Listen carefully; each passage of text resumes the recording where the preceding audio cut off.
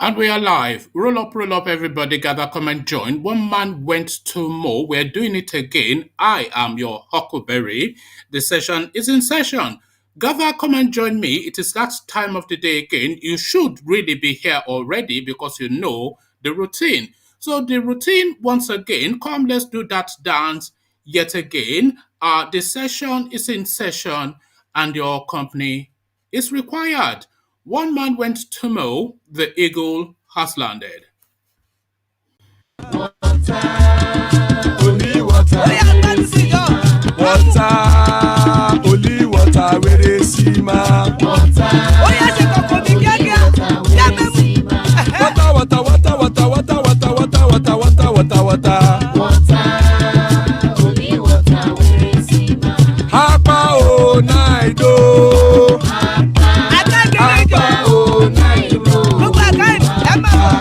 Hapa you don't come oh.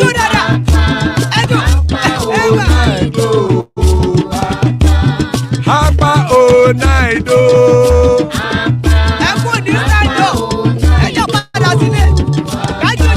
Oro keke elemu ye o. Ide shodi ya keke elemu re o. Bobby master keke elemu re o.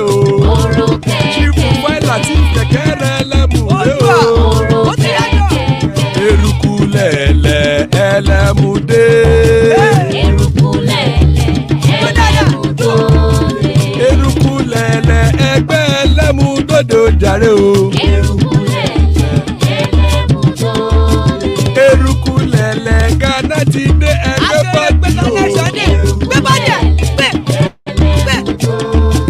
Ọmọ ẹlẹ́yẹ ẹ̀yẹ o ó dilé o. Odúyẹ̀lá ẹ̀yẹ o ó dilé o. Petrosodame ẹ̀yẹ o ó dilé o. Petrosodúnkẹ́ ẹ̀yẹ rẹ̀ ó dilé o. Ẹlẹ́kọ̀ ọ̀run mú ìní o.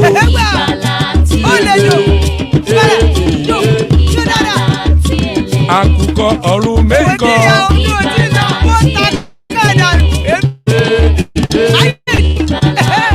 Ikú kò ní rí wa gbéṣe o.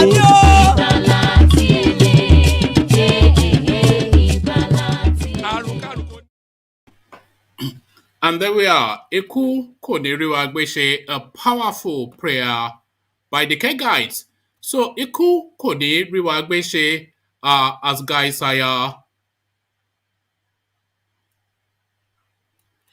Iku Koniriwa Gbeshe, as guys I bring you this. Pandora Papers, I have $15 million in offshore accounts. So caught red-handed, Peter Obi comes clean, the golden boy of the East. Again, Pandora Papers, I have $15 million in offshore accounts. A headline attributed to the hitherto squeaky clean first son of the East. So we go through that. Bear with me, just sequencing things. So we go through that. So from that to this, declare state of emergency in Nigeria before Anambra. This is now still Peter Obi speaking to Abubakar Malami. So very quickly trying to whitewash his image from that corruption allegation to again the trusted space of pelting the Buhari administration, which chimes with the Nigerian people. So as it skips to escape the controversy of the Pandora Papers, again, declare state of emergency in Nigeria before Anambra, a headline attributed to Peter Obi. Peter Obi tackles Malami. So let's now see now what Houdini tricks the first son of the East is up to. Buhari says second Niger Bridge, Lagos-Ibadan Expressway, others to be completed before 2023. So now the major projects now that are being taken on now by this Aboki Naso Rock's administration, he is promising the completion of it. The Lagos-Ibadan Expressway, it was already 25% completed under Goodluck Jonathan. But if it completes the 75% remaining, that might well get the attribution to him, but just quite how it takes 8 years to complete a piece of road is the real question. And the second Niger bridge, again, all of the monies and all of the plans for that bridge was already in place by Goodluck Jonathan, and he was going to just quickly build it had it been returned. But Buhari, a virulous hater of the Igbos, he has not abandoned this project, but he has followed through with what Goodluck Jonathan left in place. So if he completes that due, he gets the credit. So he says that and those and other projects will be completed. So if they are completed, then the attribution for the Lagos-Ibadan Railway, the second Niger Bridge, the Lagos-Ibadan Expressway, and whichever other projects will he then get the attribution, the Aboki in Aso Rock. So we get to discuss that as well. So now this is really shocking. Only 14 billion out of 471 billion loans released for farmers by central bank. Osinbajo knocks Governor Emefiele over Nigeria's ailing economy. So 471 billion naira are already signed off by the government for the agricultural sector to aid the farmers and to then go to that marquee policy position of Buhari asking people to take to the farms. So Buhari asked people to take to the farms, and he put his money, but not really his money, it's Niger Delta money, but for the purposes of just presentation, he puts his money where his mouth is. 471 billion naira allocated as soft loans to the farming sector. But out of that 471 billion allocated to the farming sector to insulate and grow the space, only 14 billion actually made its way to the farmers. So what then the faith of what is approximately 450 billion naira? Emefiele again, this guy now, Abubakar Malami's running mate in the pocketing of Nigeria's money. So we find out exactly just what is in play there. 6.9 billion fraud, court adjourns trial of Ekiti State ex-governor Fayose. So Peter the Rock still in the clutches of Buhari and his EFCC. So we may or may not go to that. That's not essentially that big a story. Oh, okay. This also, it looks as though it might well be a repeat of something we might be bringing earlier. Anambra, Attorney General Malami should scrutinize his words before he speaks. Ex-Governor Peter Obi. So that again, another example of Peter Obi trying to whitewash his image. So we may or may not get to that. Hours after backing Tinubu, court orders EFCC to remove DOKPESI from watch list. And of course, we heard the words of OFFSHORE. Come to APC, and what? All of your sins are forgiven. So true to those words, hours after backing Tinubu, court orders EFCC to remove DOKPESI from watch list. So it's not even, they don't even attempt to hide it anymore. It's so open and brazen. So now we are coming up now to the anniversary of EndSARS, the 20th of October. And of course, you expect activities there. The police prepare, but so is society. I say the police, the Buhari administration prepares, but so is society. EndSARS, police warning against Lagos protest and invitation to anarchy. Festus Ogun is the name of the person making this headline. So apparently, allegedly, the police of the Buhari administration, as is their want in everything, they are issuing threats now against people that are almost certainly going to look to mark that occasion of the EndSARS anniversary. So, of course, we expect the clashing of heads, and of course, we expect the usual Buhari response to everything. AK-47 on the streets of Lagos, we anticipate, as again, EndSARS, police warning against Lagos protest, an invitation to anarchy, a headline attributed to Festus Ogun. So those protesters, of course, they've already been forewarned. So if they go on the streets, of course, without any equivocation, Buhari will just order their shooting because this is his answer to everything. Yamutu. So to that Yamutu space, so all of that to digest. So kick back, sit back, relax, charge up your glasses, and take it easy. Super chat to the platform to communicate if you don't want to come live on screen. But if you do want to come live on screen, then click on that hyperlink that says StreamYard. It's an open microphone session, and the open microphone is that aforementioned hyperlink, the StreamYard hyperlink. So if you click on that, then you'll appear on the screen just as you are seeing me now. And as soon as I have presented you the talking points, then I will let you onto the screen and sound your opinions on the matters in play. So all of that in play. So just start relax and just resign yourself to spend the however long foreseeable with the session. One Man Went to Mow, by far the most exciting platform on YouTube by none. One Man Went to Mow. I am your Huckleberry. The eagle has landed. Do I pop?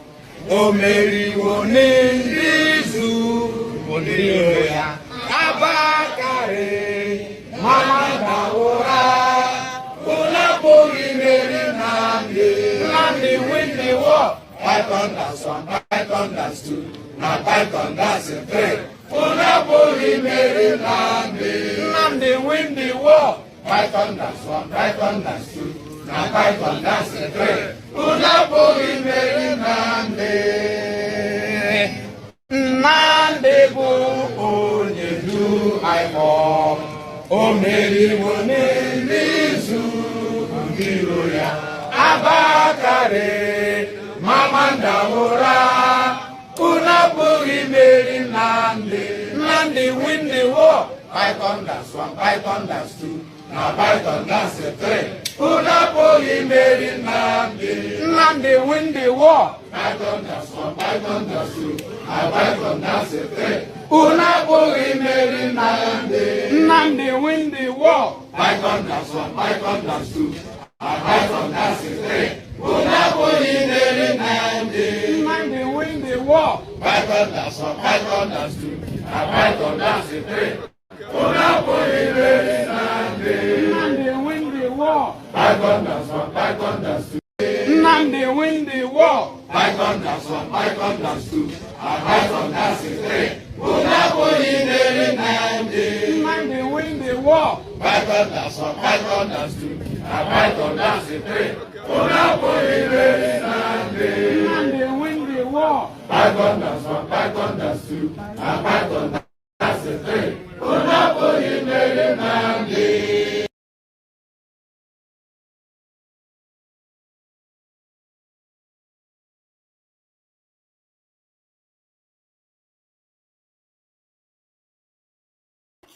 And there we are. Sorry about that. Just tidying up in the background. Python dance once, Python dance twice, another Python dance. Nanditi win a war. So Nanditi win a war. As guys, I bring you this. Breaking Pandora Papers. I have 15 million in offshore accounts. Peter Obi comes clean. Former governor of Anambra State, Peter Obi, has revealed why he opened offshore accounts for himself and his family abroad. Obi got into hot water after the release of Pandora Papers, a project carried out by a global international consortium of investigative journalists. The project saw 600 journalists from 150 news organizations around the world pouring through a trove of 11.9 million confidential files. The leaked files were retrieved from some offshore services firms around the world that set up shell companies and other offshore entities for clients. Obi was exposed in the report as one of the personalities who clandestinely set up and operated businesses overseas, including in notorious tax and secrecy havens in ways that breach the Nigerian laws.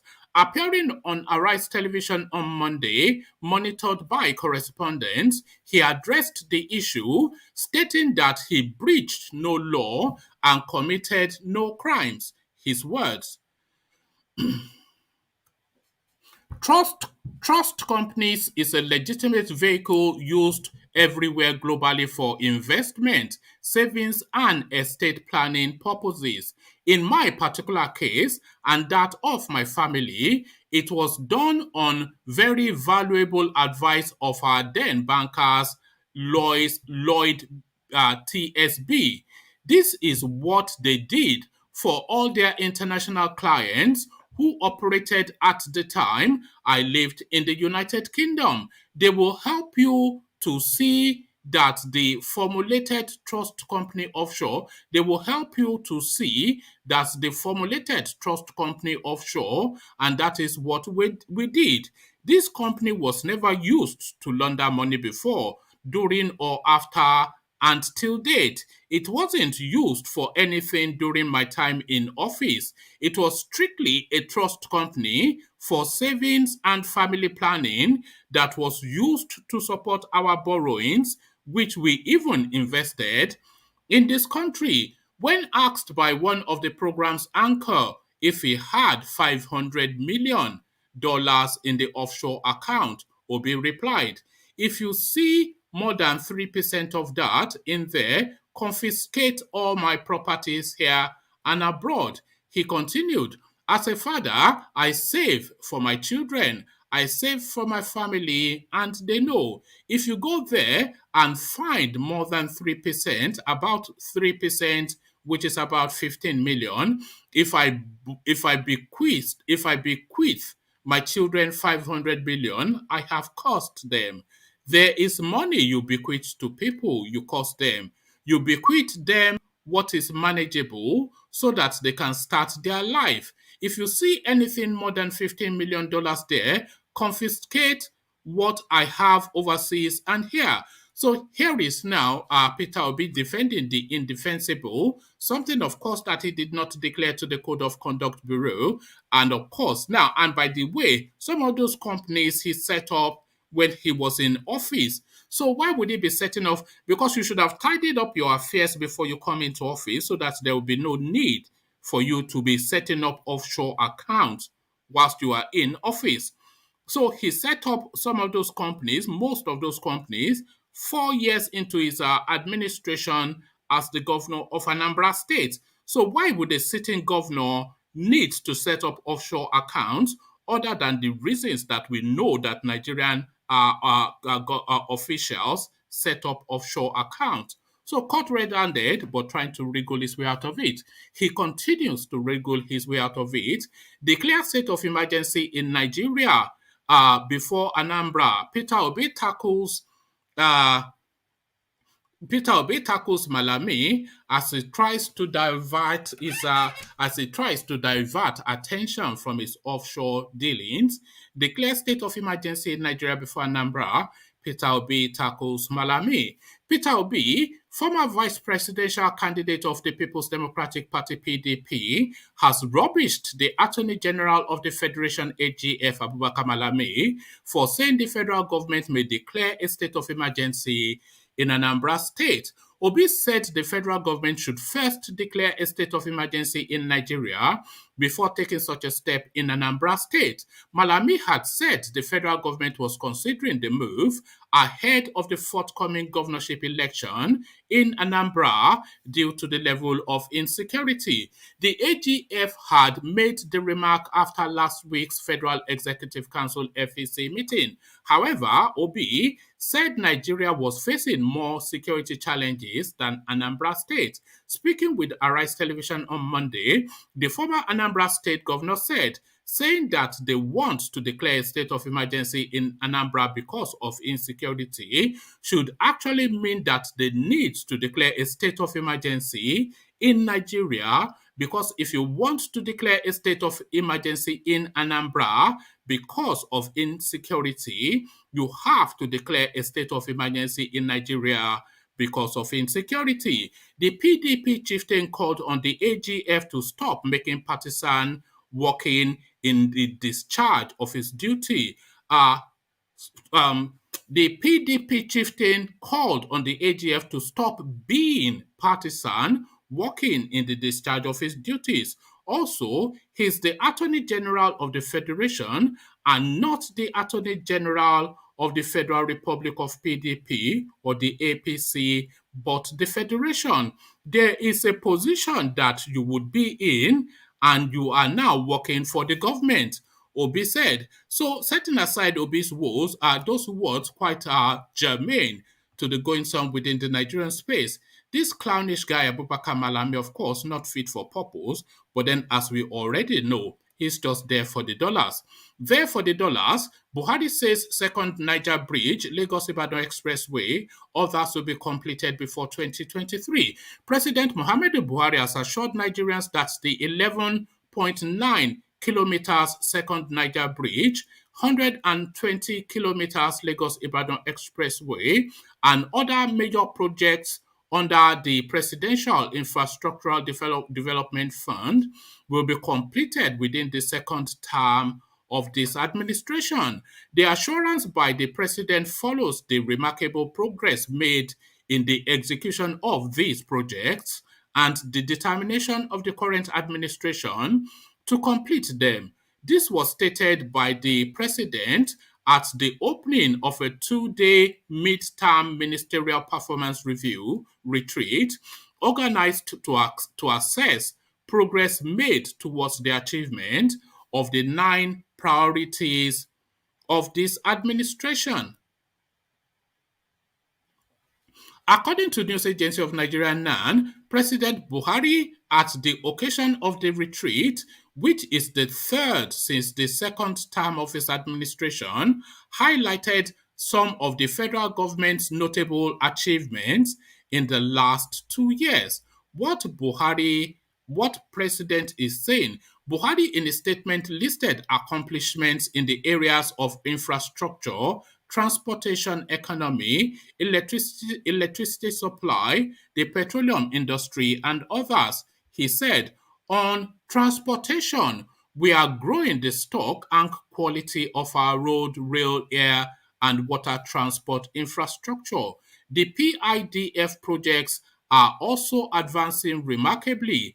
These include the 11.9 kilometer second Niger Bridge, the 120-kilometer Lagos-Ibadan Expressway, the 375-kilometer Abuja-Kaduna-Zaria-Kano Expressway, and the East-West Road. Most of these projects are expected to be completed within this second term of our administration. Some of the notable achievements include the establishment of Infraco PLC in 2020 as a world-class infrastructure development vehicle wholly focused on Nigeria with combined debt and equity takeoff capital of 15 trillion naira to be managed by an independent infrastructure manager. The Presidential Infrastructure Development Fund was also established in 2020 with more than $1 billion in funding. In addition, we have launched the Nigeria Innovation Fund by the Nigerian Sovereign Investment Authority. This is so. Let me just pause there for a moment because they talk about infrastructure, but when you hear them talk about infrastructure, all they are telling us is they are setting up yet more government agencies, giving them yet more budget, but they have not actually told us that they have actually built to the completion and usage of Nigerians anything. So nothing has been built, but more and more bureaucracy is being added on to an heavily bureaucratized country already. As though we don't have enough agencies within Nigeria, they set up another set of agencies with a budget of $1 billion, and then they'll go and put some mukhtar there just to loot that $1 billion. So nothing changes. Some of the notable achievements include the establishment of Infraco PLC in 2020 as a world-class infrastructure development vehicle wholly focused on Nigeria with combined debt and equity take-off capital of 15 trillion naira to be managed by an independent infrastructure manager. The Presidential Infrastructure Development Fund was also established. So you see already this is a double jeopardy sort of a situation. You set up this Infraco, which is an infrastructure development vehicle, but then you set up the Presidential Infrastructure Development Fund. So that Infraco has its own budget, 15 trillion. The Presidential Infrastructure Development Fund has its own budget, $1 billion. But on the ground, there is nothing to show for this. 15 trillion there, $1 billion there, but nothing for the Nigerian people. The Presidential Infrastructural Development Fund was established in 2020 with more than $1 billion in funding. In addition, we have launched the Nigeria Innovation. So this is another one. The Nigerian Innovation Fund by the Nigerian Sovereign Investment Authority. So just within those two paragraphs, there are three heavily budgeted agencies set up just for the purpose of infrastructure. Infraco PLC with 15 trillion naira budget, Presidential Infrastructural Development Fund with $1 billion budget, the Innovation Fund by the Nigerian Sovereign Investment XYZ with his own budget as well. So with all of this now, all these three agencies set up for the just one purpose of building on the infrastructural deficit in the country. So I mean, you can come to your own conclusions, but this is just job for the boys and dollars being shared round. This is aimed at addressing investment opportunities in the domestic technology sector, data networking, data centers, software, agri-tech, biotech, and more. What quite Buhari is just we are a ridiculous country. I have to tell you that. What does Buhari know about data networking or data center? And where would they be? It's just these are just empty words. Remember once when they told us that they were building Mambila power project, and people went there and they couldn't get to the Mambila just because the place was just overgrown with forest. This is the place that they are saying they are nearly completing. Going further, President Buhari noted that his administration had made tremendous progress on railway projects in the country, noting that upgrading of the railway network is being extended with the recent completion of the Lagos-Ibadan line. The Ikpati-Ajaokuta rail line has finally been completed and commissioned after 30 years of its conception. Work is expected to commence very soon on the Port Harcourt-Maiduguri line and Calabar-Lagos coastal line to connect the southern and eastern states of our country.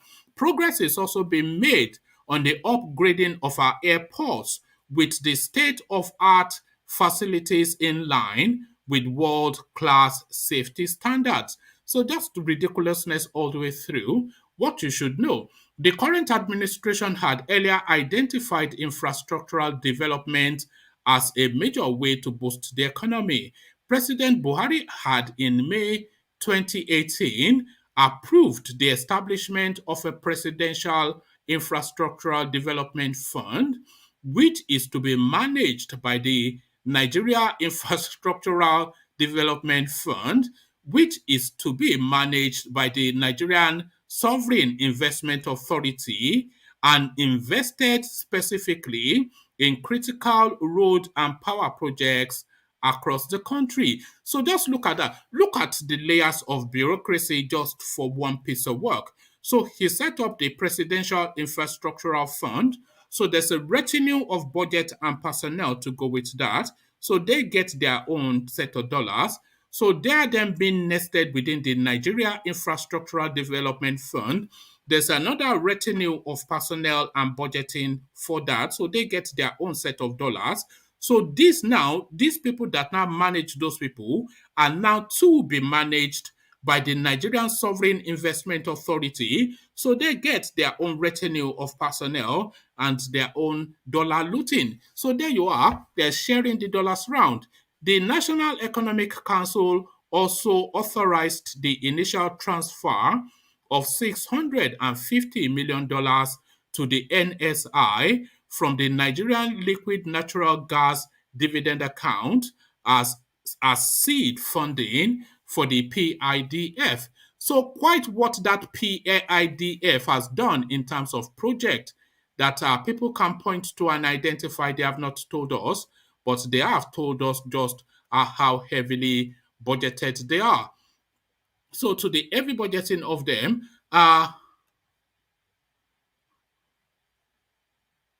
all right, let's go into this one because I seem to have closed one of the. Pardon me for a moment. Let me just, as ever, trying to click on the next story. I've actually succeeded in clicking off one of the stories. So yes, this is where I was hoping to land on. Only 14. So it's just the looting that doesn't stop. Only 14 billion of the 471 billion loans released for farmers by the central bank, Osinbajo knocks Governor Emefiele over Nigeria's ailing economy. The Vice President Yomi Osinbajo has blamed the Godwin Emefiele-led Central Bank of Nigeria and other banks for failing to implement the 2.3 trillion post-COVID stimulus package, thereby causing economic pains for Nigeria. Speaking at the mid-term retreat of President Buhari's second tenure, the vice president added that the exchange rate was artificially low and hence deterred investors from bringing foreign exchange into the country. He noted that if Buhari had not set up the sustainability plan, the economic pains associated with C-19 would have been deeper and lasted longer. Dishing out facts and figures of the achievements of the post-C-19 stimulus, Osinbajo lamented that the Central Bank of Nigeria and the banks delayed in releasing much of the funds, causing implementation delay in the agriculture, solar power, and social housing sectors.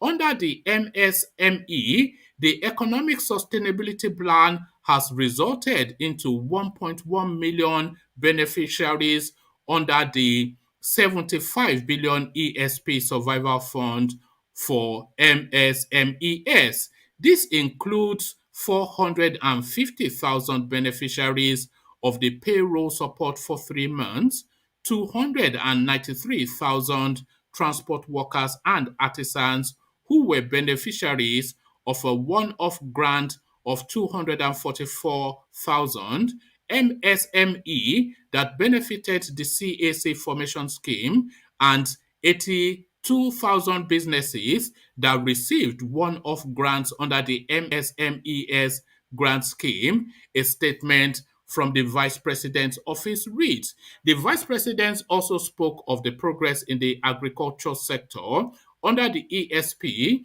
including 471 billion naira allocated as loans for farmers across 14 crop value chains, beef production, agriculture, and poultry. He lamented that only 14 billion of the sum allocated has been released by the banking system, CBN, and the commercial banks. Of the 471 billion, so far only 14 billion is dispersed to commercial banks and is yet to be utilized by farmers due to late release for the 2021 wet farming season. He had He had a similar regret regarding the social housing program of ESP, where very low cost, mass affordable housing was planned 300,000 across the country. The VP said here are continuing delays in the disbursement of funds from the CBN. So on and on it goes. Let me see if it's So it's loaded on technicalities, but the upshot of it is that essentially Emefiele was pocketed the money, either wholly or certainly using it to trade for his own pocket. Either way, 471 billion are only 14 billion used for purpose. Hours after backing Tinubu, court orders EFCC to remove DOKPESI from watch list. So before I bring you that storyline, let me just bring you this because this is quite germane. This is quite germane to this storyline. So I want you to listen to this before I bring you the DOKPESI storyline. So listen to this first. I would like to dance, but to be honest, Mr. President has subjected all of us to fasting today, and we have all been fasting. And when you are fasting, you don't make long speeches. But I'm told there are a lot of very, very senior people from PDP who have decided to join forces with President Buhari to take the broom to sweep away PDP and to continue to ensure that APC going to preside all over Nigeria. It includes my own brother, my friend, who comes from my own clan, Harry Duke Tenebe. He's the former organizing secretary of PDP. And we also have former vice chairman, PDP, and leader of Edo North of PDP. We also have my brother, Chief Esheshi Godwin. He's also former council chairman and my very dear friend. And we have quite a number of other leaders who have come. Tony Ilwobe. Ilwobe means I don't do bad. And in fact, once you have joined APC, all your sins are forgiven. And there you are. Once you have joined APC, all your sins are forgiven. Guys, I bring you this. Hours after backing Tinubu, court orders EFCC to remove DOKPESI from watch list.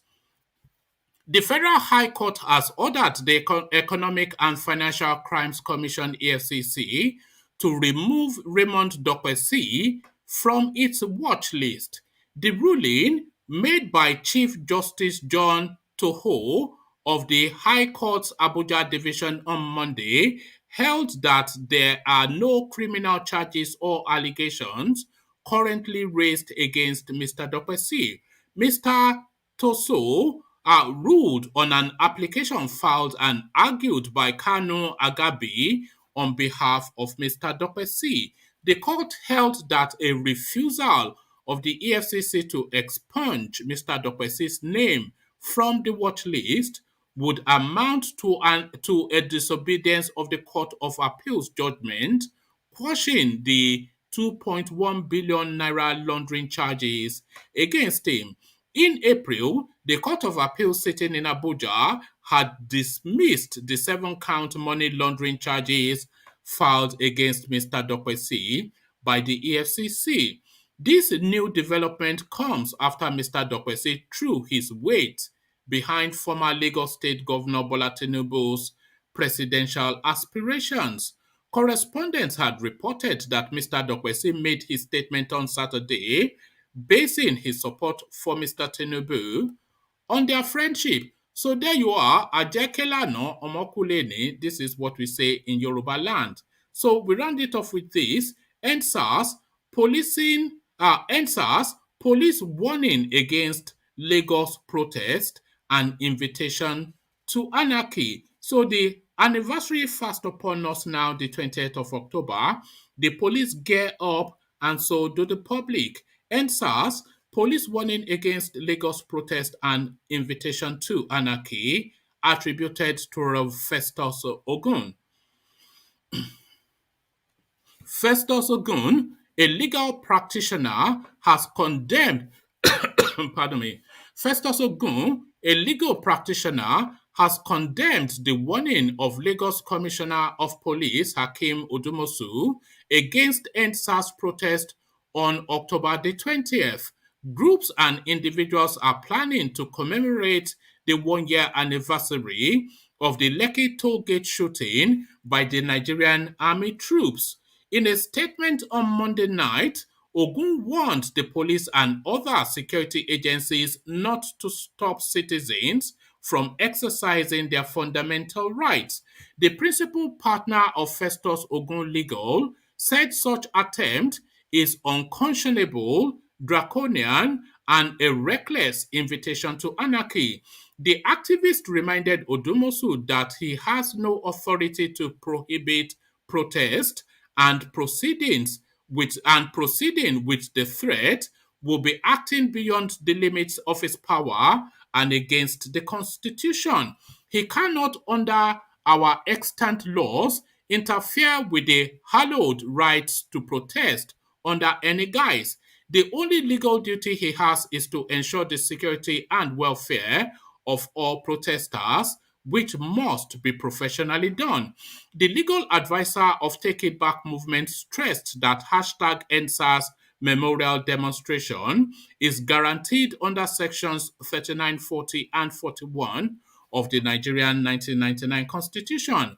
Articles 6, 9, 10, 11, and 12 of the African Charter on Human and People's Rights Enforcement and Ratification Act equally protect the right to protest.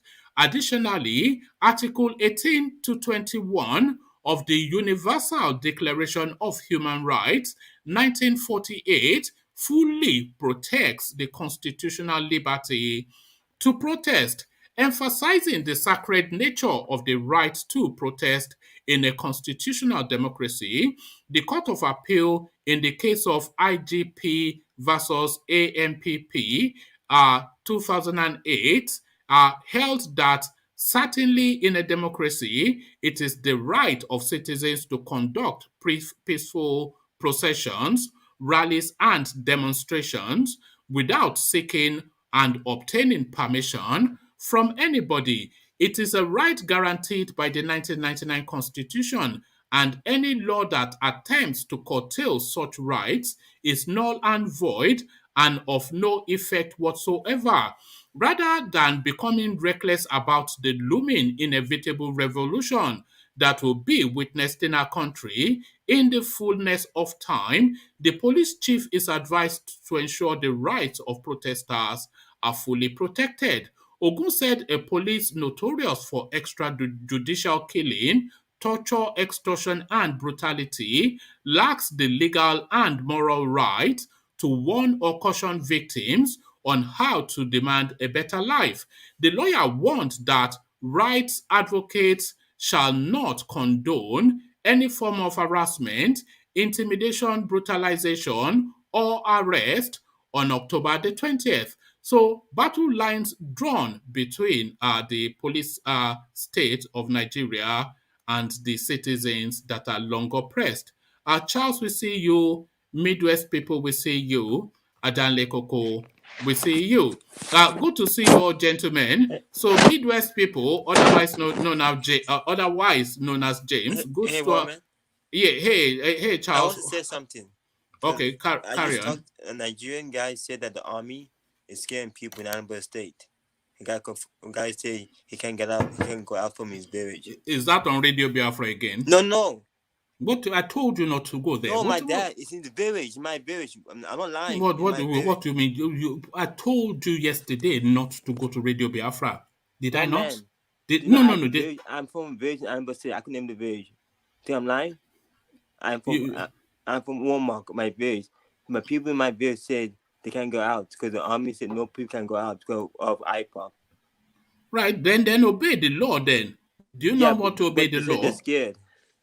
That's what they said. Well, if the army are telling you not to go out because of insurgency, then stay indoors. Because other people are scared of running away. Yeah, that's what one guy said in Nigeria.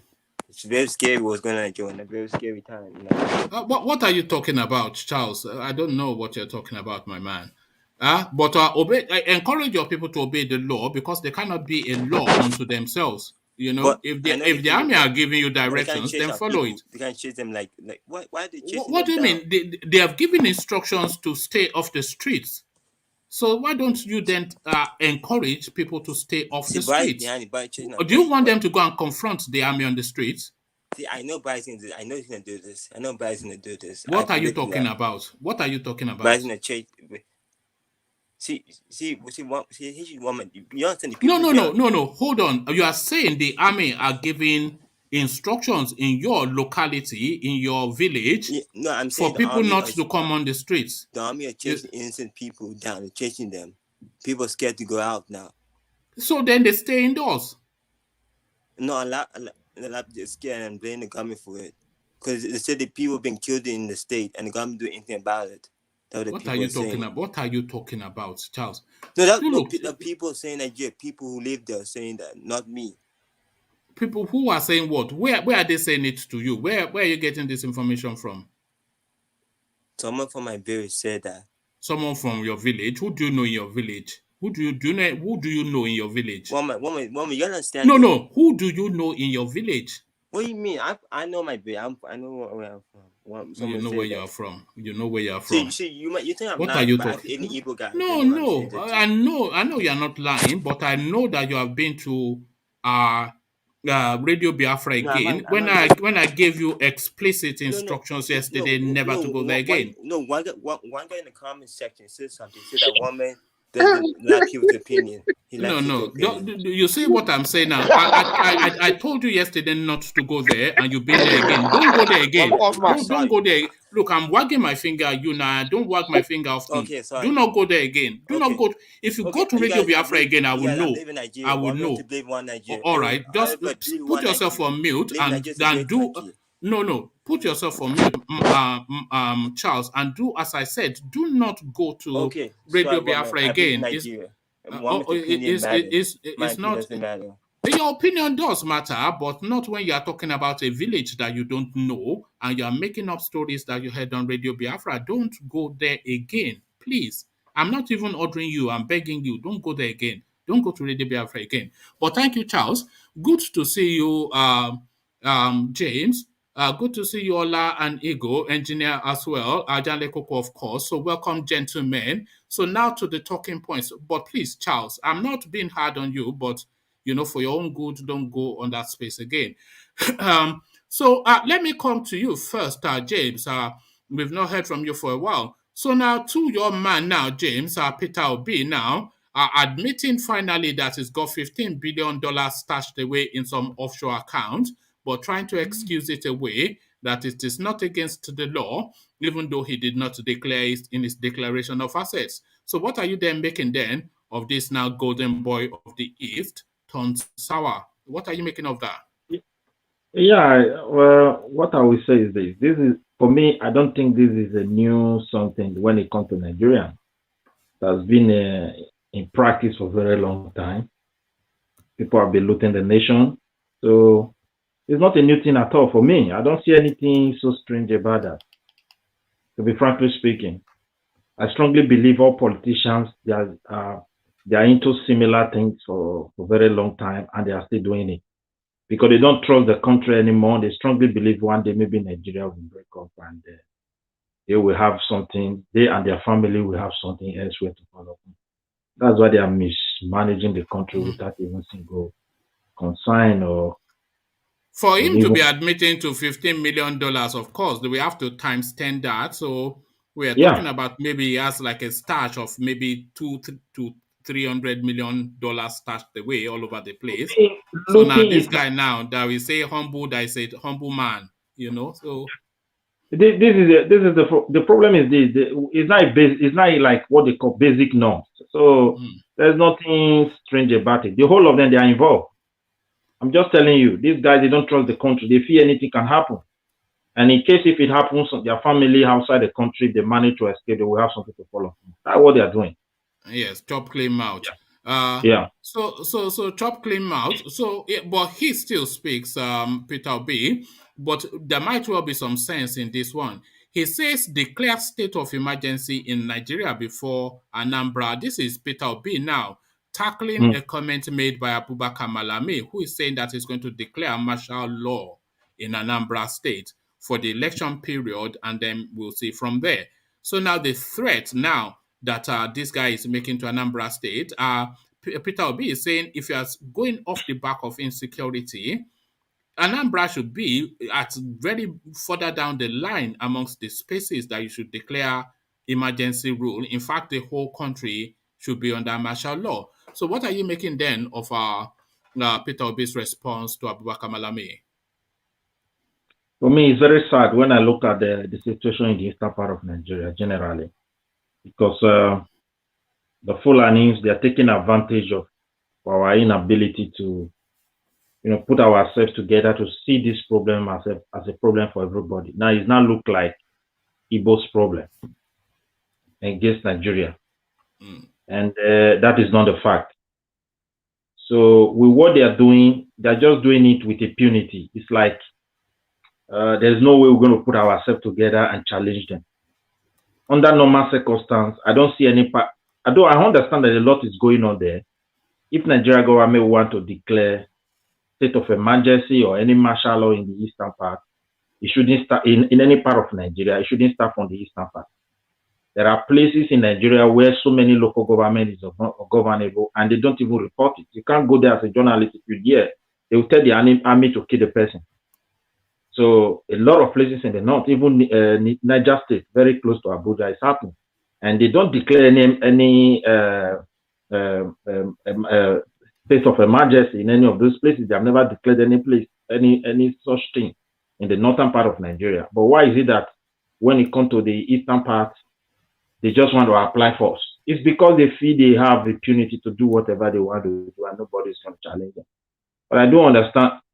What I strongly believe is that if they continue in this path, the time is coming where everything will explode in their heart because people are feeling the heat already.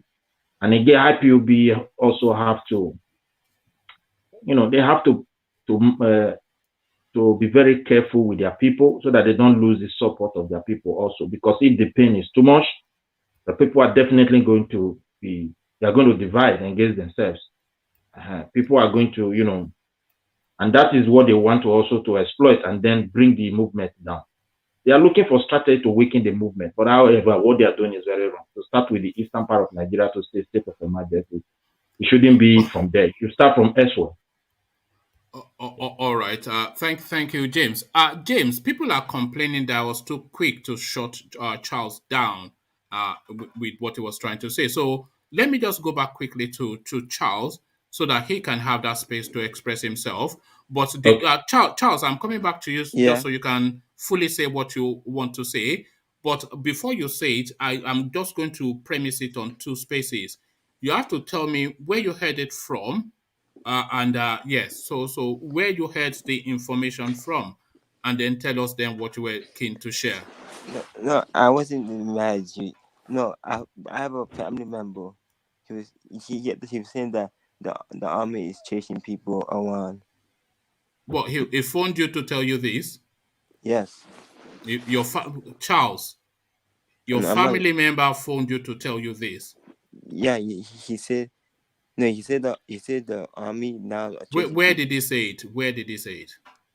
No, he said people cannot go out from the house now. Where did he say it? He's from No. Listen to the question. Yeah. Where did he say it? Where did he say it? From his village. Yes. On which platform? How was he saying it? Did he phone you up?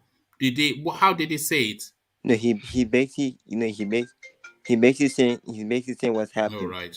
You see? This is why I'm saying this is from Radio Biafra, I'm not mad at you. I know you're not mad at me, and I'm not mad at you either. It's just where you are getting your information from is what causes me concern.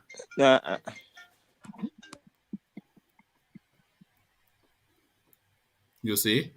This is Charles now. Oh, but thank you, Charles. I've given you the right to express, but as I suspected, you got it from Radio Biafra. But thank you, Charles.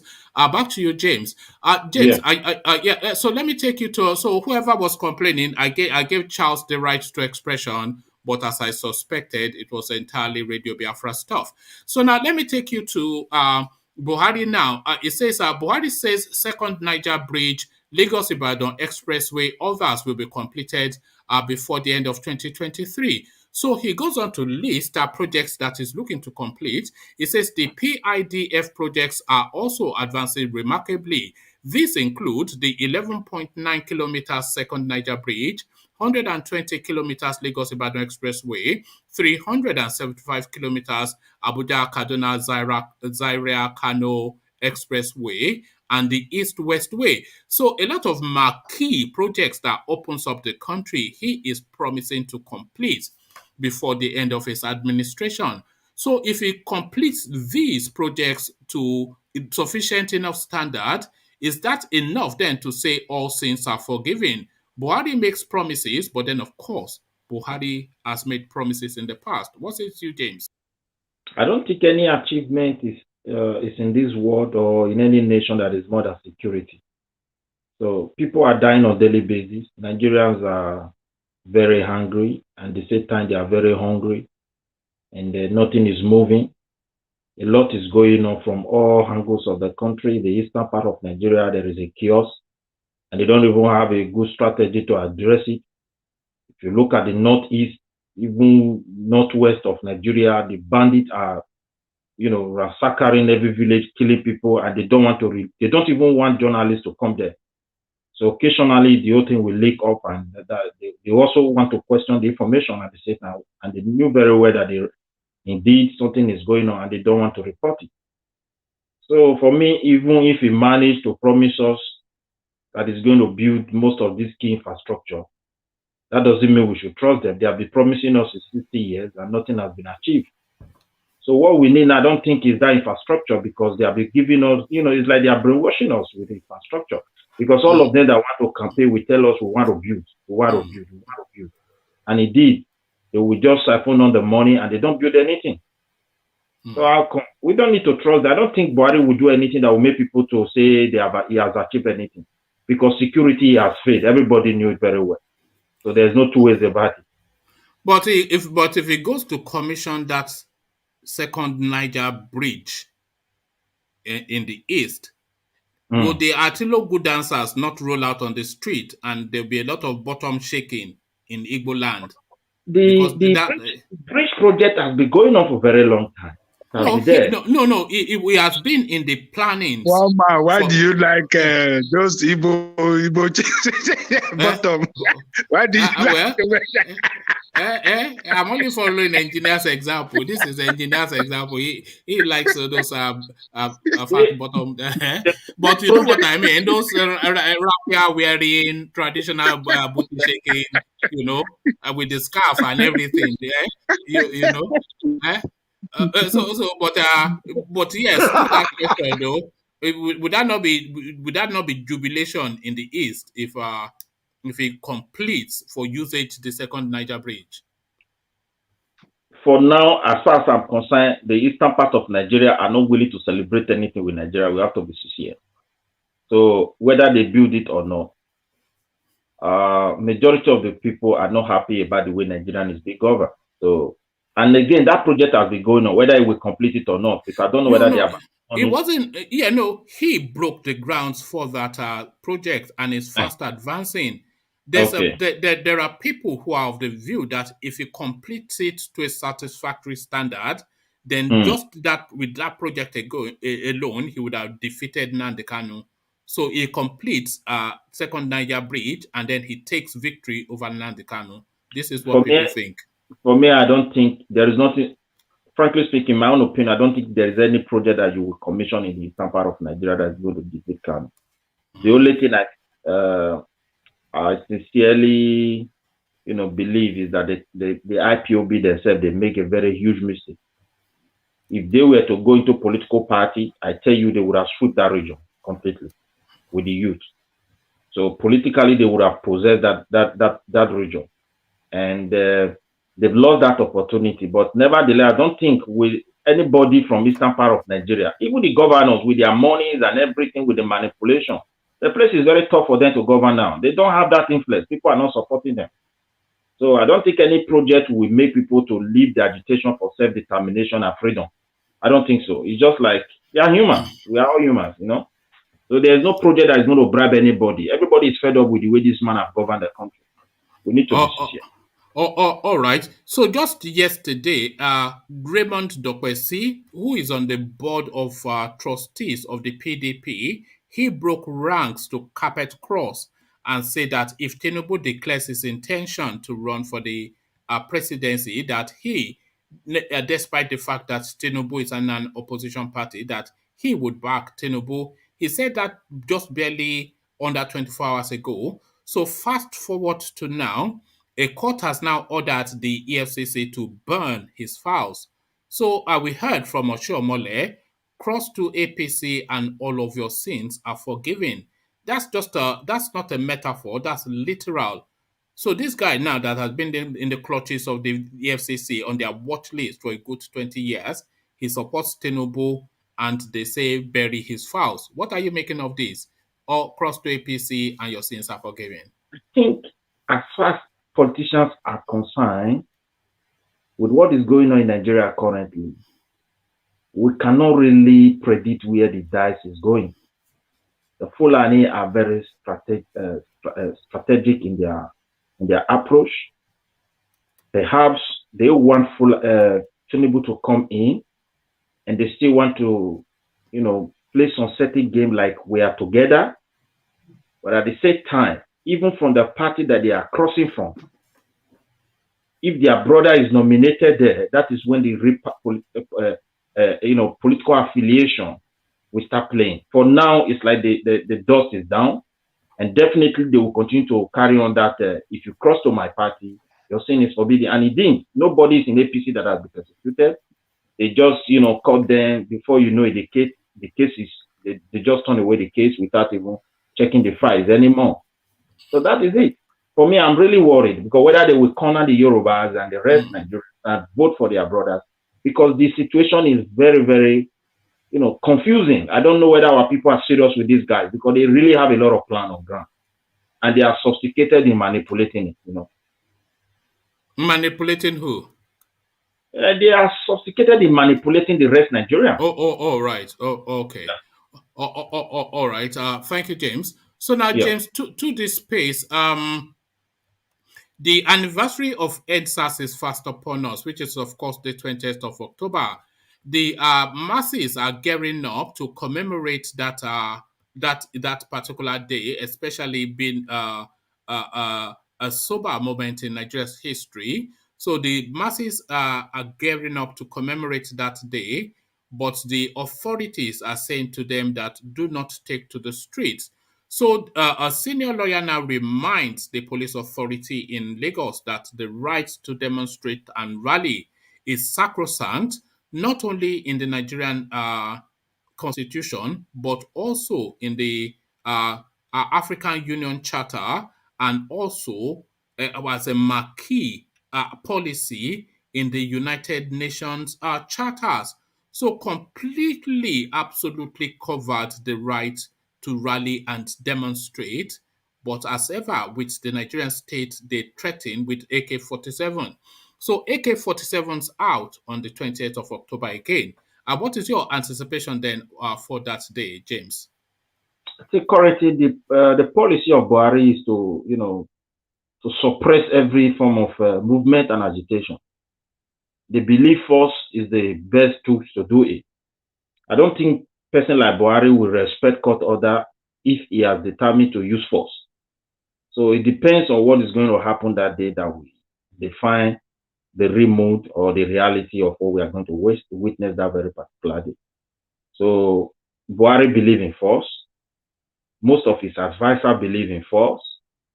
And they believe they have to suppress every voices that want to challenge them. I think they will also exploit that method that same day. Or maybe Nigeria may also decide to ignore him and come out in mass. Only God knows whether people will be willing to go there, because a lot of people died and no one has been persecuted for for doing such a thing. I don't believe Nigeria operate on rule of law. They just operate on dictatorship, and we are there to serve the president only. Once the president, Mr. President, speak, we just follow. I believe you understand what I'm trying to say, because Buhari will not respect the rule of law. It depends. If he and his advisor, if they advise him to use force, he will use force. Forget about court order. It doesn't respect anybody. All right. Thank you, James. Stay with us just for as long as you can. So from James, we go on to Ajanle Koko. Good to see you, Ajanle Koko. So we start again from the starting point. I have $15 million in offshore accounts. The confession has finally been forced out of Peter Obi, who now puts his hands up. But what are you then making first of his confession, and then the figures that is admitting to? Peter Obi and hidden monies abroad. What says you? Yeah, I want to commend him for coming out to tell us his position on this his money abroad. It looked like he doesn't have anything to hide. It looks like he doesn't have no skeleton in his cupboard. If you were to be... He did hidden accounts in offshore, and he doesn't have anything to hide. He doesn't have anything to hide, right, because... Look at that. No, maybe hidden accounts abroad in offshore, notorious secret havens for money, and that they have make it talk, maybe we need 600 journalists worldwide. They had to find this money, and he didn't even have anything to hide. I don't want to hear Ajale Koko voice crack. Ajale Koko, can I ask you a question? Ask me a question. No. Yeah, I agree with you depending on the perspective. Now, the question is this. If he's hiding that money and he has already paid taxes on it, that's one aspect. But if, as a former governor, when he was declaring his assets, he decided to add that portion of that asset, then there is an issue there. That's the way I see it. You got my point. For example, now, a person like Sharaki already planned what he was going to steal and included that in his asset, right? Now, if Peter Obi did the same thing, like as the governor, you fail to declare that asset as the sitting governor, is an issue. But we know that he did not declare it, Ola, because that was the original coverage. He did not declare it, and then they asked him why he did not declare it, and he said because it was not in his sole name, and he did not want to declare assets that involved other people, that he did not feel that he was required to do that. So he's now stating law as he feels, not as he states, but as he feels. Exactly. That's what I'm pointing at Ajale Koko at, because if Ajale Koko consider that, I'm not sure he's going to say there's no issue with that. I trust Ajale Koko on that. So maybe he missed that point. No, Ajale Koko is just defending his pal now. He's defending his friend. On the spot. I'm not his defense lawyer. I'm just saying it the way I see it. Hey, to me, it looked like it doesn't have no skeleton in his cupboard. And why I say so is because he told us that his bank, he mentioned the name of the bank in London that advised him to do it. And he said, it is what they do. It is what their bank, that kind of advice often comes from the bank. That kind of shady dealing. Well, maybe it's shady dealing. He said the banks advised him to do it, and he did it, and he didn't declare it because other people are involved. Now, the way I see it is this. If he has violated the law of Nigeria, Nigerian state need to pick it up from there. That is the way I see it. If Nigerian state, since the leakage of this information, and Nigerian state have not acted on it, to me, I will see it as he has not violated the law. So that's the way I see it. And he told us how, you know, he's he operated the account, how he declared his asset with the organization in London. People, they were asking him that why didn't he declare his board membership of one of the organizations he served in London. He said he has the sisters company here, which he declared. So it's going to amount to double declaration if you have to declare that because you have the sister company here in Nigeria. So that's why I'm saying this man, to have courage to come and tell us his position, I commend him. All right. There are other people. Where did he get all that money from? You got to ask you a question. Where did he get all that money from? What is the form of he said it. He said it in the interview that he's representing Hans, and he has been a businessman before he became governor. He was a bank chairman. He was a billionaire. Do you know the one word that I hate more than any other word on this planet? One word. That word is businessman. I hate that word because it is a word that covers all manner of things. Even Oyenusi, Lawrence Anini, to his own family, before they found out they were armed robbers, they were businessmen, and they will say, what does he do? He say, he's a businessman. Armed robber, he will tell his friends and family that it's a businessman. He will go and open cash showroom. Businessman, that has no meaning. He actually mentioned the kind of business. He said he was a sole distributor for Heinz, you know, these people that do this tomato paste and the rest, you know. Yeah, big beans. He said he's the sole proprietor for them. Sole distributor for them in Nigeria and in West Africa. That's a huge business right there. That's a lot of money, you know. So he is. I commend him. I commend him for coming out to talk, to tell us what he has done, and he continues insisting that he has not done anything wrong. So if he has done anything wrong, Nigerian state should pick him up from there because they have his declaration with them. What he declared in his what do they call this form when they are in office? Declaration of assets. Declaration of asset. So they have it all the way through. All the way throughout the time that he was the governor. So if he has violated the law, they should pick it up from there and put him to shame. Ajale Koko, don't you at the very least find it suspicious that they are essentially having to squeeze these informations out of him? So they had to squeeze it out of him that he had all these offshore accounts all over these tax and corruption havens in the Seychelles and places like that. They forced that out of him. And then during that interview, they put it to him that he had well in excess of $500 million. And then he then said, I don't have more than 3% of that. And then having said that, he then had to pad it with a figure. And he came up with $15 million. So that $15 million, are we taking that on face value?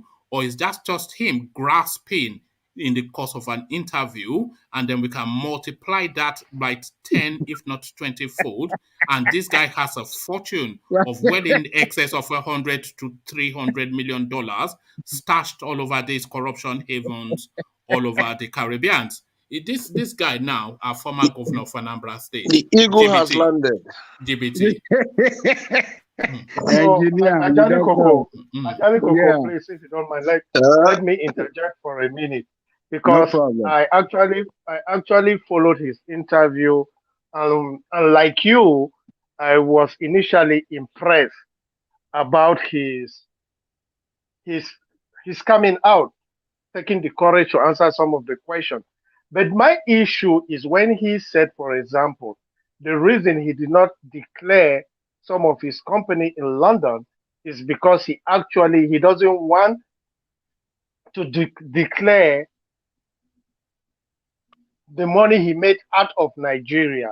So it raises a fundamental question to me, because I know as an American, even if you make money in America or you make money in Europe, when you have to declare your taxes, wherever you make that money is considered as income. You have to declare it. It doesn't matter where you make the money, so that you should be able to pay the right taxes. So my question is, was he not trying to evade taxes by refusing to declare his income from the UK to the Nigerian state? Jafar, to add to you before Ajani could answer. Not only that, the fact that he didn't even declare it, he has no excuse. And he has You no were excuse supposed now. to declare, but you didn't declare. That's false oath. You lied under the oath. Simple as ABC. So nothing to tax evasion, lying under public documents, escaping the law, hiding money in tax havens, plucking figures out of the thin air to just pad out, information. This is a man on the run, Ajanle Koko. A man on the run. I wanted to ask a question. Yeah. Do our millionaires pay tax in Nigeria? Do they declare their money? Well, they should. No, it does not even matter. They should. They don't. We know they don't, but it doesn't matter under this instance. So that other billionaires don't pay tax. That's a good question. Not only the billionaires don't pay tax, even the multinational companies we have in Nigeria don't pay taxes. Yes, but the law requires them to. The law requires them to. Yeah.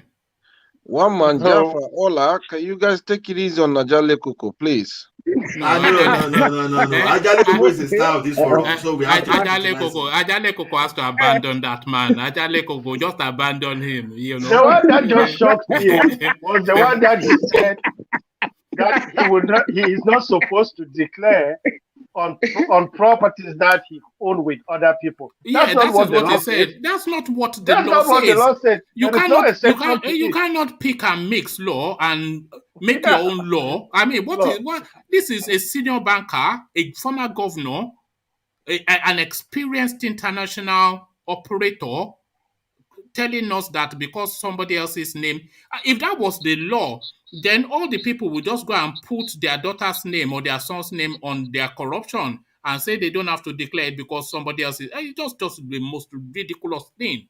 But Ajale Koko, just abandon this man. You see, you see, all these questions that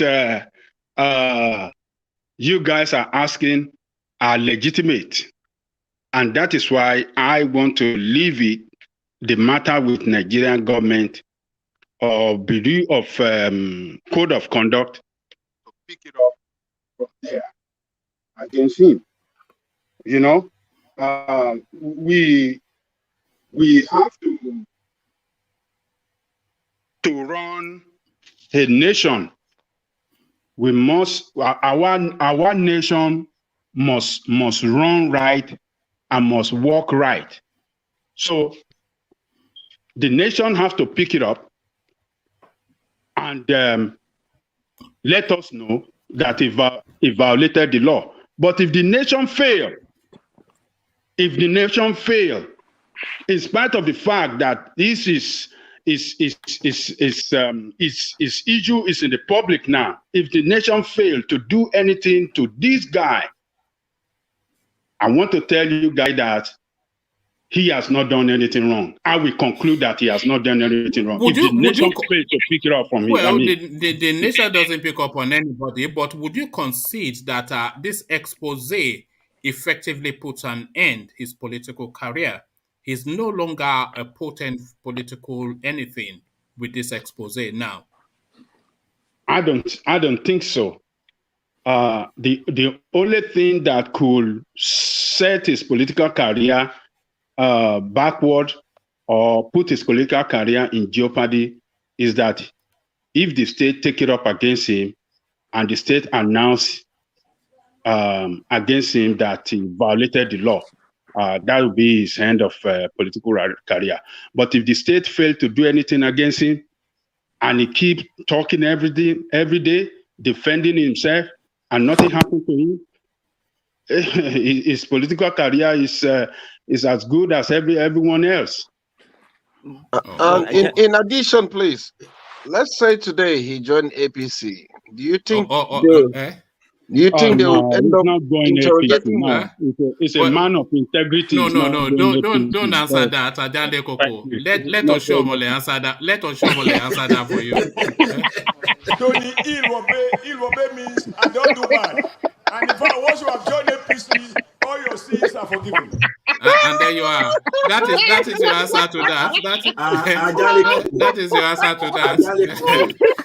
The more you are corrupt in the Nigerian system, the more your political career grows. It's as simple as ABC. Yes. So you need to be corrupt to be able to even get into that position. So nothing is going to shake that guy's career.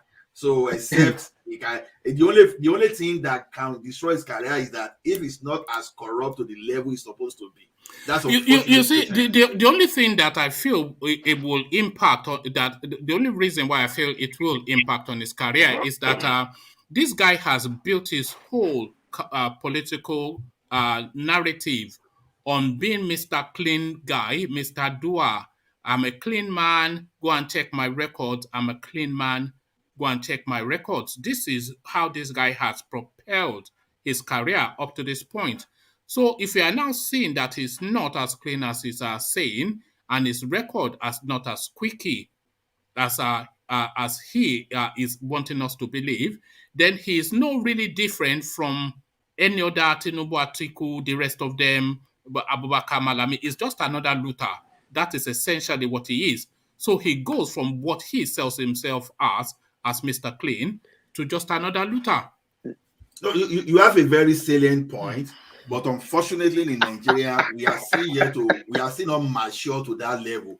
For example, when Buhari was claiming to be all in all the Mr. Clean Up, and we saw those people that surrounded him, that brought everything to him, and this is a man up to tomorrow, you cannot even pinpoint to his asset declaration. Yes. It means that my greater point, Ola, is that he either ends his political career or he changes his narrative. He cannot as a man of honor, right? And it will not from this point. I don't think he will continue to sell himself as Mr. Clean guy. He cannot any longer, because this expose has ended that chapter of his political. I don't believe billionaires are clean. Even those people that are clean among them, they are very few. So once you're a billionaire, I don't believe they are clean. Anyhow you explain it. Did you know? Either you evade tax somewhere or you use some kind of immoral way to do some things. Becoming rich is not a joke. Yes. It's like the guy in that bad state. Right. He's so corrupt. The guy in that bad state. He does nothing for his people. That guy. What's his name, Charles? I don't know what his name, but he know he's corrupt. He can't even fix the world. He just did it to steal money. The guy in that bad. Oh no, Ifiazo. Yeah. All right. It's just what we are saying, Charles. You will struggle to find a politician in Nigeria that is not corrupt. Charles, but he's at least he's doing something in the state capital. He's been I think this is the 6th year that he's trying to build a flyover in that state. 6 years. That's so sad. Is it Kogi State style flyover where they use modern do you see the flyover that Yaya Bello is building in Kogi State? It's like that road that they built in Ovies village. When you put your hand, the thing will fall over. But it's just a ridiculous system. The truth of the matter is, let me just help Ajale Koko in this scenario. If you see, when it comes to Peter Obi, in any way you find yourself, You just have to give glory to Almighty God. You know what I mean? Because for someone to come out and declare some of his assets, you know, I give him credit. Let's give him credit for that. Because I think out of all Nigerian politicians and the rest and the co, he is the first person, I believe, to come out and give his own, you know, his own history, whatever. Look at that, engineer. No, engineer, it's just saying, I think I have $15 million somewhere in some Engineer, they abroad. go kill you. Eh? I think I have $15 million somewhere. Let's give him credit. Sorry. Let me. Thank you. Who's that echoing so heavily? Let me move on for reasons of time. But let me acknowledge Alexander's super chat, who speaks to that space that we have been discussing. I told you all that Obi is an overrated, corrupt politician to the core. Nigerian ex-governor. He is average at best. Not in Fashola's league, not surprised. So to the latter half, thank you for the super chat, Alexander. To the latter half of that super chat by Alexander Ajanle Koko, he says he's average at best, not at all in Fashola's league. So do you want to make a comment on that? Is average at best, not at all at Fashola's league? So to both assertions, your thoughts? He did better than Fashola. Fashola Really? is not comparable. It's not comparable to Obi. You see, let me tell you this politics of Lagos that most of you or most of the people doesn't know is that propaganda, they carry too much propaganda about Lagos. Anybody that knows Lagos or live in Lagos before Bola Tinubu came into authority and now go to Lagos. Look, and now go to Lagos. Go around Lagos Island first. Go and survey Lagos Island first. Compare it now to, you know, before Tinubu. Then you will know the difference. Compare the education, the educational system before Bola Tinubu. Before Bola Tinubu, when Bola Tinubu came in and throughout his first time in office, private school in Lagos became uncountable. What does that tell you? That tells you that he didn't do well in advancing the public educational system. That's one way of looking at it. Or he liberalized. He liberalized their educational sector. They did better. No, that is liberalized the education sector and opened it up. Combined. That's number one. Number two, before Tinubu came in, we used to have what this agency that is called, they are responsible for road repair. It was formed by this military governor, Bamawa. They call it, I can't remember the name of that agency.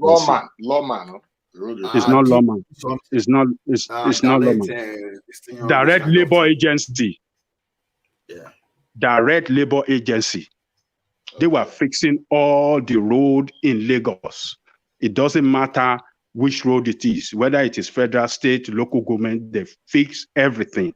When it came, he crushed it. Why? Because of corruption. He wanted to be awarding contract instead of using the state resources. That is the state expertise, you know, Ministry of Works to do the job, which costs far less. This, before he came in, all Lagos State military and agencies were giving staff bosses that apply every nook and cranny in Lagos. Everywhere there is civil servant in Lagos, in the whole 20 local government in Lagos, they have star buses that will pick them up. TINUBU came, he crushed it, he stopped it. On and on and on and on. And when Obasanjo came in, I'll just give you the root of this problem. There's too much propaganda about Lagos State. There's an element that I think you may well be leaving out, which is a crucial element, and people leave out this element all the time. You know, people go to the past and say Lagos was once upon a time like this, but they're saying Lagos has deteriorated. But a crucial thing that people fail to take cognizance of. In 2017, Lagos population was 13,463,000. In 2020, just 4 years later, it's gone up by 1.4, almost 1.5 million. Lagos increases in population by 3.44% every single year. So the pressure on resources in that space, it continues to escalate, and Lagos cannot be as we know it, because Lagos in every 10-year cycle almost doubles its size, or near enough as, you know, so just the mass of population that are weighing down upon resources, then that is really what you are seeing in the deterioration that you may be identifying. So do you factor in the population growth into you reminiscing about the past and what obtains? It should also hold on, Ola.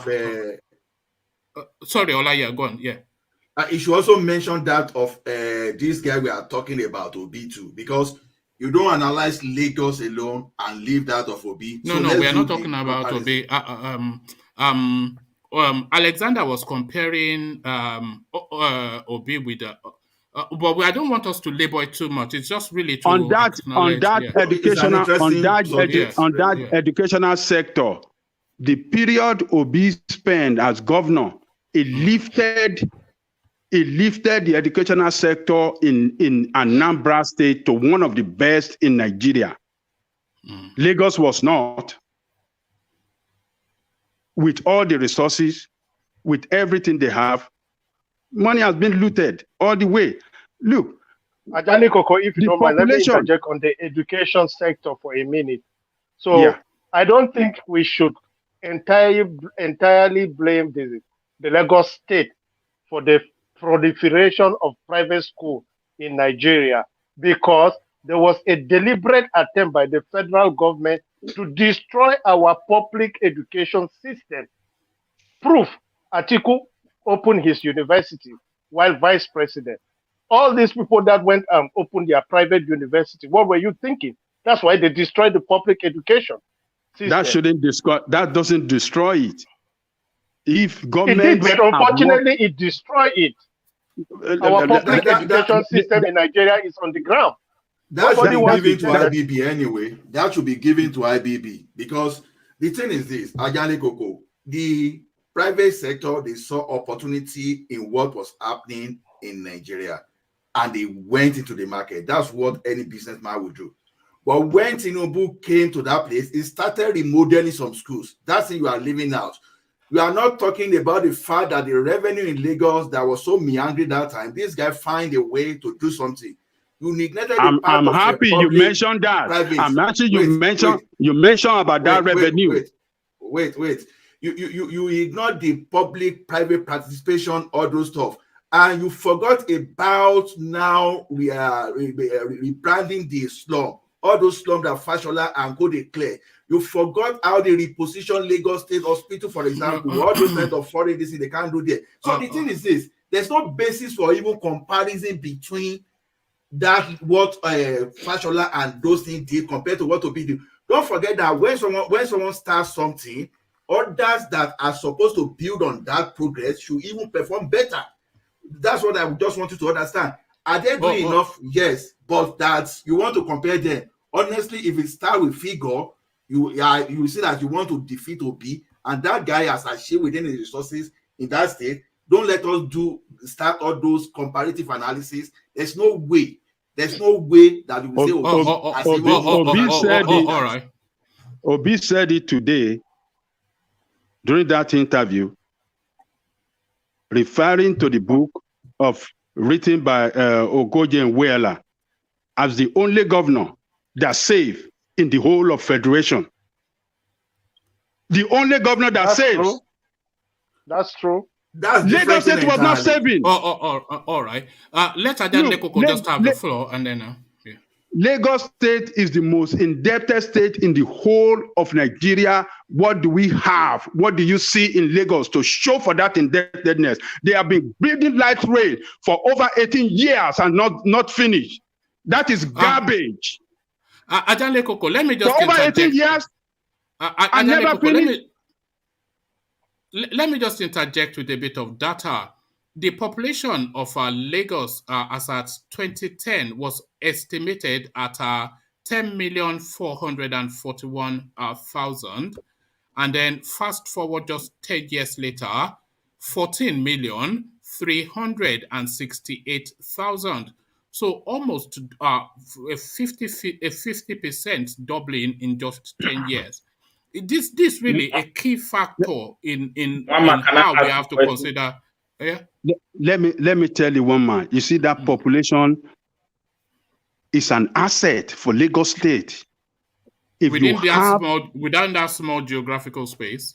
Yes, it's an asset for that state. If you have people in place that can manage resources well, they will turn that population asset to gold for that state. But do you think the infrastructure is able to keep pace with the population growth? Do you think the infrastructure is able to keep pace? Yes, they can keep pace. If you have people in position of power, in authority that can manage resources well. Look, before TINUBU came in, Lagos State revenue was between 900 million and 1 billion naira a month. TINUBU came in and he worked hard and increased it to like maybe 4 or 6 billion a month. So if you can put that machinery in place in that economy of Lagos that can generate revenue, you should be able to use that revenue well to the advantage of the state. But what did we see to show for it? You don't see a better educational infrastructure.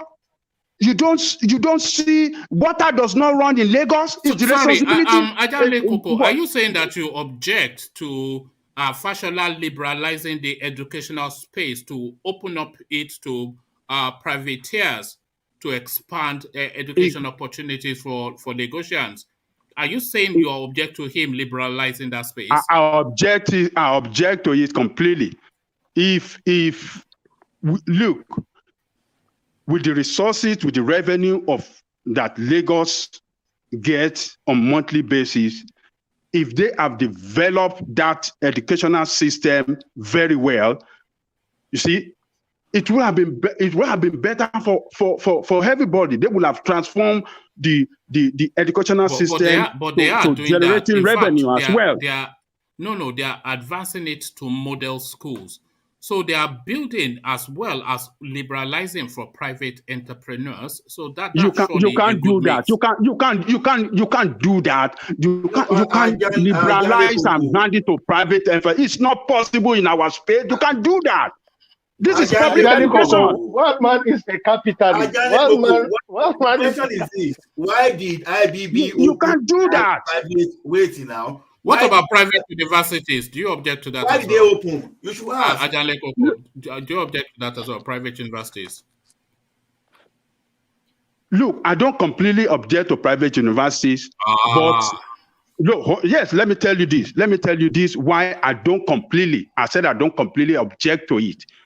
You see, private university can function, but the government university, the government has the responsibility to develop. Look, when the government university function well, people will not want to go and spend their money in the private university.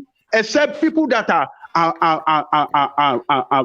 very rich in the society that are looking for class that will take their children to private university. Do you think the public universities? Sorry, Ajale Koko. Do you think the public universities are sufficient enough for exactly. a growing for a growing population that are teeming for an education? Do you think they are sufficient enough to accommodate the growing need now? Even the organizer, he wants to send his daughter son to university. You think the public universities can facilitate for that? We have. That's exactly my okay. Hold on. We have enough public university. Right. We have enough public university that can take care of the growing population, but they could be supported by private university too. But my point is that our public university should be funded well. Oh, okay, we agree with that. Well, but let me hold you to that. That is most important. Sorry, Ajale Koko. Let me hold you to that space. If you concede that the public universities can and should be augmented by private universities, why are you then objecting to public secondary schools and primary schools being augmented by private secondary and primary schools? What's the question again? I didn't hear that question. No, if you agree that public universities should be supported with private universities just because of the growing demand for education in Nigeria, why are you then objecting in Lagos State for private secondary schools and primary schools to be established to support the growing demands in that space as well? No. I'm not objecting to it. What I'm saying is that they did not equip the elementary and secondary school as expected. They didn't fund it well. They didn't equip them well. So parents feel sending their children to public school is like sending them to park. And that is why most parents resorted to sending their children to private school. Where, what about in America? What about in America? The public school is the best. Parent with money, would they opt to privately educate their children or send their children to public schools? The parents that can afford private institutions, would they opt for their private institutions or public institutions? Let me tell you, the way it runs here, some people here would like to depend on some people for some reason will send their children to private university, maybe because of religious reason. But to say that you can't get the best education for your children in public university, no way. You can get a decent education, but you get the best education from a private institution. No. You can't get better. It's not like that here. It's not like that here.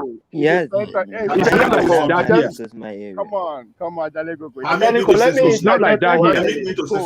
It depends on your zip code. Hold on, Ola. Let's hear from Ovie because we've because I want to move on from this conversation. But Ovie, you interject, and then I'll move on Janle Kokon, and then we have from Ola, and then I'll move on Janle Kokon. The same thing that is happening in Nigeria started here a long time ago. Jafar has put it exactly the way it is. There's a deliberate attempt to kill the education system. That's exactly how it is here. How can that be? Let me finish. It's policy. It's all about policy. Do you have children in school? Do you have children in school here? Let me ask you a question. How do you know? Let me ask you a question. This one man, you can throw it to anybody that lives here. Everything in that regard depends on your zip code. Trust me, some zip code, one man, free of charge, you won't agree to even attend the schools. I work with school pretty much every day, so I know what I'm talking about. Some schools. Yeah, no, that's global though. That's global though. It's a postcode. So, you will not even agree to send your kid there for free in this same place. I mean, it depends on your zip code. So that's why if you are a family person, you have kids. That's the first thing you look for, the zip code. So why is there the zip code? But So let me one man, the tell problem sorry, everybody. Even in this country, engineers here, people move houses, they move cities just to be near the catchment area of good schools. So Good schools. it's not unique or peculiar So to America. why is there good schools and bad So, schools? What are you talking about? That's a redundant question. What sort of a question? Jafar. Sorry, Jafar. Okay. Yeah, carry on, Jafar. Let me put this point. The reason we have an issue, the reason we have an issue with the proliferation of this school is because the very founders of those schools are the ones that were supposed to build our public education. They are our leaders, the politicians. It's not like a businessman or a trader that comes out and build a university. No, those universities are built by our leaders, the people that were empowered to build our public school. They destroy it so that the rich people children could afford to go to their school to make more money. That's the problem we have, conflict of interest. And that's what is happening here too. Thank you. Let's hear from Ola and then we move on. Sorry, Ovie. Let me finish my point. Those schools in the bad zip code are deliberately not funded. Why? Their argument that's not true, Ovie. That's not true. That's not true. That's not true. Can you allow me to give you That's not true. Angelico, let me say something. The reason is that the people that live in that neighborhood are low-income earners. It's about your tax. How much do you pay your tax bracket? But that contradicts what you said now, that they are deliberately underfunded. You are talking about a low bracket area. Now, so that bracket area then... Are we not talking about government? Is government are you not talking about tax and income? Are you supposed to look preference where you're supposed to pay attention to as a government? Hold on, Ovie. If you go into a shop in this country, and I suspect your country as well, and you want to buy a loaf of bread, you can either buy a loaf of bread for 60 pence, or you can buy a loaf of bread for £2. Yes. So they're still the same loaf of bread. So a base level is established. Why is that? Hold on. A base level is established. So after that base level, which is bread, which is made of wheat, yeast, and water and salt. So that base level and flour, that base level is established that this is what it is. So the gradient of it then is subjected to your pocket. So if you are saying that there are certain schools that people are turn their nose up to, the base level of education would still be established in those schools. But then, of course, is it fit enough for the requirements that the parents would prefer? Almost certainly not. So yes, you made a very good point, but you are combining private entity with government. You understand? All right. I don't want to stay here for too long. Is government supposed to pay more attention in education in one part of the country than other, one part of the state than other? Did you not just say now that it's an economic bracket? Is the base level of education not met there? We are talking as a private entity now, but as a government. All right. Let's just leave all that because. Can I say? Let's hear from Ola and then we move on. Yeah. See, one fundamental issue we miss is this: the incursion of private education to Nigeria is all about demand and supply. So it give that into IBB. Where I was going, Ajale Koko. The United Kingdom, they have 164 universities, and that's like about a third of Nigeria. And Nigeria, we just have 170. How do you expect the public institution in Nigeria to take care of the needs for education in Nigeria, for example? So the matter is this: why I do not agree with this deliberate attempt, I won't call it deliberate attempt, but we know as a matter of fact that every public policy in Nigeria is mismanaged by the political leaders, and these things are better managed by the private entities. Okay. So when you look at the population, it is the population that pile up pressure on our infrastructure, and the reason why we started having all those private institutions just to augment, to add to all those stuff. So that's what I wanted to say. So don't let us politicize the matter. All right. Thank you. Back to Ajanle Koko. So Ajanle Koko, I'm not against private university, but what I'm saying is that the public university has not well been funded, and that is not good for our society. It's not good for our nation. All these advanced nations where we live in, they fund their public education to the best. And that is why you see the best coming out of this country. The best funding go to public education. Private education is a luxury. It's just an option. It is for you who feel that you have that money, but it's not a headache to you that public education is not it does not function. It functions well here, and we have option here. If you know that your zip code, the school in your zip code is not good for your child, because you can look up the record, you can look up everything about that school online. If you feel that school is not good for purpose for your children, you have another option to let your children go to another school outside your zip code. But the only thing that you have to do is to... That's not true. Look at what this guy is saying. Do you have children in school? No. Just round off your point, and then I'll move you on back to Peter Obi. Thank you, Ola. Thank you, Ola. Thank you, Ola. No, just a point. I just no, please. Yes. This is what I'm doing here. I have children in school. Thank you. So you have option of applying outside your zip code, and when your child is admitted into that school, the only thing you have to do is to drop him and pick him up from school, because transportation will not take him to that school because it's outside your zip code. That's the way you work in my county. I mean, in Tennessee here, in this county where I live, you can take your child to another school outside your zip code, though it's in the same city, but outside your zip code. It's not going to be in another city. You can't take your school to your child to another city.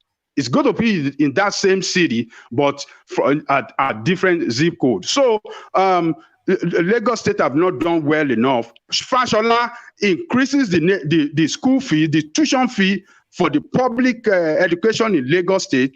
Thereby, so many students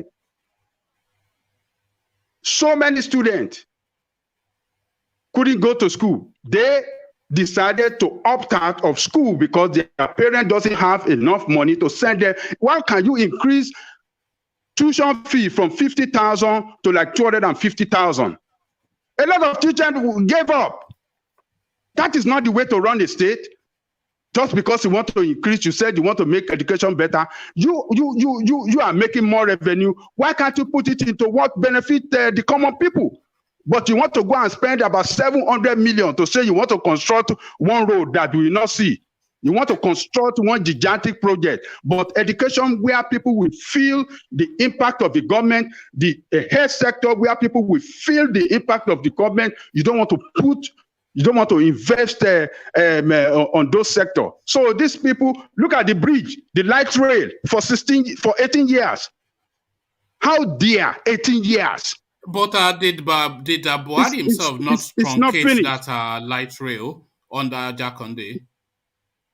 Oh, no, Jakande was about to start it before Buhari came and dismantled it and stopped. But they started it, but they have not for 18 years now. It's abandoned. It's abandoned in Lagos. Go and look at it. It's abandoned. That's not a government to give credit. And they just carry propaganda here and there. So, look, if person like Obi run Lagos State, you will have seen Lagos State would have been turned to like Dubai today, because that's a man with a sense of purpose and have a skill of managing resources very well than all this noise maker that just. But how much of Lagos money would have ended up in offshore? That is really the question. Peter Obi. Let's not forget that Peter Obi is a Supreme Court governor too. Peter Obi? Supreme Court governor, where? When was that? You mean that that declare him to be a governor, right? Look at that. Yes, to replace Dr. Chris Ngenge. So if we have issue with Hope Uzodinma, we should equally have issue with Peter Obi. There you are. Japa, can I say something? That one is different now. There's nothing that recommends your man, Ajale Koko. There's nothing that recommends your man. It's Uzodinma in many ways. Japa is not the case of in your support for Obi. You are too bold. And to someone that was giving credit to Ambode was the one that neglected that Lagos light rail. That thing created serious issue that time. So this thing is, don't just allocate that blame to Fashola. He was doing well until Ambode got to that place. That was one of the major problems of Ambode. So let's put it that Obi will have turned into Dubai. You are giving too much credit to the Nigerian politician. All right. All right. Still, sorry, Obi. Let me just move Ajande Koko on. Still staying with Peter Obi, though, Ajande Koko. He tries to change the story just as I'm trying to do now by this statement now. Declare state of emergency in Nigeria before Anambra. Peter Obi tackles Abubakar Malami. So his argument is that if you are saying that the level of insecurity in Anambra is such that you want to declare martial law in Anambra, then start first from Borno State, make your way to Kebbi, Sokoto, Jigawa, etc., as you are making your way down south. So the entirety of the country, Peter Obi is suggesting, should be under emergency rule then, if they are using this now as the yardstick. So what are you then making of Peter Obi's clap back at the Uthman Danfodio University Attorney General of the Federation? Well, I think Peter Obi is in the same shoe with us here. I think that is what we have debated here, and we said it that why Anambra State? Why not from the northern state that has been ravaged with terrorism, that are almost states that almost been taken over by terrorists and banditry. So, but he said that well, and I believe that Attorney General, a lot of people have heated him very bad. Since he made that statement, a lot of people have responded and have told the Attorney General that it's not fit for a purpose. It's not acting well as Attorney General. I believe that he had it, and President has had it as well. So I don't think they can do anything. I don't believe they can take such an action on that state, because it's a very delicate situation there in the eastern quarter. They don't have the only option they have is to, see how they can negotiate and, suit for peace. It's not force. Force cannot do any magic there. They have been using force in the eastern quarter in Imo. It didn't work.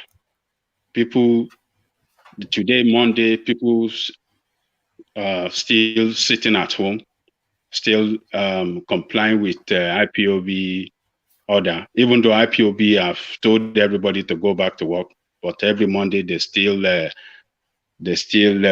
comply with sit-at-home order. So the federal government have to look for a way to negotiate, see how they can extend the hand of peace and You know, that's the only thing they can do in that area, not force. Force cannot do anything. Force cannot achieve anything. Ajale Koko, to the latter point that Peter Obi made in the piece, he says the PDP chieftain called on the AGF to stop being partisan, working in the discharge of his duties. Also, he is the Attorney General of the Federation and not the Attorney General of the federal government of PDP or APC, but of the Federation. There is a position you would be in, and you are now working for the government. So this is really what a lot of people, if not everybody, has as an issue with Abubakar Malami. He singularly seems to think that he's there to serve his Fulani agenda, essentially weighing on the side of Fulani headsmen against elected state governors, weighing against elected state policies, backing Metis Allah over state, backing draconian policies of Buhari against the Nigerian constitution, or just being partisan, which is bad enough, but being ethnic and tribal, which is even worse. So should somebody explain the brief of this guy's office to him that is not there either to serve the Fulanis or APC, but is actually there to serve the Federal Republic of Nigeria? Where is he fighting for the rights of the Igbo tradesman, for the Yoruba businessman? But you cough in the direction of a Fulani, and this guy will bring law books and be throwing them at you. Abubakar Malami, fit for purpose or not? Yeah, this is it's not fit for purpose. It's not fit for purpose. If it's fit for purpose, he should have been acting well as an attorney general, serving the state, but not serving some interest, but serving the interest of Nigerian people, and not the interest of Metis Allah or the interest of Fulani horseman or the interest of the president.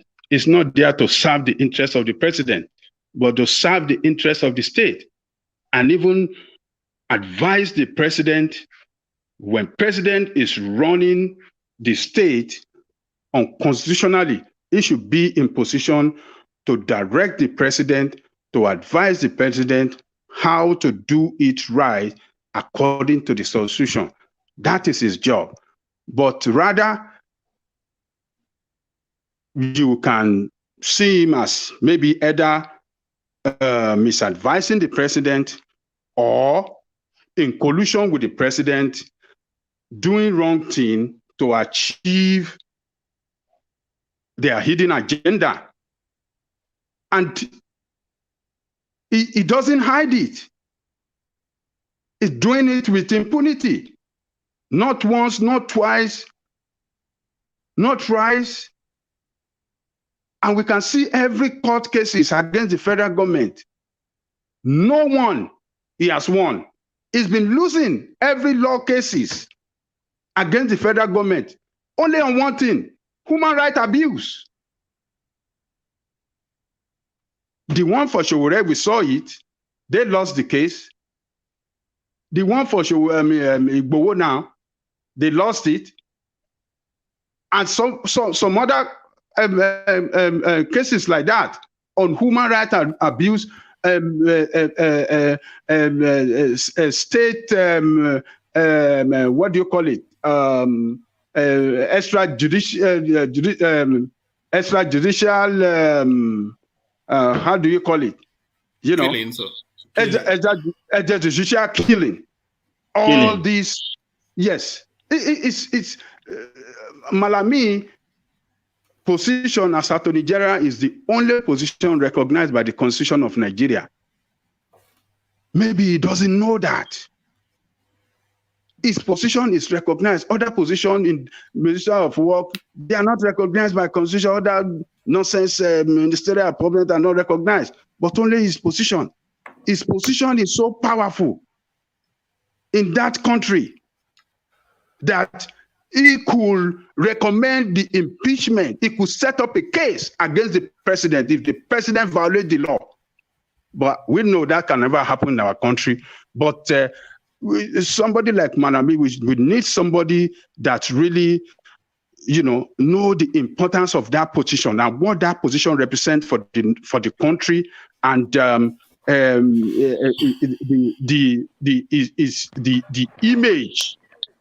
image that office can tell the world. You need to know it when it comes to judicial matter in that country. The image that office tells the whole world, it really matters. If you mismanage that position, or you use that position in a wrong way that tramples on the right of the people, or not abide by the constitution, not run that country in line with the constitution of the country, it sends a bad signal to outside world. Because in democracy, in democracy, people that want to international people or international businessmen that want to do business with your country, or showing interest in going to your country for any kind of investment, they want to look at so many things. How does the law of that country, how does it work? If they know that it's a banana republic where anything goes, where rule of law does not matter, they will not go and invest their money there, because they know if at any time they run into conflict on any business transaction or any business deal, to go to court and get justice is a problem. So the bad signal they sell, these guys sell to international community is very bad for that country, and it's not giving us a good image to international world. So people should let them know.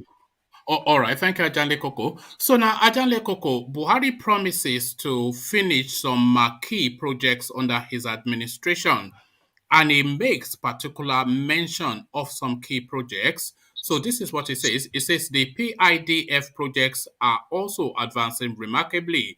These include the 11.9 kilometer second Niger Bridge, 120 kilometer Lagos-Ibadan Expressway, 375 kilometer Abuja-Kaduna-Zaria-Kano Expressway, and the East-West Way. And it goes on to say other projects too, which did not get a mention. So what I am putting forward for your consideration is, if Buhari succeeds in actually completing to a good standard these marquee projects to the point of commissioning them for use, would that then rebrand his administration as a success? Your assessment of Buhari on infrastructure, Ajanle Koko? Well, to some considerable level, we can score his scorecard if he is able to complete all those projects that he mentioned. It is easy to say, but not easy to do. What I know is that all federal roads in Southwest, all federal roads in the whole of Southwest of Nigeria, in all Yoruba land, are bad. All federal road. Not only Yoruba land, though, they don't even have any single one. Oh, yeah, okay, that is, you are talking about it, though. I'm talking about Yoruba land. Okay. So, this Lagos-Ibadan Expressway alone does not constitute federal road in the whole of Southwest. The what is that bridge he said he want to build? The Niger Bridge. Is it Niger fourth? Yeah, Niger Bridge, yeah. The fourth Niger Bridge, I hear them saying that, that's going to be a gift to Igbo people. That is not true. It's a national bridge. It's a bridge linking the whole country. It's linking the country from one side to the other. It's not for Igbo land. They should stop that propaganda because of politics. Oh, this is going to be, it's not a gift. So, but my point is that if he can finish all those projects that he mentioned, well, it's going to be a welcome development if he finishes all those projects. But all those projects does not constitute all, what will drive the economy or stimulate the economy to a level that, we can put our economy on the run. It's just going to do a little bit. What they need to do is to empower local government. If local government is empowered and local government can embark on the construction of roads in their local government, that everybody will feel the impact. All the federal road now, you cannot travel from what do you call it? This Agege to Shango now. You can't go. That road is like a valley. Is a dead trap all the way to Abeokuta. So most of the federal roads are bad completely. But let us see all the money they have taken as loan. Nigerian loan today is $33 billion. And you are being generous. You are being generous. So, Madam Lekoko, it's $87 billion. That is what they are doing. Sorry. 87. I don't. Yeah, 87 billion. Just to build one bridge and one road. Yeah, and they are using 98% of your revenue to service debt. So we are in a. So all this propaganda, all this we are doing this, we are doing that. Madam Lekoko, let me put a question to you. Just on that second Niger bridge. A lot of people not a lot of people, but some people certainly are of the thought that if Buhari completes that second Niger bridge, then that is a defeat. Then he essentially defeats Nnamdi Kanu. Do you concede that if he completes that bridge, that defeats Nnamdi Kanu? That has nothing to do with Nnamdi Kanu. But his whole raison d'etre, his whole storyline, Nnamdi Kanu, is the marginalization and oppression. The biggest project in 30 years in Igbo land will be that second Niger bridge. It is not an Igbo land project. Yeah, but it's essentially it's in Igbo land, though, isn't it? It's Nigerian project. Lagos Ibadan is Nigerian project, but it's in Yoruba land. You know what the Nigerian hold on, Ola, please. If they complete Lagos Ibadan and Nigeria breaks up, Yoruba land keeps it. If they complete second Niger bridge and Nigeria breaks up, the Igbo keep it. Is in Igbo land. Well, you can look at it like that, but I'm telling you, it is not only Igbo that are going to apply on that third Niger bridge, or what do you call it? It's all Nigerians, people going from here to the north. The northerner, the southerner, everybody going to be flying towards that route. It is not Igbo project. That they should not, this deceitful message that politicians spread in that country and confuse people, and because they have seen our people as ignorant, and they continue to perpetrate this kind of deceitful messages. It is not Igbo bridge. It is Nigerian bridge, for God's sake. They should stop it. This is a problem I have. This is a problem. So can I say something? They can't fix a road hold on. And they can't build a bridge. Come on. Oh, hold on, Charles. The Igbos, they drive round that bridge almost on a daily basis, singing and dancing and celebrating. This is what they do. They drive round that bridge, singing and dancing and celebrating. They can build a bridge, but can I fix a road?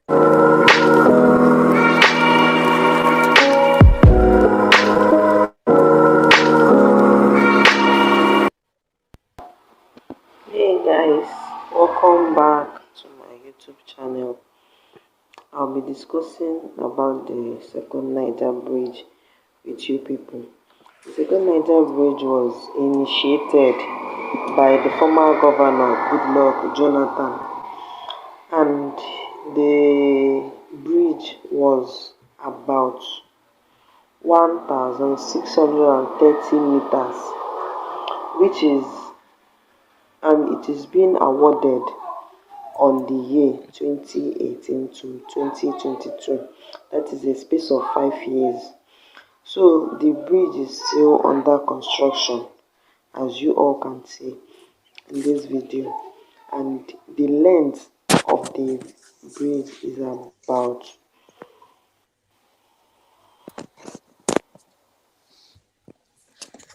So there you just saw a little cameo there. The Igbos doing Atilogu dance around the bridge every day.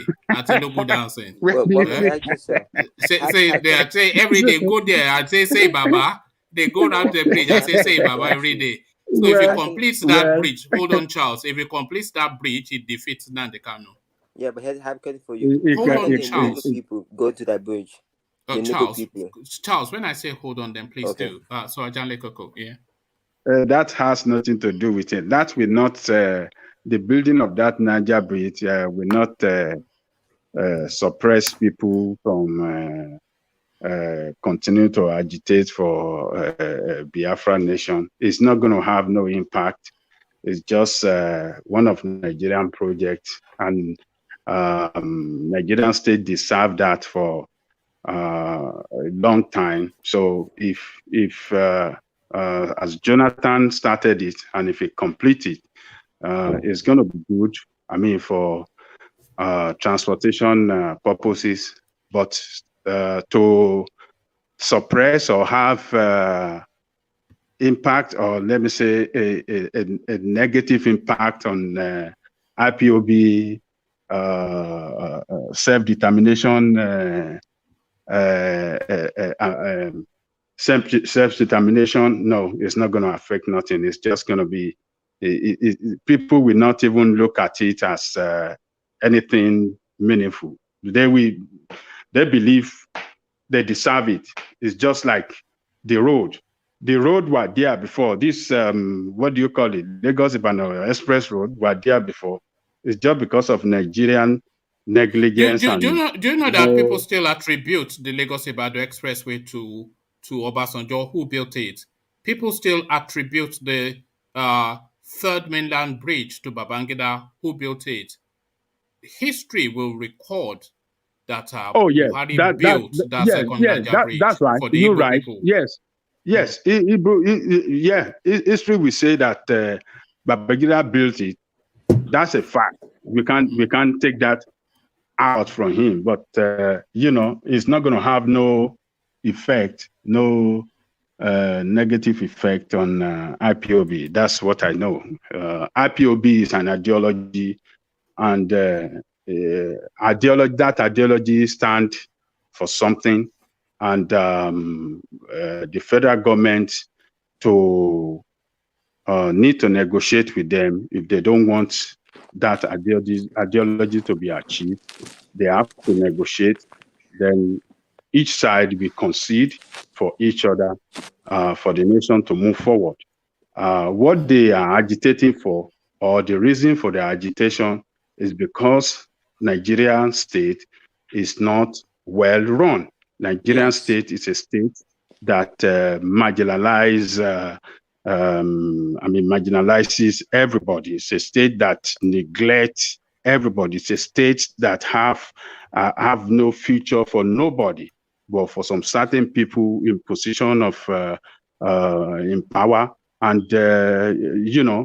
Buhari made it worse. He made it worse in the sense that he upgraded nepotism. He upgraded that marginalization, and he make it look that other people, other tribe in that country are secondary to the Fulanis, and that is the problem. And he doesn't hide it. He doesn't hide it. He continues to show it every day with impunity. How can President declare support for Miyetti Allah, for herdsmen taking governors of the southern region to court? How can presidency support them? Why? Wow. That is bad. You cannot continue to cheat me and you continue to show to me that, yes, what are you going to do? We will stand up and say we want to do something. And that is the problem of Buhari. Everything that he campaigned on, it did not fulfill it. He campaigned on restructuring. 6 years into this government, he didn't want to listen to the restructuring. He campaigned on putting security in place. In 6 months, he said, I will kill all the terrorists, I will dislodge them, I will take them out of our land. In 6 months, here 6 years, it has got worsened. Banditry that we did not know then when it came in. Banditry has came on top of it, and we have seen what they have done. How many people have been displaced in their villages? Poverty. Nigeria has become the poverty capital of the world under this administration. Nigeria became the number 3rd insecure nation in the whole world under this administration. Nigeria became one of the most terrorized nations in the whole world. 3rd after Iraq and Afghanistan. Even Libya is more secure than Nigeria. Libya, that is disloyed, that you see, that even Syria is not ashamed to us. Those countries are more secure than Nigeria under this administration. There is nothing that you want to do, no infrastructure you want to put in place. If there is no security of life and property, people will not even feel the impact of that of the infrastructure you are putting in place. That's the ironical aspect of it. All the infrastructure they are campaigning, infrastructure without security is a disaster for the people. Because when there is security, it is when people can enjoy that infrastructure now. But when there is no security, what's the purpose of infrastructure? And in the military, everything is doing it that, like, yes, Fulani are better than everybody. It is wrong. And when we say it on this channel or any other, it doesn't mean that we hate Fulani. We don't hate Fulani people. I have stood up for Ali Baba Akim for standing up against it. Ali Baba Akim is a Fulani man. A lot of people. Let me tell you another Fulani man, yes. Adanle Koko. Hakim Baba Ahmed is also a Fulani man. Yes, Hakim Ali Baba Ahmed is a Fulani man. There's no Ali in his name now. It's Hakim Baba Ahmed. Hakim Baba Ahmed. Ali Baba, they talk 40 things. Hakim Baba Ahmed, I stood for him for speaking up against this administration. A lot of people say a lot of wrong things against me on this channel, but to stand up in the first place against him and persistently standing up against him, we need a lot of people from the north to do that against this administration. These people, they are running the country to destroy this country and to destroy it completely. When they destroy it, what would we then have for our children tomorrow? We will have no place for them. So we don't want that to happen to us. That is why we are saying all this. You cannot continue to run a nation in favor of one section and at the detriment of other people. That is wrong. That we can't run a nation like that. The nation belongs to all of us. Why you think the North are scared to tell Buhari? Why you think they're scared to tell? No, they are not scared to tell Buhari anything, Charles. The North, they very much love the way Buhari is running things when he's favoring them to the detriment of others. This is what when somebody is giving you all of the money and taking it from other people, will you be complaining, Charles? They are loving it, you know. You hear them on the television threatening everybody all the time. that Akim Baba Ahmed, Ajanle Koko's friend, telling the state governors to be careful that they are going into hotels to discuss heads. It's just, they're just, you know, Yeah, they are loving it. That's just it. So, but thank you, Ajanle Koko. Ajanle Koko, let me take you to a final talking point. We're coming up fast then to the anniversary of EndSARS, and as ever, people adopting positions, the Nigerian authorities now warning the Nigerian space that they don't want anybody acknowledging that momentous day. And the Nigerian population, of course, intent and determined to acknowledge that space. They've sent the CP, the police commissioner for Lagos State, to go and warn the youth in Lagos that they will not tolerate it. And a senior lawyer has now brought out the books to explain to the lawyer, to the policeman, that this is a categorical gold standard right to demonstrate and rally. So now we're back in that space again, October 20, and we know what happened the last time, Yamoto as per usual. So are we then expecting then to be body counting again in Lagos on the 20th of October? Because of course we know Buhari's response to anything. So the 20th of October, horns locked, Ajanle Koko. Well, if the Lagos police authority make it impossible for people to carry out demonstration in remembrance of 1 year end of SARS, that would tell me that the state authority in Lagos State are not representing the people and they're not following the rule of law. Because they work hand in hand with the police authority in Lagos. They, as a matter of fact, equip the police in Lagos. So if the police command does not back down, if the police command does not go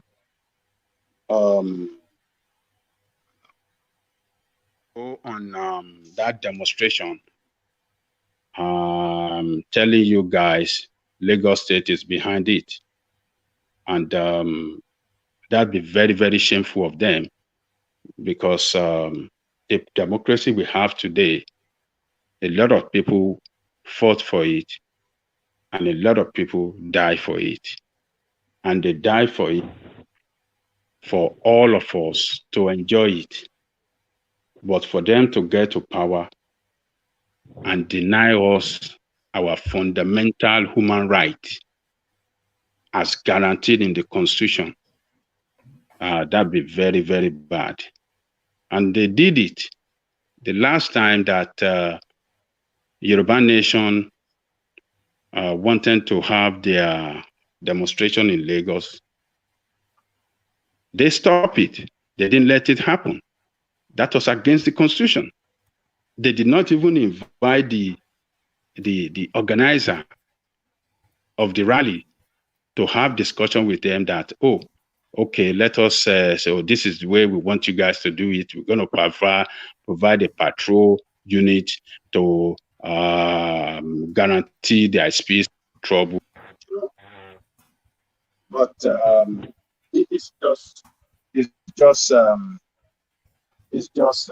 it's saying that we have.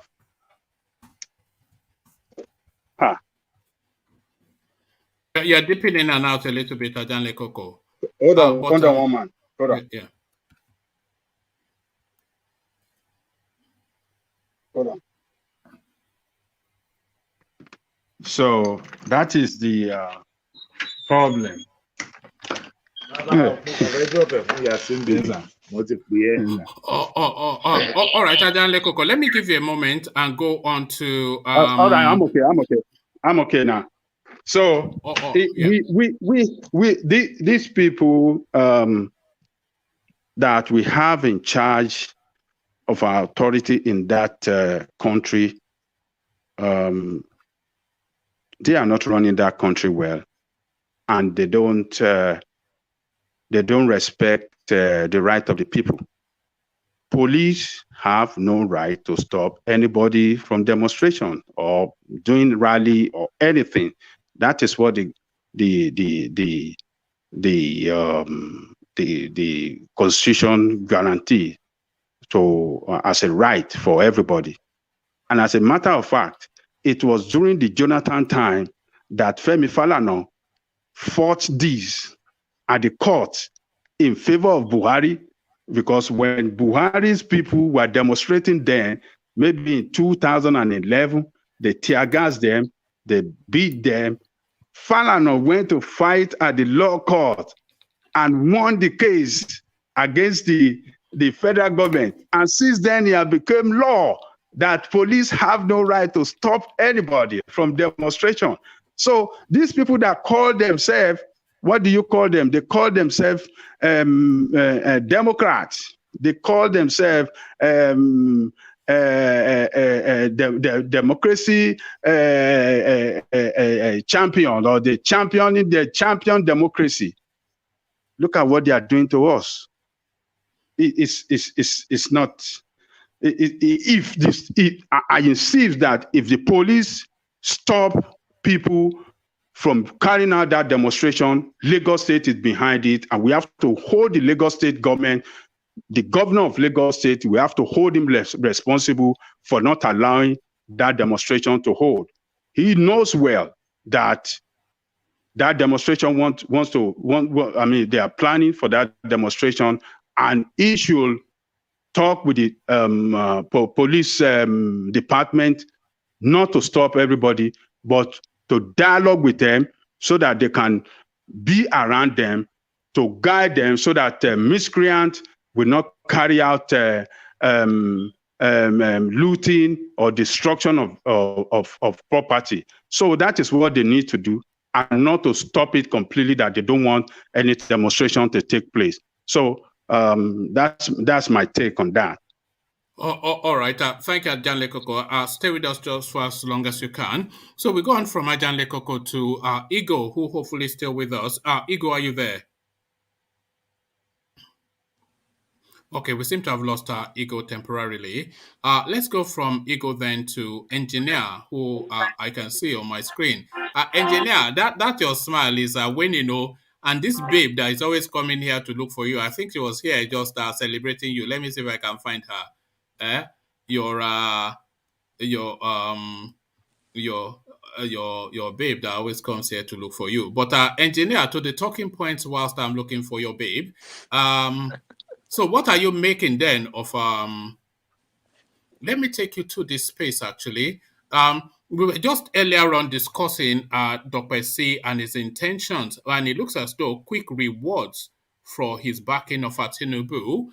Hours after backing TINUBU, court orders EFCC to remove DOKPESI's name from watch list. So as Oshomole said, so it has happened. Come to APC and your sins are forgiven. Engineer. Yeah, good evening, everyone. Good morning. I always said there's a proverb. I always said if you can't beat them, you do what? You join them. You join them. This is what is happening in Nigeria as a stake today. To be honest, one man, let's be realistic. I always say this: Nigerian government, they have one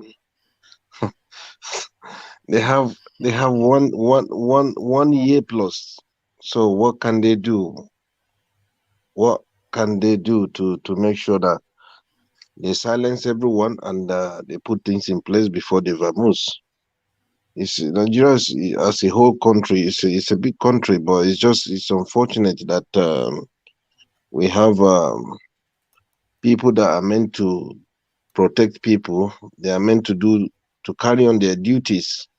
Unfortunately, they're doing another thing in a different format. It's a shameful thing. The guy looked at it, and if you look, how many people from PDP they join APC? It's just they just joining the fast track, you know. And the way the country it is now, it's just like if we sleep and wake up, anything we see, we take it. This is what is happening in Nigeria as of today, because they cannot come out, and there is no Nigerian politician today that will come out and like, this is the project I've done for my people in this Buhari tenure. I'm telling you, because the way things are going now, it's sad. It's really sad. And what we need to see and what we need to understand is APC, they are the fast moving train as of now. But it's unfortunately that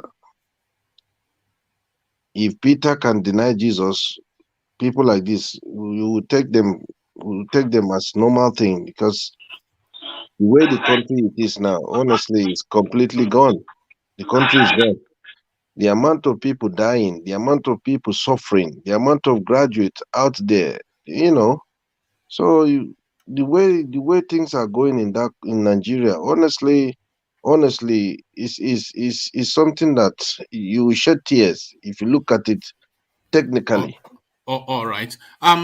Engineer, Buhari is not known as a man for keeping his promises, but he now makes some promises now that may well make us have to revisit his scorecard, the scorecard of his administration. Buhari promises that before he leaves office in 2023, a lot of the historic marquee projects that Nigeria and Nigerians have been complaining about, he is going to complete them. The second Niger Bridge, the Lagos-Ibadan Expressway, Abuja-Kaduna-Zaria-Kano Expressway, and the East-West Road. So this, amongst other projects, is promising a completion within the second term of his administration. So if he completes now these marquee projects that we have been laboring under, we've been paying the price of for so long, would that then mean that we have to revisit his scorecard from the F9 that he is at the moment? So Buhari makes categorical promises with a timeline. What are you making then of what the Aboki in Aso Rock is promising? If Buhari did complete the bridge, credit to him. But what we need to understand, we have to scale it. 6 years, 6 years plus, nothing has been done. Nothing has been in place, apart from commissioning Gota in Imo State, or is it a borehole, or you know, nothing in place. So we have to scale it and see where he has done well or where he did not do well. So from there, people can analyze it and give him that credit if he deserves to be given that credit. Hang on a minute, engineer. Goodluck Jonathan only built one railway in his administration, the Kaduna to Abuja. So if Buhari now builds Lagos to Ibadan railway, second Niger Bridge, the Lagos-Ibadan Expressway that he is now promising that he is going to finish, they've been attempting that road since Obasanjo's first term. So if he completes this northern road and this eastern road that he's talking about, it'll be very difficult for him not to get the credit. Under 1 year plus. Well, no, these are ongoing projects. It's not going to start and finish them. These are ongoing projects. But do you think he's going to complete the project before he moves out? I think he would not be so emboldened to come into the public space and say that if it's not. They've progressed. Even Fashola is quite aggressive. You know, Fashola is always attacking the media that they only sit in the studio and they don't come into the fields. It's inviting them into the fields to come and see the progress of the second Niger Bridge especially, so that the next time they come, they can see how it's advancing and then they can report more factually. So they beat their chest on these projects and he is assuring us that he's going to complete it. If he completes it, it'll be very difficult to continue to flog this elderly Fulani man? No, the problem we have in that country, federal roads, let's be honest and realistic to ourselves. All the federal roads in Nigeria, they are completely gone. Let's be honest. If you look at the signboard, there is no signboard. Some of the signboards, wind blow it into bush. You understand? There is no way you're driving in a federal road in Nigeria that you can even see the distance, the kilometer. All those things, it is washed. Water washed it. It's dusty. You can never see something. You get lost. It's only if you're driving, you have to. Engineer, a lot of them are under rehabilitation now. And the second Niger bridge is at 80% completion. And one man, Jonathan, did not complete the Abuja Kaduna Railway. No. Hold on. As you are saying, even Buhari, I can dig up the. Hold on, I can dig up the video. No. I know where you're going. And it was completed during this administration. That's the point I'm saying.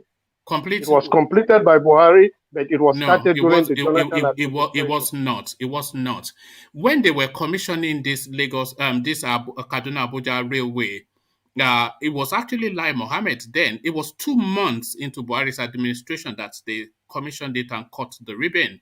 And Lai Mohammed was saying, I can dig up the video if you like. Lai Mohammed was appreciate that this is that Buhari is already working. And Buhari himself said, I cannot lie. The attribution for this project does not go to my administration. Buhari himself said that this was this was something that was 99% completed, and they just needed to finish.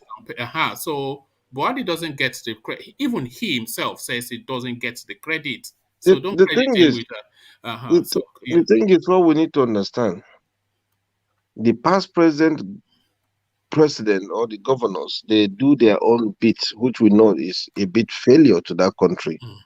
But why can't the current president and the why can't they change things? Why can't they formulate things? Why can't they turn things around? Those are the kind of questions we need to be asking. You're doing a bridge, complete it. You're doing a road, complete it.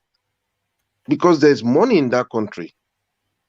To be fair to them, they are doing their very best. When it comes to infrastructure, no administration has actually put in more effort.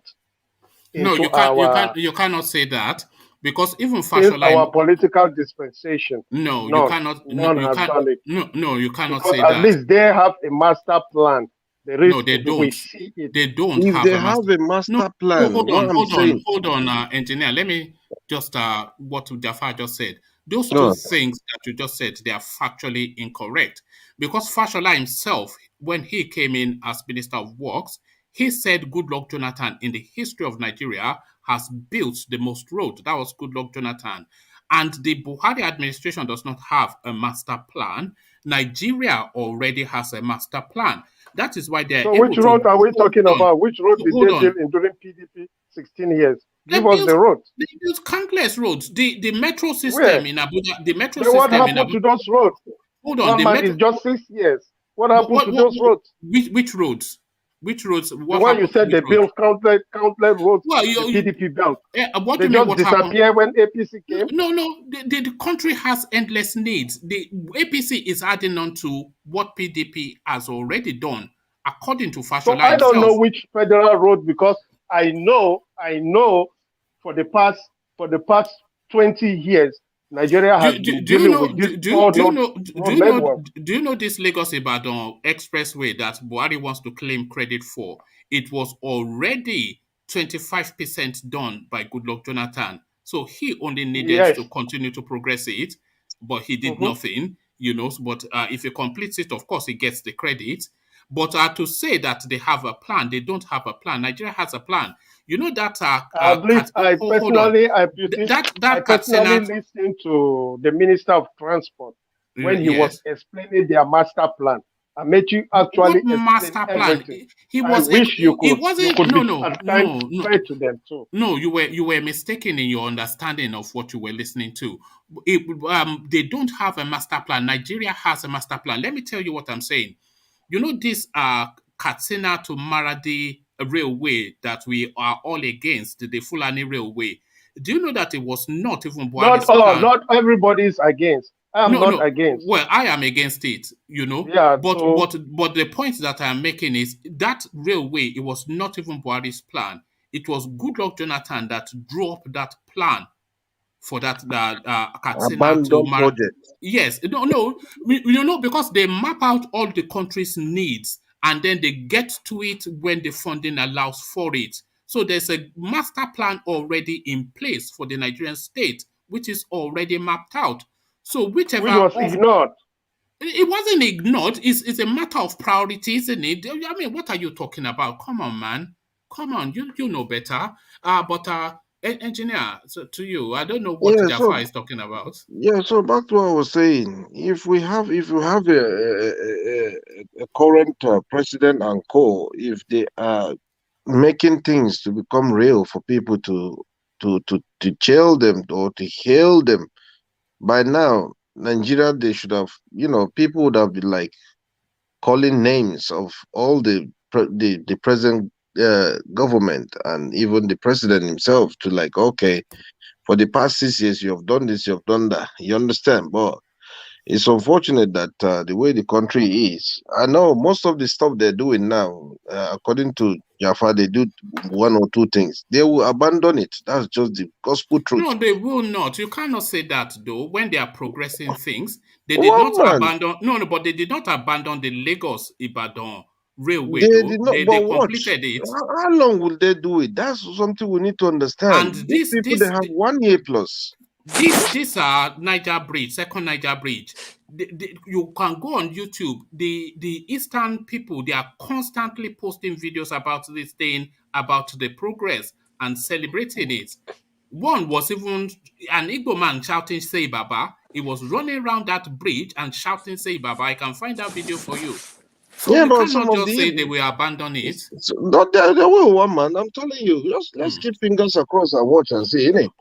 When it All comes to right. Nigerian thing, If they do complete it, though, that question that I put to Ajanle Koko, I put to you. If they complete the second Niger bridge, does that then give Buhari victory over Nnamdi Kanu? It defeats that argument in totality, does it not? no, I disagree with that. I wouldn't accept that. Because completing that does not mean he has done good in Nigeria. That's just the truth. Completing the bridge is like you're trying to persuade people. You should have done that a long time ago. With the atrocity that is going on in that country, the amount of people that died in the hands of the Nigerian leaders, I believe if Nigerian leaders should serve the country and finish their tenure, I must be honest to you, these people, they deserve to be stoned. Engineer, have you ever built in Nigeria before? Yeah. Okay, so you know then the process of building, if you put the foundation in, you have to wait for a period for it to cure and solidify before you then start to. Exactly. So the point I'm making is a lot of these things is not really so much the money. It is, yes, the greater amount the money, but then the process necessarily takes as long as it takes because of just the engineering needs. I mean, you know that better than I do. Yeah, I know better than that, one man. But something we need to come to realize there, right? Whoever you're giving that contract, they need to tell you when they're gonna finish it. That's just the truth. Yeah, they've given us As a professional timeline. engineers, if they offer you a contract, you have to go and do a presentation. You have to tell them when you lay everything down. You have to tell them when you put every beam. You have to tell them the things, the materials you use. You understand? You have to make sure everything is accurate, and you have to give them a time frame that you're going to finish. But if you don't give them time frame to go and finish what you're doing, that means you're not a qualified engineer. I must be honest to you. But that timeline is also dependent on the exigencies of money.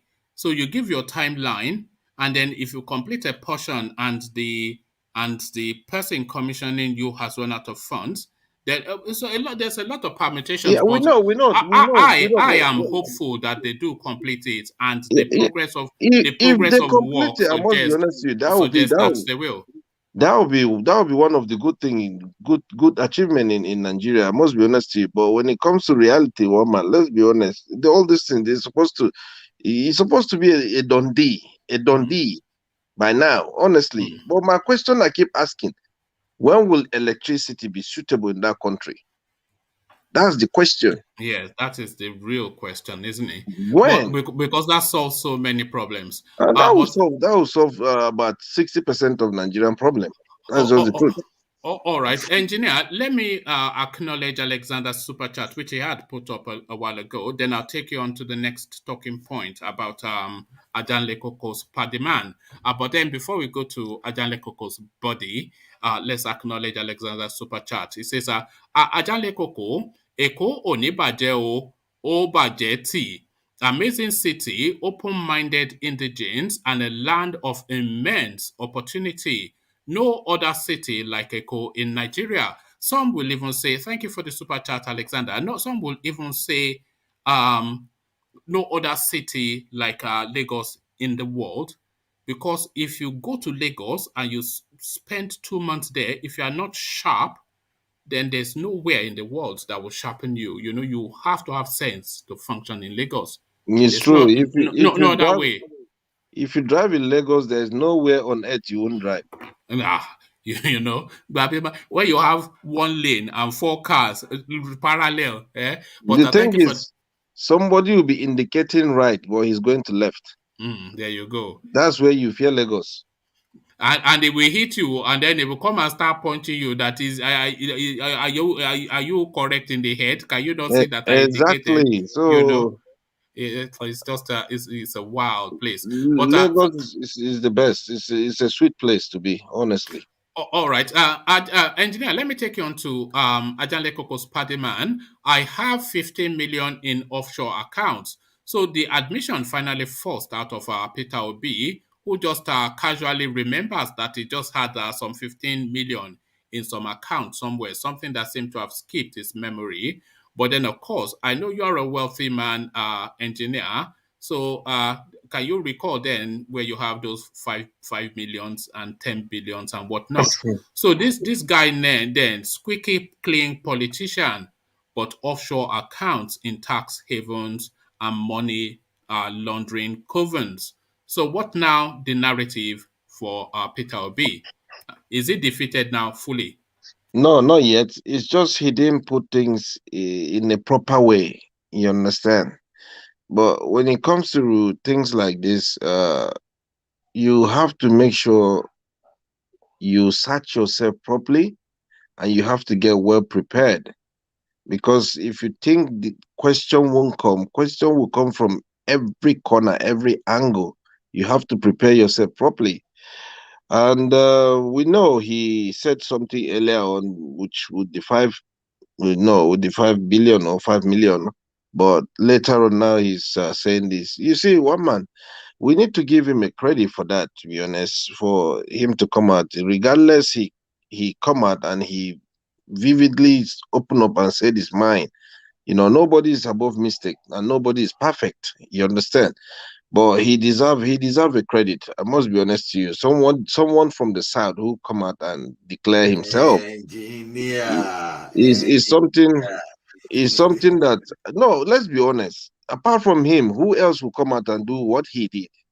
Like to come out and declare themselves, okay, this is what I do, or this is what I'm capable of having, engineer. This is my asset. Let's be the engineer, he was forced.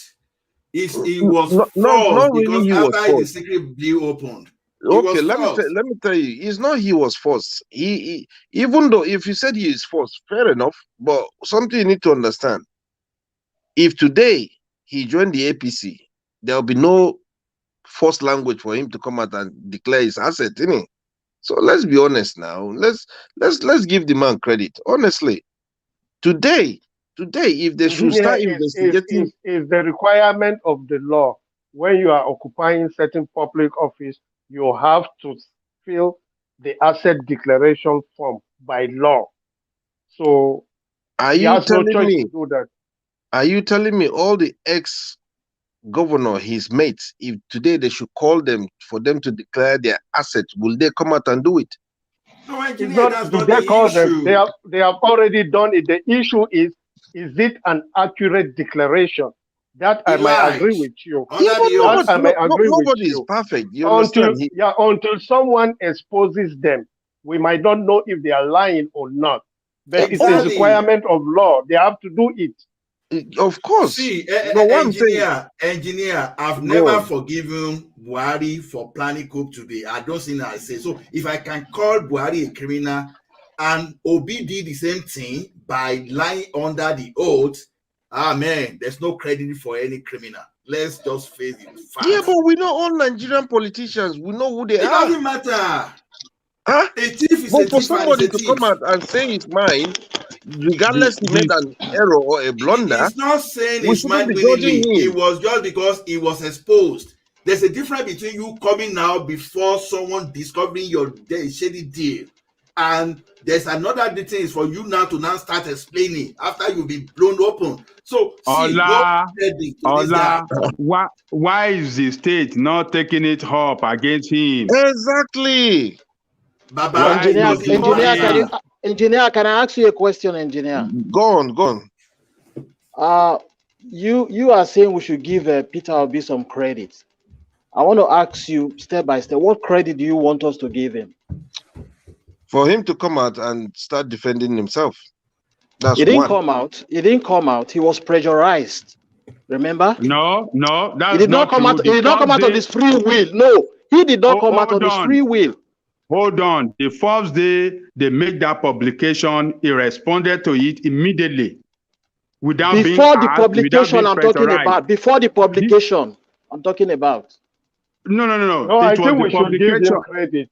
The way engineers say we should give him credit, I think we should give him credit because he is not the only politician whose name appeared on this scandal. The others just ignore it. The Kebbi State governor ignored it. You know why I will not give Peter Obi credit? I was really disappointed at him. All along I thought he was one man that stand out. Seriously. Jafar, his explanation is even an insult to the public because why you are just telling us that we are docile? Because this is what this guy is saying.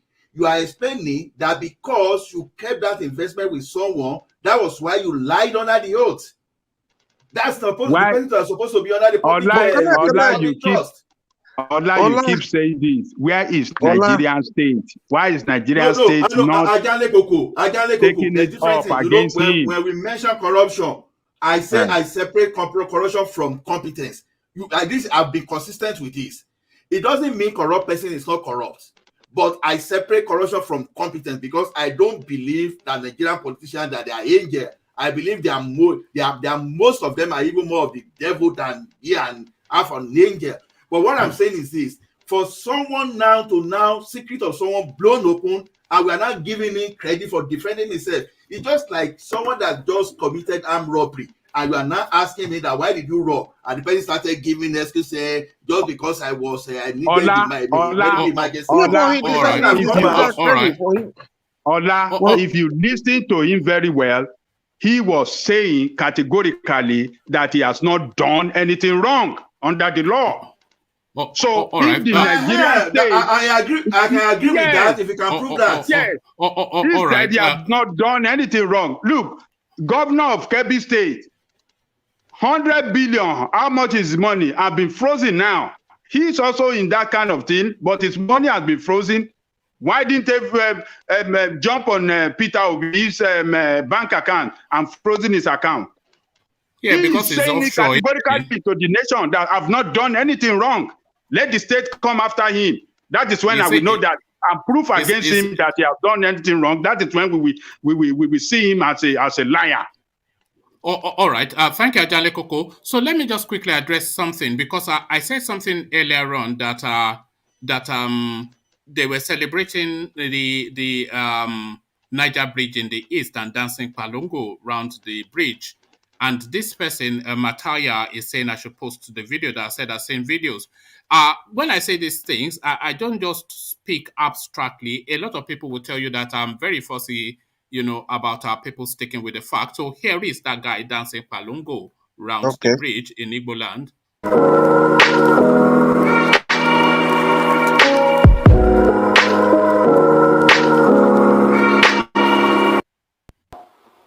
Hey guys, welcome back to my YouTube channel.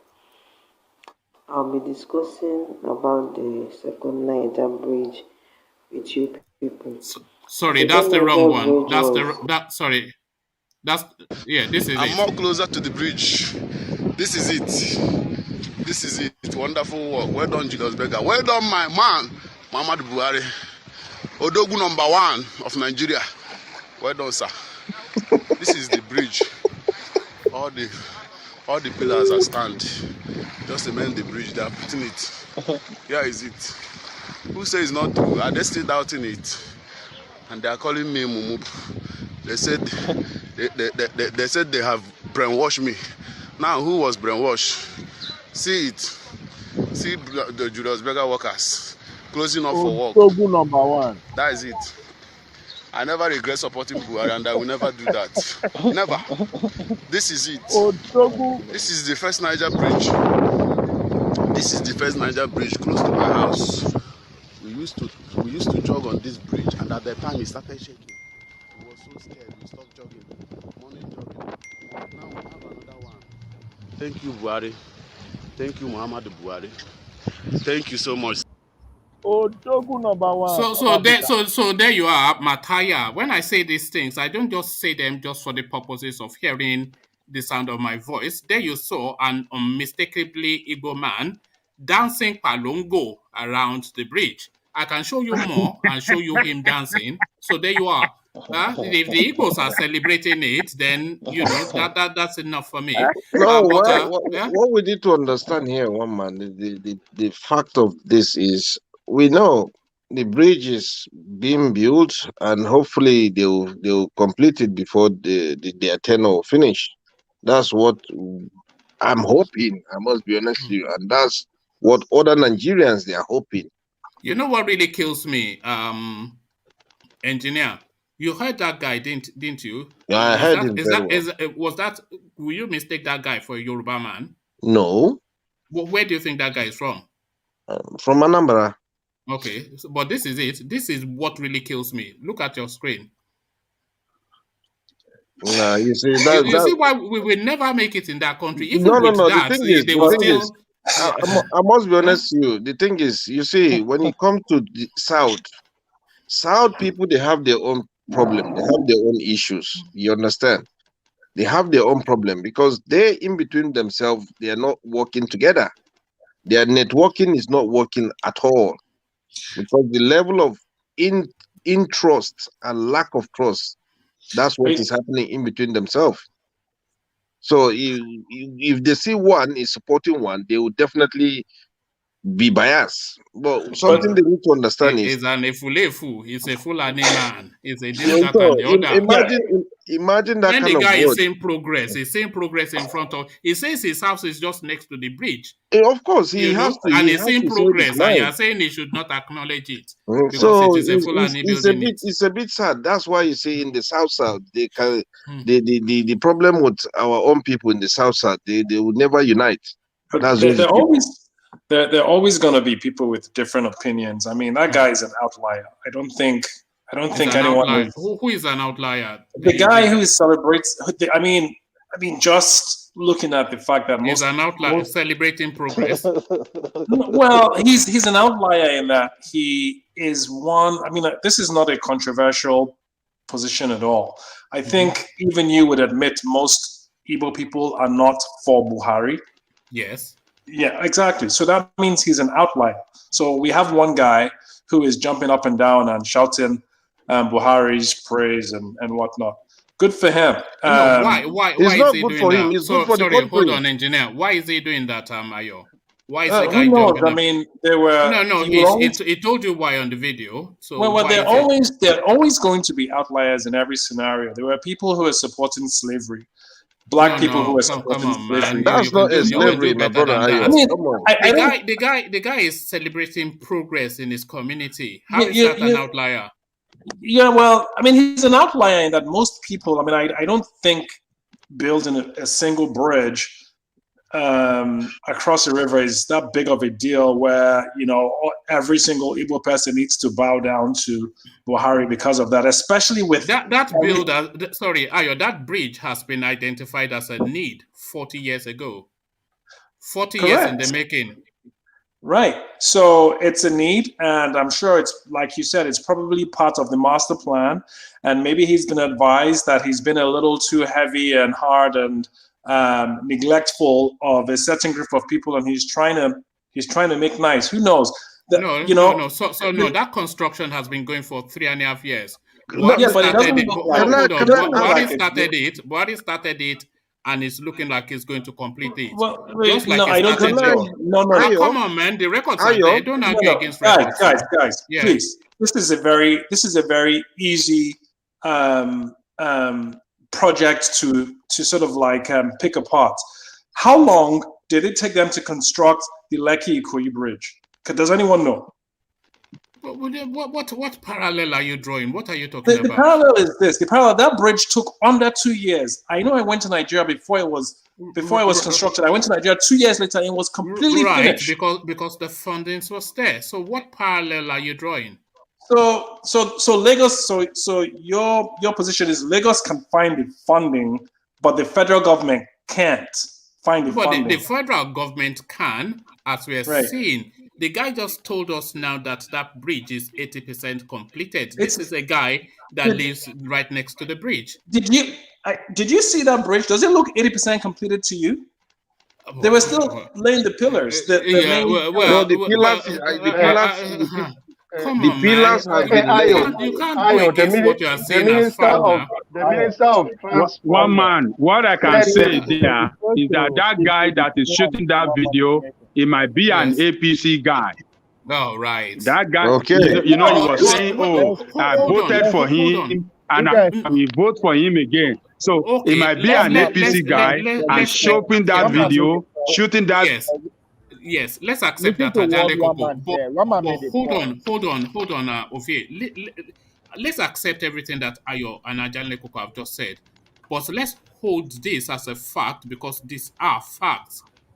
The groundbreaking of that bridge was done by Buhari under his administration. Maybe not him physically, under his administration. That bridge up to where we have seen it now under Buhari's administration. And Buhari now telling us that it will be completed. The Lagos words don't mean anything. There's no way that bridge is going to be. Oh, come on, man. Come on. He didn't. We have to know when to get. No, come on. I'm not a Buhari fan. I'm not a Buhari fan. But hold on. This guy did this video in August 19, 2020. And we can almost certainly, at the rate, you saw the video now. Come on, man. We can't go against the evidence in front of us. I despise Buhari as much as everybody, but I'm not going to go against fact to say what I see is not because I don't like the guy. No, that's not how it works. Is it progress? I mean, are we looking at that as progress? Sure. Is it not? Is it not? If he completes it, look at it. How do you look at that bridge? Is it progress? Made a very good point here. Hold on, Ovie, please. Ayo, how do you look at that bridge? Is it progress or not? It's certainly progress if it's completed. Right now, it's not completed. Even as it is now. No. As it is the problem we have in Nigeria. It's always as it is. They'll go there, break ground, and everyone will start shouting, and it will never get completed. Right. No one should give that bridge any credit until the first car crosses it. Right now, it's when that happens, are you going to come back here and credit Buhari with it? Yes, I will. And are you crediting him then with the Lagos Ibadan railway that he started and finished? That was Jonathan's project. He started it and finished it. He what? He started it and finished it. That was Jonathan's project. But Jonathan hasn't finished it, and there we are. Okay. Made a good point. And besides, Everyone knows that corridor. Nobody dislikes Buhari more than me, but wait, I'm just being logical here. Yeah. I'm being logical here. Wama made a point. I can't speak over people, so let me just let you land, Ovi. I can't speak over people. Yeah. Go ahead. So Wama made a point. He said that bridge was initiated 40 years ago. 40 years ago, we have countless presidencies that went through that process. None. So if this man actually finished it, he deserves the credit. If he finished, because but he hasn't. So why are we even talking about it? It's a project that's not going to get completed. I think we all know that. We are talking about it because he said he's going to finish it. That's what we are analyzing it. Who cares what he says? What's his track record? A project that is started. Sorry, Ovie. A project that is started and advanced to 80, almost now 90%, is not going to finish it. Without anyone interrupting me. Does that stand to logic? No. You start something to 80, 90%, and you're not going to finish it. Please put a picture on the screen of that bridge completed 80%. Please find a video and put it on the screen. Look, I can't make the effort, but the video. Yeah, exactly. So why are you telling me that a bridge is absolutely nothing? Picture. Are you telling me that if that bridge was 80% completed, there wouldn't be more videos on YouTube? No, there would be. Oh no, I specifically went to look for that video just to counter this person on the comment section that was telling me that I'm making up stories that an Igbo man is dancing around the bridge. So I can go do what you are saying, but that proves nothing. Right. Sorry. And I guarantee I'm ready to play this video. I'm going to play this video in the background and just mute the voice just so you can see. So this is something that there was absolutely not a single thing in this space until Buhari came in, and this is now how it has evolved to completely nothing on the ground when Buhari came in, and this is where they are now. He deserves a credit. Come on, man. We have to be fair in the way we, The thing is, what I'm just gonna say here is, if Jonathan should do this and an Igbo man compliment him, will another Igbo man attack him? So sometimes we need to stop this hate speech. We need to stop this hatred in us. You understand? So if we see why is this guy telling me why? You understand? Because at the end of the day, is somebody who lives there. Please. Is somebody who lives there. He's out there. Sorry, who engineer, this is one man. I'm not talking about you, one man. I'm talking about the guy who made the video. You have one man who decided to go out, whatever his motivation is. Maybe it's to get YouTube views. Maybe he's genuinely happy. Who knows? One man went out, took a video and put it up.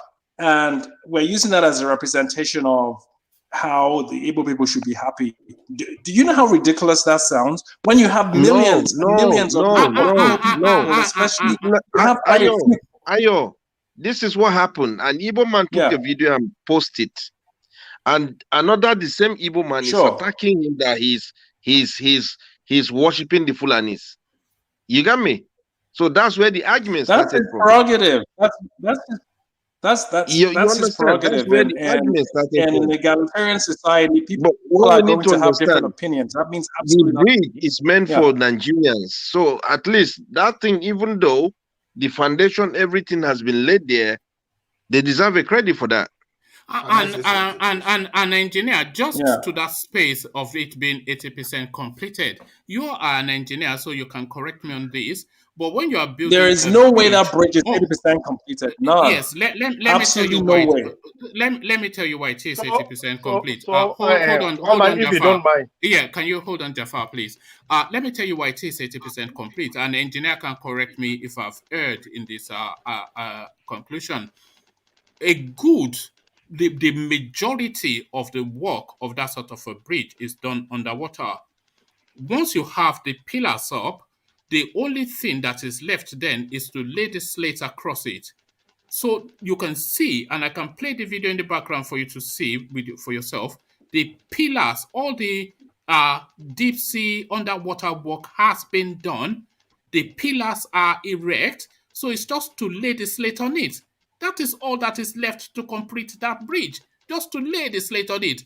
engineer, how does it work in engineering in terms of, I'm not sure if you are a construction or but you Yeah, I work in the construction side. So that sort of a bridge, where's the work? The 80% work there has been done, which is laying those things under that water. Yeah, of course. That's just the gospel truth. Yeah, to be fair, I thought you said you were an electrical engineer, not a civil engineer. No, but even common sense tells. But engineer. Engineer, I know your bias. But you guys, I know you guys. your bias. No, don't say you guys bias. know there is Don't say your opinion. I'm coming. No, don't say bias. Sorry, let's hear from Jafar, who wanted to come in. Let's hear from Jafar. So I just want to make a quick suggestion to Ayo. You just need to go to YouTube and type Second Niger Bridge 2021. Then you will see the video. It will pop out. Exactly. So one man should do it and show us now. If it's 80% completed. I won't do it because you will still argue against it. Someone is saying that. I swear. Someone is saying that. If that bridge has progressed beyond that point, I will swallow my words. I guarantee you that bridge has not progressed beyond that point. I just did it. I just saw they were already on the bridge. The vice president. Wait, this is all right. 2 months ago. The vice if you say so, that it was 65% complete. 65%. What I was going to tell engineer was this, because they put something to engineer and you are a colleague, and they say one man said 80% of it completed and you agree. The way I'm disagreeing with you is this: when you are saying something as an engineer, sorry for accusing you, you use your end management this thing to you co-figure. So we can't just agree. They are progressing. When they finish this thing, let's give credit to the person that finished it. I agree. No problem about that. But I don't just want to start congesting something that I just say. Vice President himself came out and said it was 65% complete as of 2 months ago. That's the figure I believe. Do I believe that Buhari can finish it? Yes, I believe he can finish it. Should we give him credit for completing it? Yes, let's give him the credit. Even though he was not the one that planned it, but he earned his credit when the credit is due. So a bad politician can always earn his own credit. We don't have to necessarily deny him. But to me, I don't see Second Niger Bridge as what we keep IPOP quiet. We are talking of justice and equity. That will not replace marginalization. Thank you, Ola. Yeah, but what we need to understand here, engineer, hold on, engineer. Let me be with Ayo for a moment. So, Ayo, now we see if you're a man of your words. So, okay. So, hold on. Let me just make sure I've got the right one. I'll post the link in the comment section for people who want to verify it independently to go verify it. So this is a video that was put up just now barely a week ago. The person putting it up, Ikechukwu TV. So that is what he calls himself, Ikechukwu TV. And this is what Ikechukwu, let me just see, bear with me 1 second. This is what Ikechukwu has put up. Okay, yeah, here it is. So here is Ikechukwu now presenting. Okay.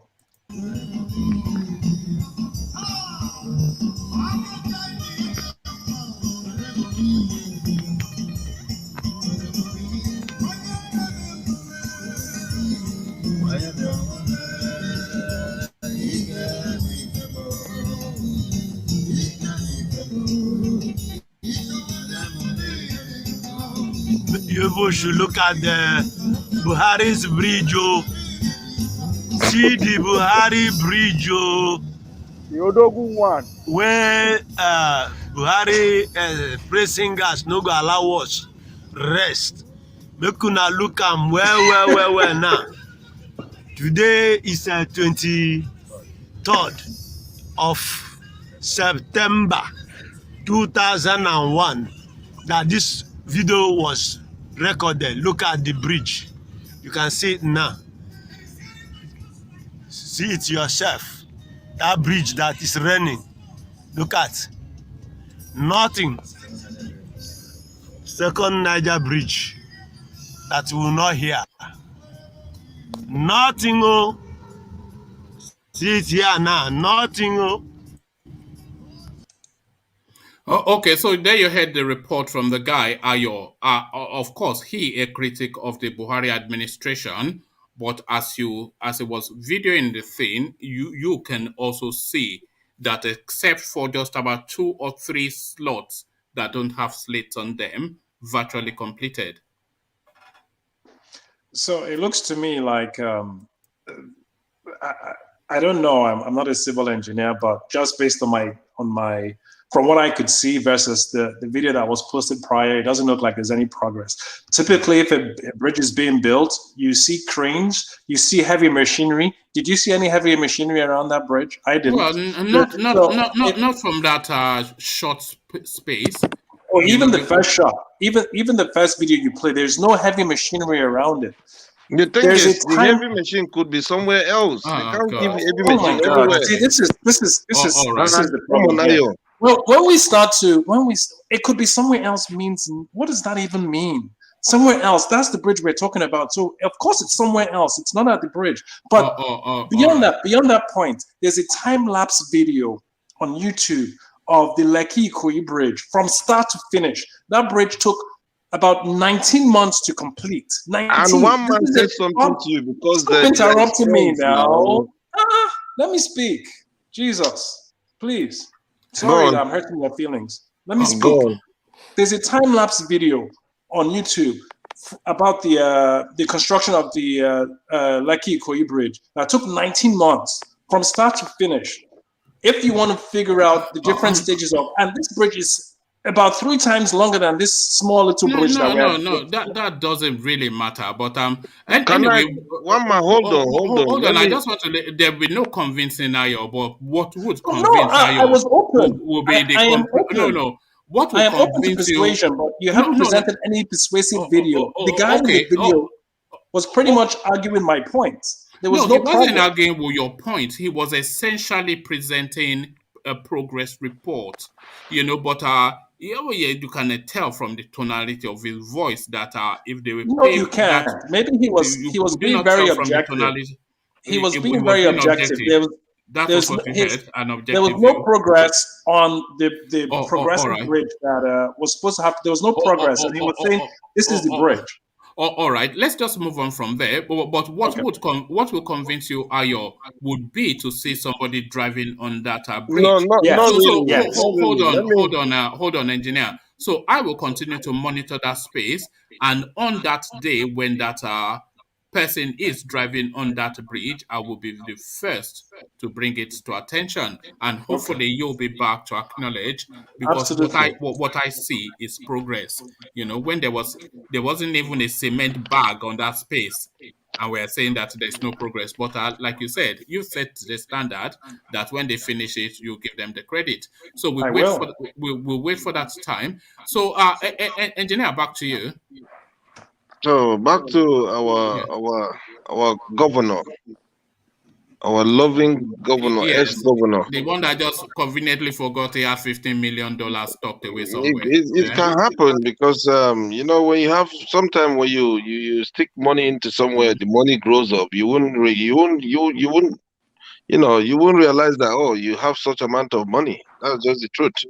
But like I said, whether he made an error or not, credit to him for coming out and give his own a bit defensive issue there.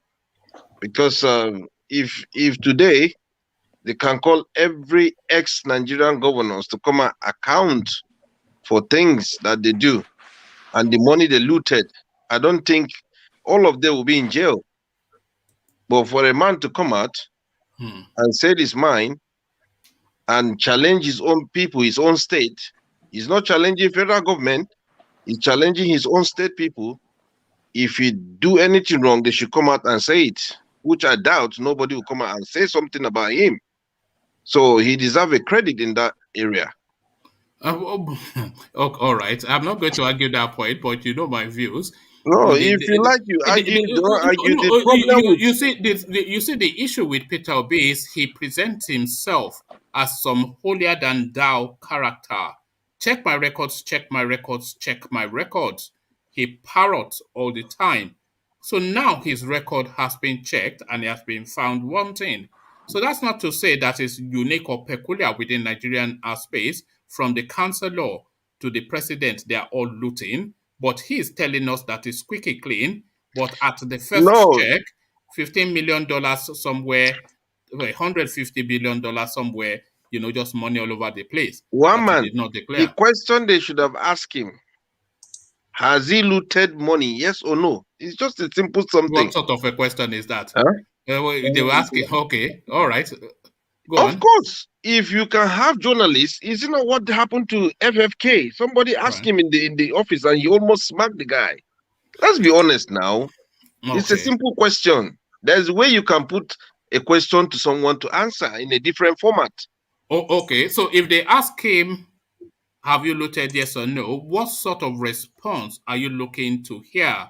And what do you intend to garner from that? So what do you think he would say if they ask him that question? He said he did his best. The remaining change, he kept it to do one or two things. Simple. It's a bit like Abacha, isn't it? When he said he didn't loot Nigeria's money, he was just helping us move it to another space. Of course. Look at that. So you have to give that political voice, political message to people. You can't say, yeah, you looted money. There's a way you can channel it so people will understand in a different format. All right. Thank you, Engineer. Engineer, for reasons of time, let me press on to Jafar. Jafar, are you still with us? Yes, I am. Yes, I am. Okay. Okay. So now and then, the Aboki in Aso Rock is beating his chest again, telling us that he's a doer. This is something that his flunkies have always tried to trumpet. It says this is what he's telling us to judge him on. The 11.9 kilometer Second Niger Bridge, the 120 kilometer Lagos-Ibadan Expressway, etc., etc. So these marquee historical projects that has dogged the Nigerian infrastructure for decades and decades. He is promising completion before the end of his tenure. So if he completes that, do we then have to revisit his scorecard and say that even though not to excuse all the killings that he has done, but give him the credit for that? So how would the completion of these projects weigh in the final scorecard of the Aboki in Aso Rock? It will be a huge positive. It will be a huge positive not only for the country, but equally for their party, for the APC party, which will be going on election campaign 2022. And my belief is that probably they are trying to unveil and commission all these projects just close to the end of 2022 in preparation for their candidate of 2023. I think that's how I see it. And to that debate space, Ayo was quite adamant. But how do you assess the progress then of that Second Niger Bridge? Or are you, like Ayo, insistent that you will suspend your judgment, you suspend disbelief until you actually see somebody drive on that bridge? I think it's making fantastic progress. No less down to the fact that Fashola is driving that space. But what are you making then of this now conversation we've just had around the Second Niger Bridge, Jafar? I think the bridge is almost done because when Ayo was speaking, I actually took the time to go on YouTube and type Second Niger Bridge 2021, and it popped up on various channels of TV, and I saw it for myself. So I don't blame Ayo. He's a Nigerian. We are used to empty promises, so that might be the reason. We are used to empty promises. It's better. We have a lot of doubting Thomases in Nigeria, which to their credit is legitimate because we have been used to our leaders lying to us. So I don't blame him for that. All right, thank you. And still staying with Anambra space, Peter Obi trying to quickly move the conversation on with a diversionary, that classic political diversionary tactic. He now points at Abubakar Malami and his threat to declare martial law in Anambra State. He is saying, don't be silly, Malam. that if you want to declare martial law for reasons of insecurity, then the insecurity in Nigeria is really more vested in your homestead. So go and declare martial law in Borno first.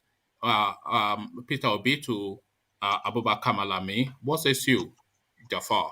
So you know my position on this when it comes to the pseudo declaration of state of emergency. I have earlier said in this form that the Attorney General was taken out of context. He was responding to a question about the imminent election that is supposed to take place next month in Anambra amidst the insecurity. The journalist asked him, how do they hope to organize an election in a state of insecurity? And his response was, nothing is off the table, including the declaration of state of emergency. My view is that nothing is off the table does not implicitly imply that there will be a state of emergency. So, and I still maintain that the Attorney General was taken out of context. Jafar. Yes, sir. Jafar.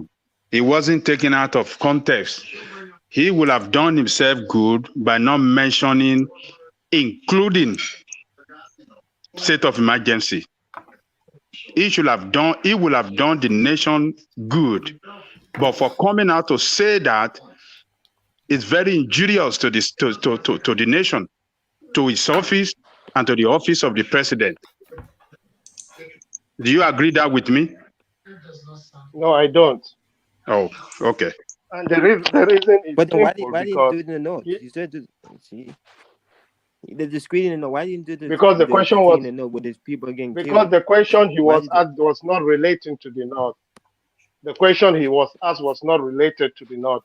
It has everything to do with the election about Anambra, and I'm pretty sure that had it not been because of the next month election in Anambra, nobody could have bothered to ask him about that question. I know, So but it is in our best interest to always put things into context.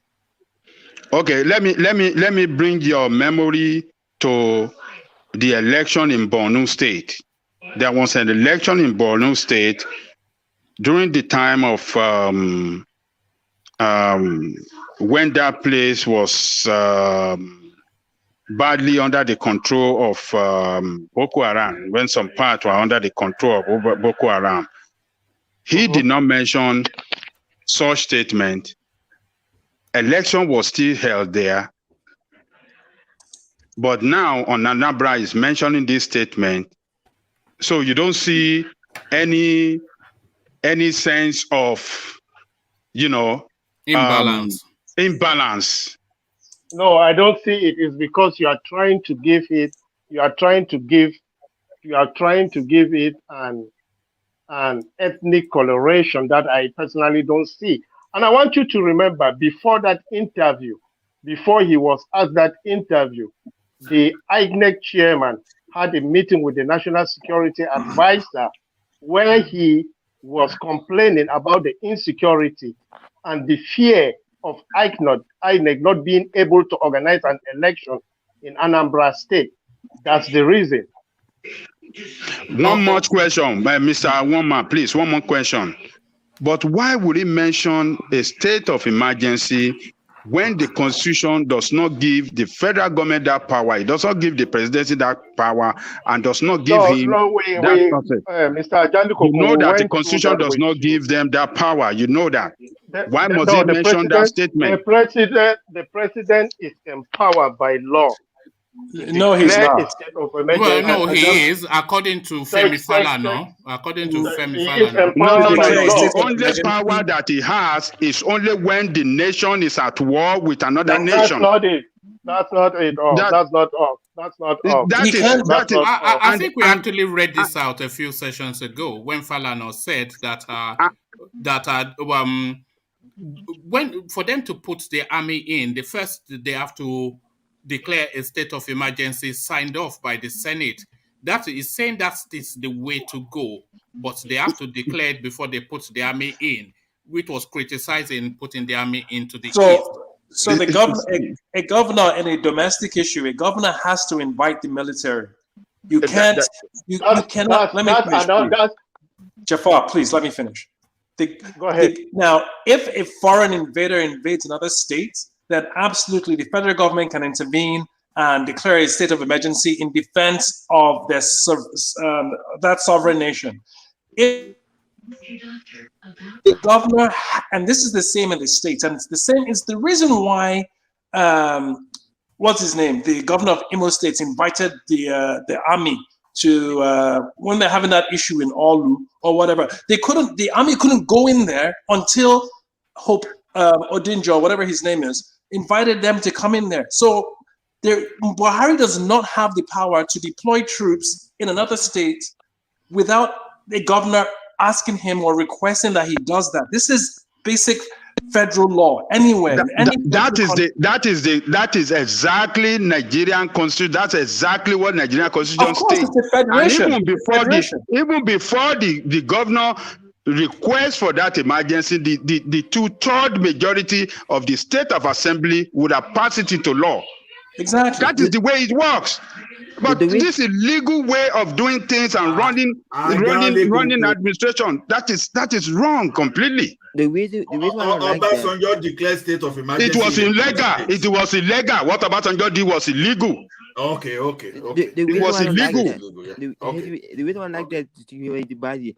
But by his own state, people killed in his own state, and you have put army to own state, people being killed. What Biden is doing? He own state, people being killed in his own state.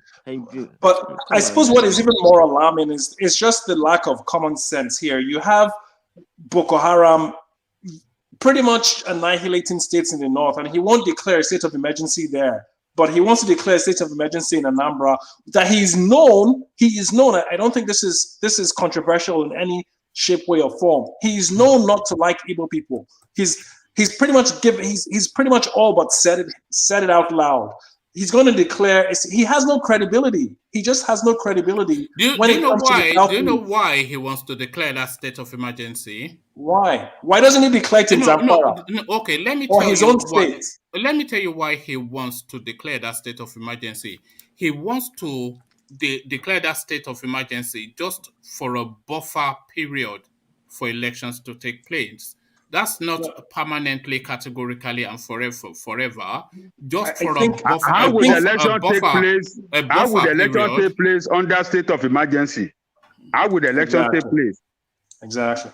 How would the election take place under state of emergency? Yeah, exactly. When you declare state of, that means there's chaos. It's no chaos. Is there no chaos in Anambra? No, there's no chaos. I think there's more chaos in Daura, in Katsina, where he's from. He can't go to go to his own state. He can't go to his village. He can't. The last time he was in Katsina, they kidnapped 32 kids. He was there just for the last Ramadan, when people were going there to pay homage to him, just for the last Ramadan. It was just a couple of months ago. Okay, well, good. So we still know that there's a lot of kidnappings going on in Katsina and Zamfara and all those places, but he won't declare a state of emergency there. For some strange reason. On that, I agree. Thank you, Charles. Let me move Jafar on. So Jafar, now, the anniversary of the NSAS protest is fast upon us, the 20th of October, which is a couple of days, barely a week and a bit. So that is fast upon us. So we don't have to be soothsayers to know what is going to pan out on that day.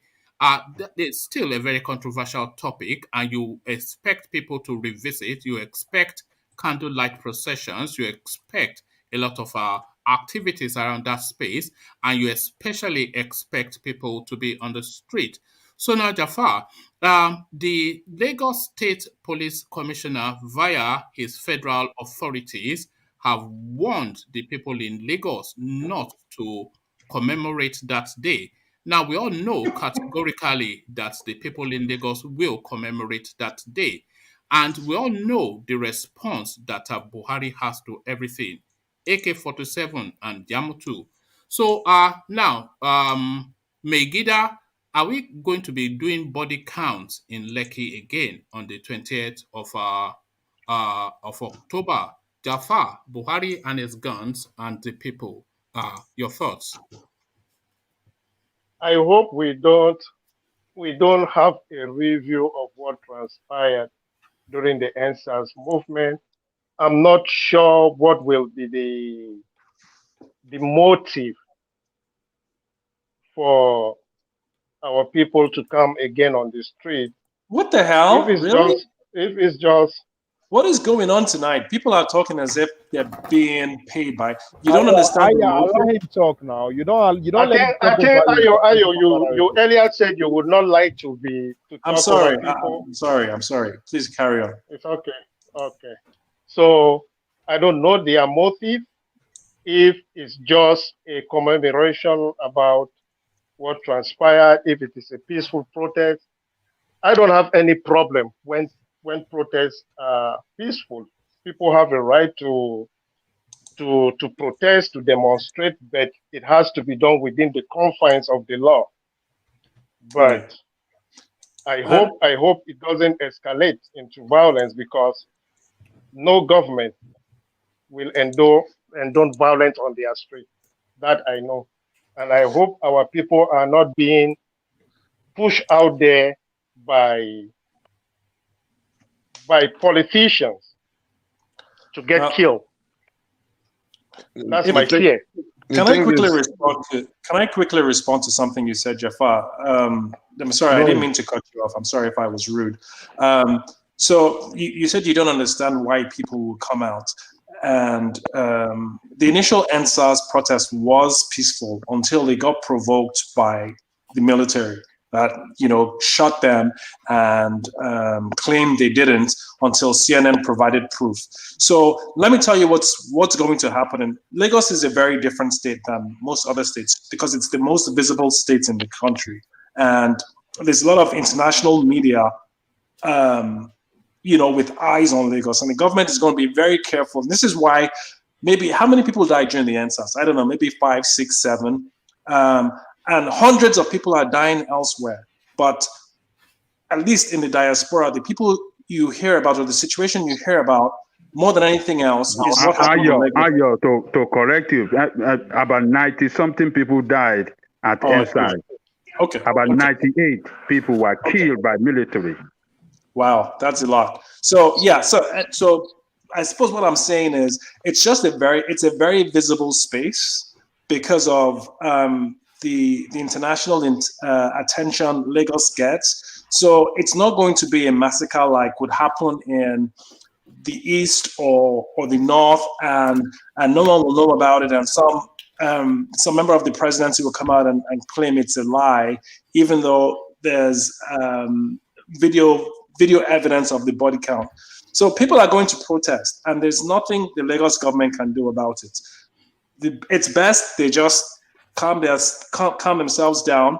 They can stand by, maybe try and prevent it from escalating without provoking the people. But I think most of us that have lived in Lagos understand how people in Lagos view things. And if anyone thinks that people in Lagos are just going to sit down, going to be docile because they're scared of the police interrupting the peaceful protest, it's not going to happen. I think everyone here knows that. There's going to be a protest. The government is not going to be able to do anything about it. That's just the but we know that the government will do something about it now. We know Buhari's response. Yeah, they can, but they won't. They can, but they won't. They will. If they take to the streets, Buhari will shoot them. If I have any family member, I will warn them clearly. We've been seeing it now.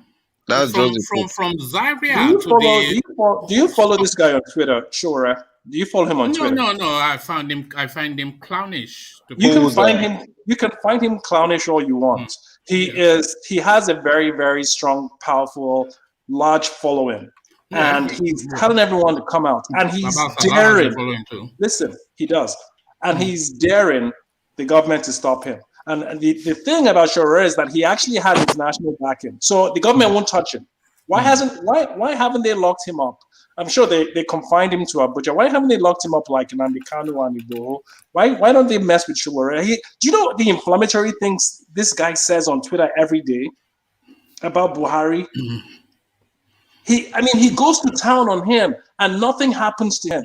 Why don't you? Have you ever asked yourself why? I'm still waiting for the question. Showore is essentially caged. So he's caged in his city. They don't need to bother about it. He's a noisemaker. So they don't even have the balls to jail him. He's caged in the probably the most luxurious city in the country. Well, they don't even have the balls to jail him. His family are in America now, and he's missing his children's birthday and significant. It's impacting on him. But Jafar, you were waiting for Ayo's question. Yes. Oh shit. So did you have a question to put to Jafar, Ayo? No. What I was saying to him, I mean, he's conflating Lagos with some of these other states, and he expects everyone to be an obedient servant in Lagos. Jafar, where are you from in Nigeria, if you don't mind me asking? Jafar is from Kano. From Kano. Okay. He's well traveled. He gives me that authoritarian vibe where he feels people should shut up and do what they're told. No, come on. I find that very being unfair. Isn't that what is happening in Lagos? Isn't that what is happening in Lagos? Who is really looking for the past 20 years? What's the definition of that? No, there's no. Ayo, I found it very funny. I find it very funny for you to formulate such opinion on me. Well, probably because you've never been challenged. You've been getting away with your ideology for so long, and no one has ever frontally challenged you on it. No, I don't. But I've not even seen the challenge coming. I haven't seen the challenge coming from you. I have been challenged on this forum more than any other person. I haven't seen it. I'm not. He gives off a very authoritarian vibe. No, like he expects people to shut up and do what they're told. No, he does not. It's quite resilient. I have my views, and I have very strong views about Nigeria. No amount of propaganda or misinformation will actually change who I am. So when I say things, I say them the way I feel. Jafar, that's fine, but stop trying to change people in the South, because we think nobody has differently. changed anybody. We don't worship our leaders. We're not religious bigots. That's okay. You guys, that's okay. No, I think I'm actually going to hold on. I think I'm actually going to remove Ayo. I don't like the tonality of his voice tonight. Thank you. Wow. Carry on, Jafar. Sorry to cut you. Ove, Jafar, Ola, Charles, Ajale Koko, one man. If you have any of your family in Lagos, tell them not to go to anywhere, or they should stay at home, because you can't suffer and work abroad and start sending money to pay for hospital bills. Engineer, how long will we continue to be scared of these people? The constitution. Hold on. How long will we continue to be scared of fighting for our right? I'm not ready to go and labor myself to send money for hospital bills. That's one thing I'll tell my family people. The more we don't stand up for our right, the more they trample on our right, and the more they enslave us. Some people have to fight. This country we are enjoying today, some people die for us to be what we are, die for what we are enjoying. The liberty and freedom we are enjoying here today, some people fought and died for it. But we don't want to die. We don't want to fight and die for anything in our country, for these bastards that are in this criminal in position of power, because they have the military that cannot defeat insurgency. They only have the military for their for the citizens that obey the law. This is the Ajaleko speaking. Please leave him. The real Ajaleko is speaking now. No, what I'm trying to say, we are talking. Engineer, don't promote this thing. Let our people go out and stand up against them. Ajaleko that support Peter Obi is not Ajaleko, but this one is Ajaleko. If there's any state that is being currently in Nigeria, me, I don't fear by the time I come. I'm making a point here. If there's any state that is enslaved, that the citizens are enslaved in Nigeria, it's Lagos State. TINUBU has hold Lagos down for the past 20 years, telling the citizens to shut up and sit down and accept whatever I dish out. Nobody's talking about it. and somebody they has are talking about it. Look, they did it. That's what when those people in Lagos State holding Lagos by the jugular for 20 years, when the people when the Yoruba nation was led by Igboho was taking hold on. When they were taking demonstration there, they are the one that took the police out to stop people from having that rally. They are the you read story where we witness. What do you want to tell us? TINUBU is still holding Lagos as we speak.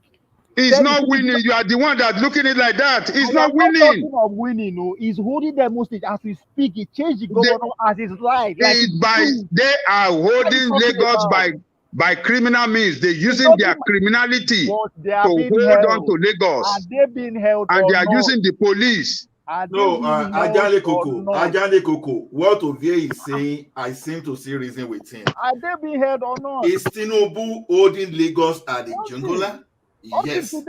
Yes, he's using the police. They are using the police and the military to do it. One man is holding them hostage for past 20 years and counting. They telling the citizens to shut up and sit down and accept anything they dish out to them.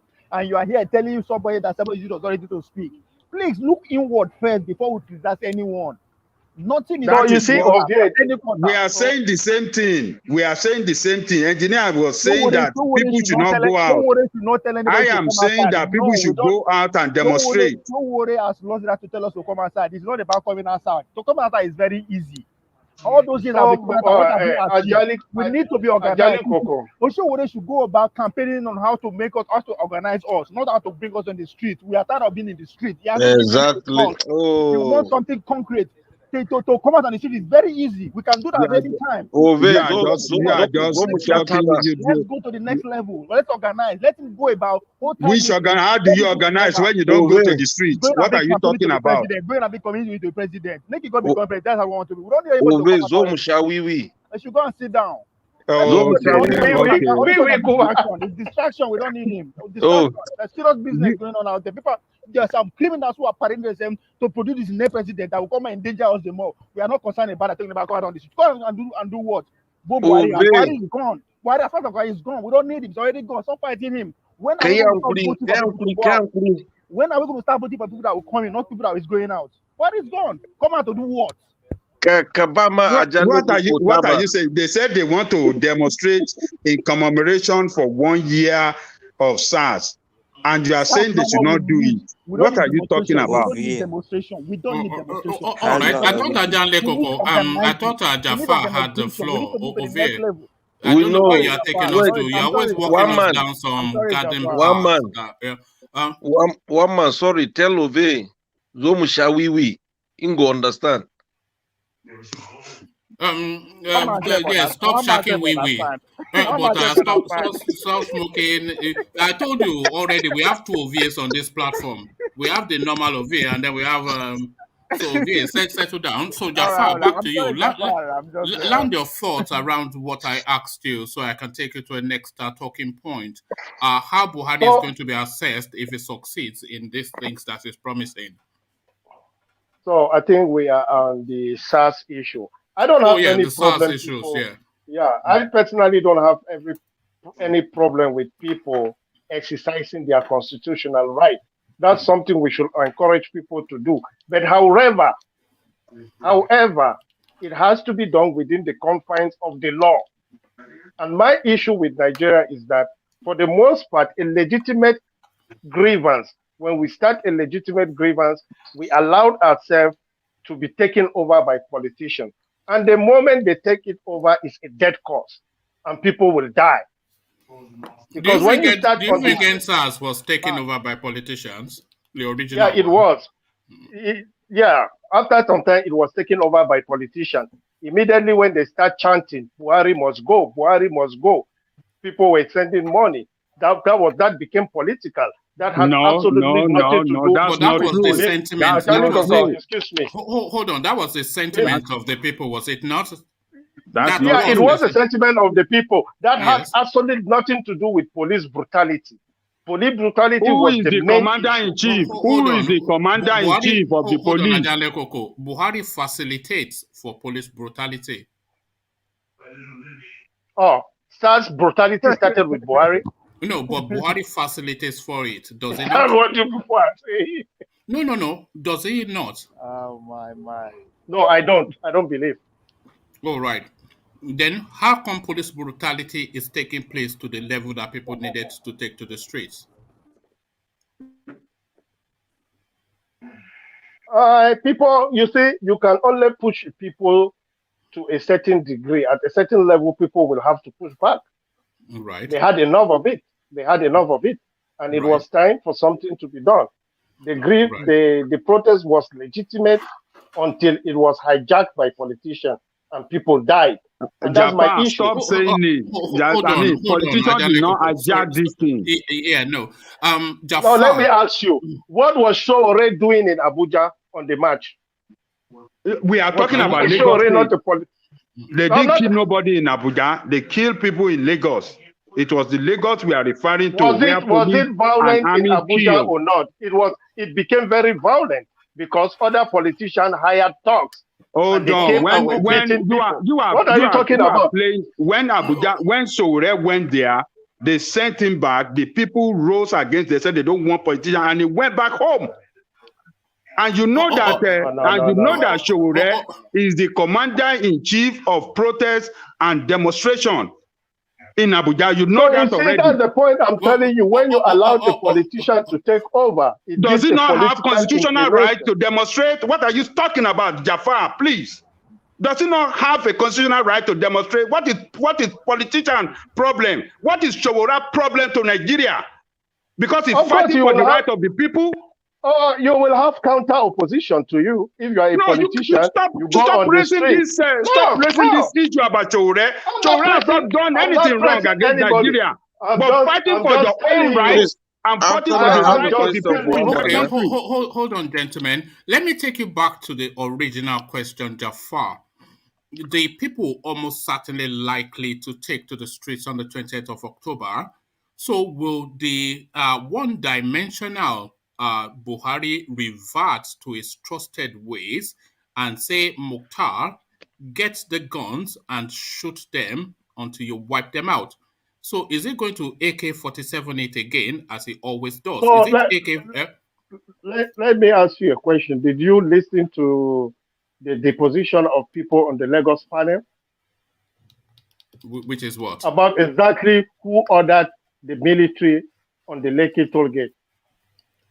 We have the name of the person that led the military. It was a Fulani man, and the person that had superiority over him, he came out to exonerate himself, that he did not give him the authority to open the shooting. So the authority came from somewhere to open the shooting, and that authority would have come from the chief of army staff, and the chief of army staff would not order anybody to open fire in Lekki at the heartland of Lagos without the explicit approval of Malam Buhari.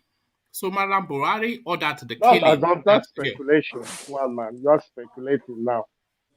You're just speculating now.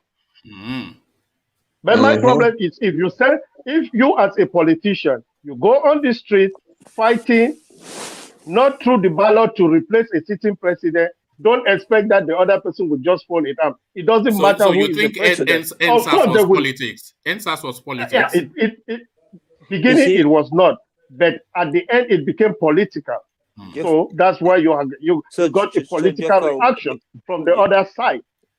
Who are the politicians responsible that came in at the end? Who are the politicians that you know, or the security apparatus pointed their hand at that these are the politicians behind this? Mention name for us. And which politician has been arrested for it? Which politician has been arrested?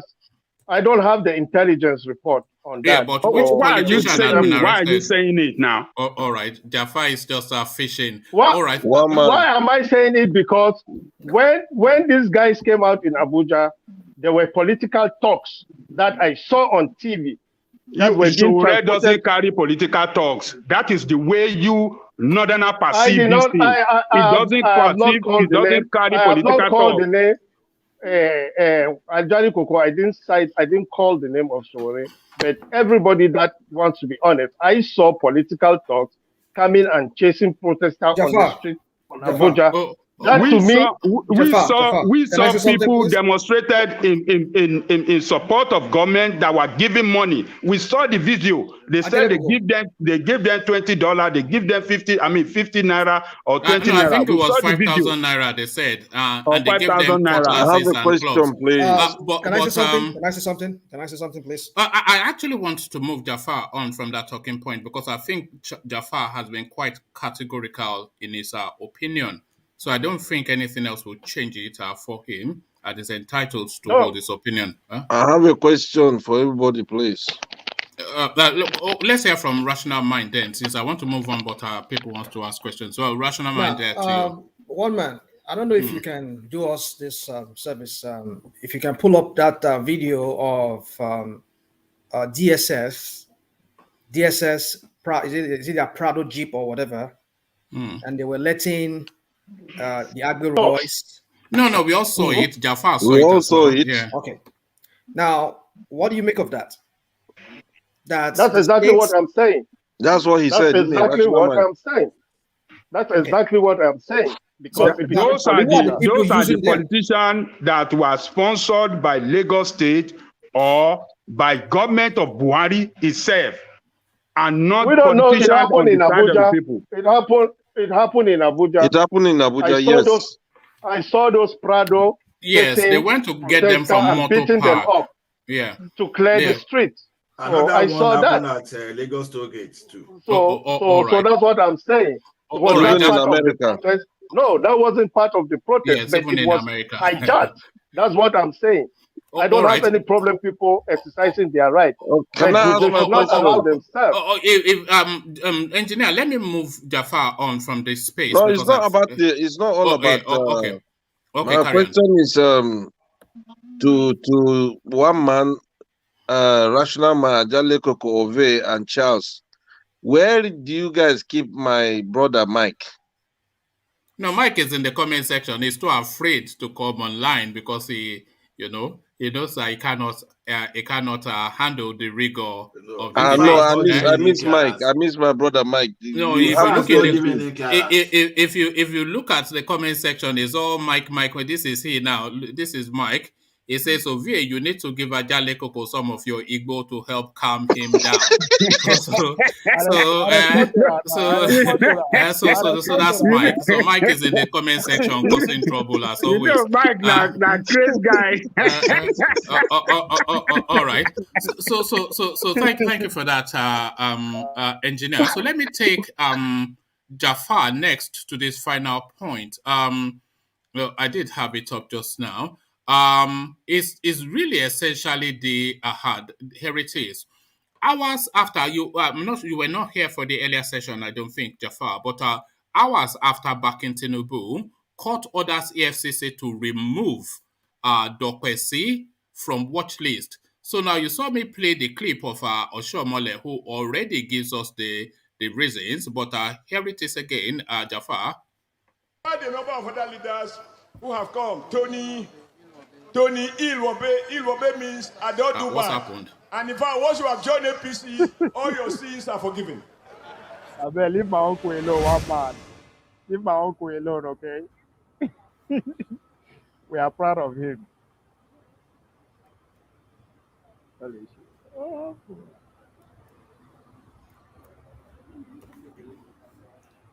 System froze, isn't it? We are proud of our uncle, one man. Leave our uncle alone, okay? That's our illustrious son. Leave her for us. That's our map. The only mouthpiece we get for now. Well, let me say something before let me say something before one man comes back on the screen. All right. You see, as long as that, I keep saying it here on this platform. We have two regions in that country with with different ways of saying things. I listened to Jafar when he was talking. You see, protest is part of democracy. A country or a democracy where people cannot protest. It is no democracy. Now, this government that is there currently right now, they protested. And that was why their voices were heard. And that was why a lot of people felt, okay, they had something to give to the people. When they were protesting against Jonathan that time. If what they were doing now, if Jonathan had did it back then on them, do you think they would have been there today? Probably not. Nope. Very likely they won't be there today. No. So let's not talk. I'm not saying the NSAS people should go and protest like they did, or they should go and I'm not saying that. But it says let's not use this word of like, okay, people should just shut up and take it, and no, we should not do that. Democracy, protest is part of democracy.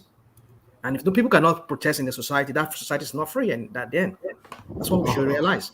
All right, thank you, Rational Mind. I think Oshomole was conspiring against me. I was about to play his video, and my system froze. This is it. All these people and their dugurudu. I'm telling you, that's the only mouthpiece. That's the only mouthpiece. Igono presenting us. Leave him alone. Okay. All right, but Jafar, to that question though, hours after backing TINUBU, court ordered CFCC to remove DOKPESI from watch list, a list that DOKPESI has been on for going on 2 decades. So is this just a fortuitous timing, or is this now what Oshomole said? Join the APC and your sins are forgiven. I don't know. I don't know how I will justify such a coincidence. I don't know. I want to believe the courts. I know he has been in court for a long time, back and forth. So I have never bothered to follow his case in court. So, but it's a surprising coincidence. I may not want to speculate because I really don't know if it's because he made positive statement about the national leader of APC that his issue with the court has been discharged or discontinued. So I want to be careful with that. But now coming back to what Rational Man just said, Rational Man, I have never in my life undermined the right for people to protest. It is enshrined in the Constitution. But what I always say and I maintain is that every protest has to be done within the confines of the law, because we are a state, we are not a lawless place. There are procedures to do protest. And my issue with protest is that it should not be allowed to be hijacked by external forces. That's all I'm saying. I didn't say anybody should not protest. If people want to spend the rest of their life protesting, that's up to them. I cannot challenge the right of anybody to exercise their constitutionally mandated period. Sorry, yeah, it's the law. No, Jafar, regulated. It's the country. It's the law. Well, Jafar, should protesting carry a death penalty? No, protest is not a crime. Well, but protest is not a crime. Jafar. You see, this narrative of you, let me not say you, because sometimes I don't want to sound like Ayo. I'm not saying I'm Ayo. I'm not trying to derogate Ayo, but what I'm saying is this. You see, if you need to understand the tonality of people from the South who are maybe more exposed, I would say, we are not the kind of people that do rankadede. We don't do rankadede for people. We are very independent. When we don't go out so listen, let me say so when you say complying to the rules. Yeah, I get you. But now this rule, who defines this rule? That's the question. Who defines this rule and who interprets this rule? Because we see that's the question. The question you should first ask yourself is, what are the procedures for a protest in a country? Don't give me that. Don't give me that. Hold on. Let's address that. Protest is covered under a myriad of fundamental rights, right from the Nigerian statute books to the African Union statute books and ending in the United Nations statute books. So it's a gold standard human rights guarantee. And under the Nigerian statute books, it is categorical, with Buhari himself being the seminal case that nails it down, that you do not need anybody's permission to demonstrate and rally and voice your opinion publicly.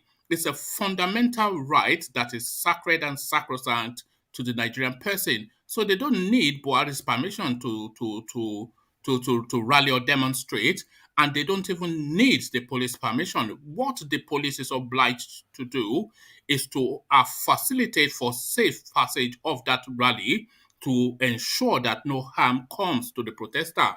That is their only involvement. So the rule requires you to notify the police. It does not. Does it? Where does it? No, you have to. If the police have to maintain public law and order, you don't tell them they will. I'm going to protest on this way. How they supposed to? That's the problem I'm saying. No, he has a point there. One man. What are you talking about? It's the same thing. No, but the protest is not hidden. The protest is not hidden. No, the thing is, I don't need I'm coming, Jafar. Before you come out and do any protest in England here, you have to notify the police. That's the law. In England? So what he's saying is right. But Nigeria does not require you. Even in Nigeria, Nigeria does not require you to inform the police. Nigeria does not require you to inform the police. That is the law in Nigeria. They go die again. Yeah, not ready to carry money. That's the problem. That's the problem. The problem is protests cannot carry a death penalty even under somebody like Buhari. It's not. It cannot and must not. So what I'm trying to say is this. Well, my point is this. You see, the Nigerian context, they will kind of make some kind of laws. I don't need anybody's permission to protest. And by protest, I don't mean I have to go on a rampage and killing people. I give you an example. A man some few days ago, Ago, he was protesting. He wore on his signal, whatever he wore on his body. He wasn't beating anybody up. It wasn't causing any civil disturbance. Now, what happened? We all know what happened. He wasn't protesting, my brother, please. What was that? He was just driving his car. You see, we keep using this word. Let's not drag it. He wasn't protesting. I have that video. When we say protest. Listen, engineer. Protest has different levels. The different forms of the protest. They asked him. He said it clearly. Now he wasn't protesting. So what he said he wasn't protesting. So what was he doing by the road there when he wore that thing and then he parked by the middle in of the road? his own hometown. Now he has been putting that dress for long. You see, that is a problem. We don't understand. He just gets caught. Even if he doesn't understand what he's doing, that's what I'm trying to tell you. He doesn't understand what he's saying. And maybe he's just saying it just to make sure so that we avoid being punished by the government. He was protesting. Protesting doesn't have to be when you have to go on the rampage and making noise. That's not what protest is all about. So you just finished my golden star. So the point, what I'm trying to say is this. You see, I need nobody's permission to protest, to tell them how I feel. Did Buhari obtain permission when he was protesting back then in 2014 or 15? Was he doing that? National mind in Nigeria, when you want to come out on the street, the law requires you to inform the police. Who framed that law? Because that's not true, you are right. When you are protesting, you are actually infringing on the right of your fellow citizens who are not part of your protest. So the police have to make accommodation for those people that are not part of your protest, of which your protest is an infringement to their own right. You have to notify. By notifying, you are not seeking permission. That's the law. You see, that country can never be won. Jafar, you are not right. The law does not require you to inform the police before you protest in Nigeria. The law does not require the police to protect you. Right? How are they supposed to protect you? They don't know what you are about. If you want to carry out peaceful protests, what do you need? What do you need the police to protect you for? No, actually, you are talking of permit. You are talking of permit. You can inform the police, but no permit. In Nigeria, you request permit. The point is, they've bastardized that country's law to make the law does not require you to take permit or inform the police. Nobody is talking about permission. We are talking about notification. There is a huge difference the law does not even require you to notify them. No, you have to. Ove, talk now. No, you have to notify the police. You need that. So that's why they can separate you from Okay. Maybe notification is better than taking permission, right? Because Fernando said it. Yes, you can notify them, but you don't require to take any permission from them. Yeah, that's right. Yes. That's correct. Yes. For here, I think that right currently in Minnesota, there's a law being proposed. If you are found big protests that go against the rule, you'll be denied student loan, almost all the government facilities. So we are going to a state monitoring police now. All this one we just they talk like it's going to even get tougher than that. Even here in America, the rules have been adjusted by the day. So it's a law. You cannot just ask the whole crowd to just come out like that without informing the authority first. What was about Minnesota? What was the context? What happened in Minnesota that led them to that law? What was the last story about? No, let's not go to Minnesota. We've still not solved the problems of Nigeria. You like to dance around things like this. I understand what you're saying. That they're trying to make it. I want to tell you what led to the law, and I protest. No, forget Minnesota. Let's focus on Nigeria. Lord Michael, my brother, don't need anybody's permission. Even in America, if you want to ask the crowd to come out, you need to take permission from the police. Quote me anywhere. No, forget America. We're not talking about America, though, are we? Are we talking about America? No, yes. No, we're talking about so BUHARI let's talk permission. about Nigeria. Forget America. America can do what they like. Why I'm getting this conversation? I've even lost what I was discussing with Jafar now. Jafar, if you remember what you were talking about, please progress your point. We're talking about the protest, Dr. DOKPESI. Yes. With his nice words about Bola Ahmed TINUBU. And suddenly by magic, look at that. Hey, what a thing. No, actually, is a coincidence, a surprising coincidence that may require people to speculate. But all right, I'm you not call it a surprising coincidence, Jafar. But listen to this. He's also former council chairman and my very dear friend, and we have quite a number of other leaders who have come. Tony Ilwobe means I don't do bad. And in fact, once you have joined APC, all your sins are forgiven. And there you are. So Jafar, it may be a coincidence to you, but Oshiomhole has already told us the formula.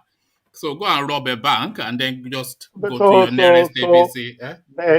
But one of the founding members of the APC is still in court. Who is on corruption charges. The case has not been, No, come on now. That's just a political something. An open and short case that has been in the court for 4 years. We cannot be selective with our parts. No. He was embarrassed out of that position. At times, I'm careful to make this. Jafar, let me ask you a question. What is the relationship between what was Babachela's office before he was removed? He was the secretary to the Federation. Okay. And what is his relationship with now the current secretary to the Federation, Boss Mustafa? I don't know. I know Babashir is his uncle. It's his uncle. So this other one, I don't know where he is from. Is his uncle. Babachir is the new guy's uncle. So that tells you all you need to know. But he's still in court. What court? An open and short case that has been in court for 4 years, and somebody that the court red-handed. Why did they even put his uncle there? It's just the most ridiculous thing. But all the sacrifices for him. Oshiomhole has said it all. Come to APC and all your sins are forgiven. You cannot go against the chairman of the party when he tells you categorically, and we've seen it exemplified. People will go and rob, and they will join APC. I always say this: if you can't beat them, you know. So my uncle was always a spokesperson. Okay, don't hold him to that. He always looking for the party. Leave my uncle alone. All right. So who's that? Gosh, where's that coming from? Is he laughing about? I don't know. I don't know. I think he was trying. I think he was trying to talk, but his system was not piping through.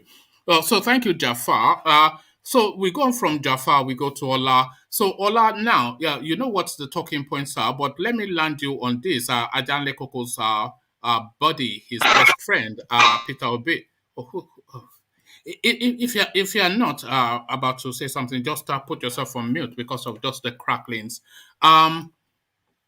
So let me take you now to Peter Obi, who just by way of memory remembers now that he has 15 million just tucked away in some dodgy account in some funny island.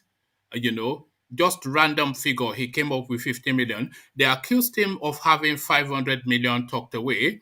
And he's saying, I don't even have up to 3% of that. And then he says, oh, about 15 million. So a man, I mean, I know wealthy people sometimes, but 15 million that you just forget in some account. So this guy now that goes around trumpeting and beating his chest that I am the best thing that the world has ever seen. So has his wings now been clipped effectively politically because his whole storyline is the honest broker. And we now see that honesty is tainted with mucky hands. So the mucky hands of Peter Obi, Ola.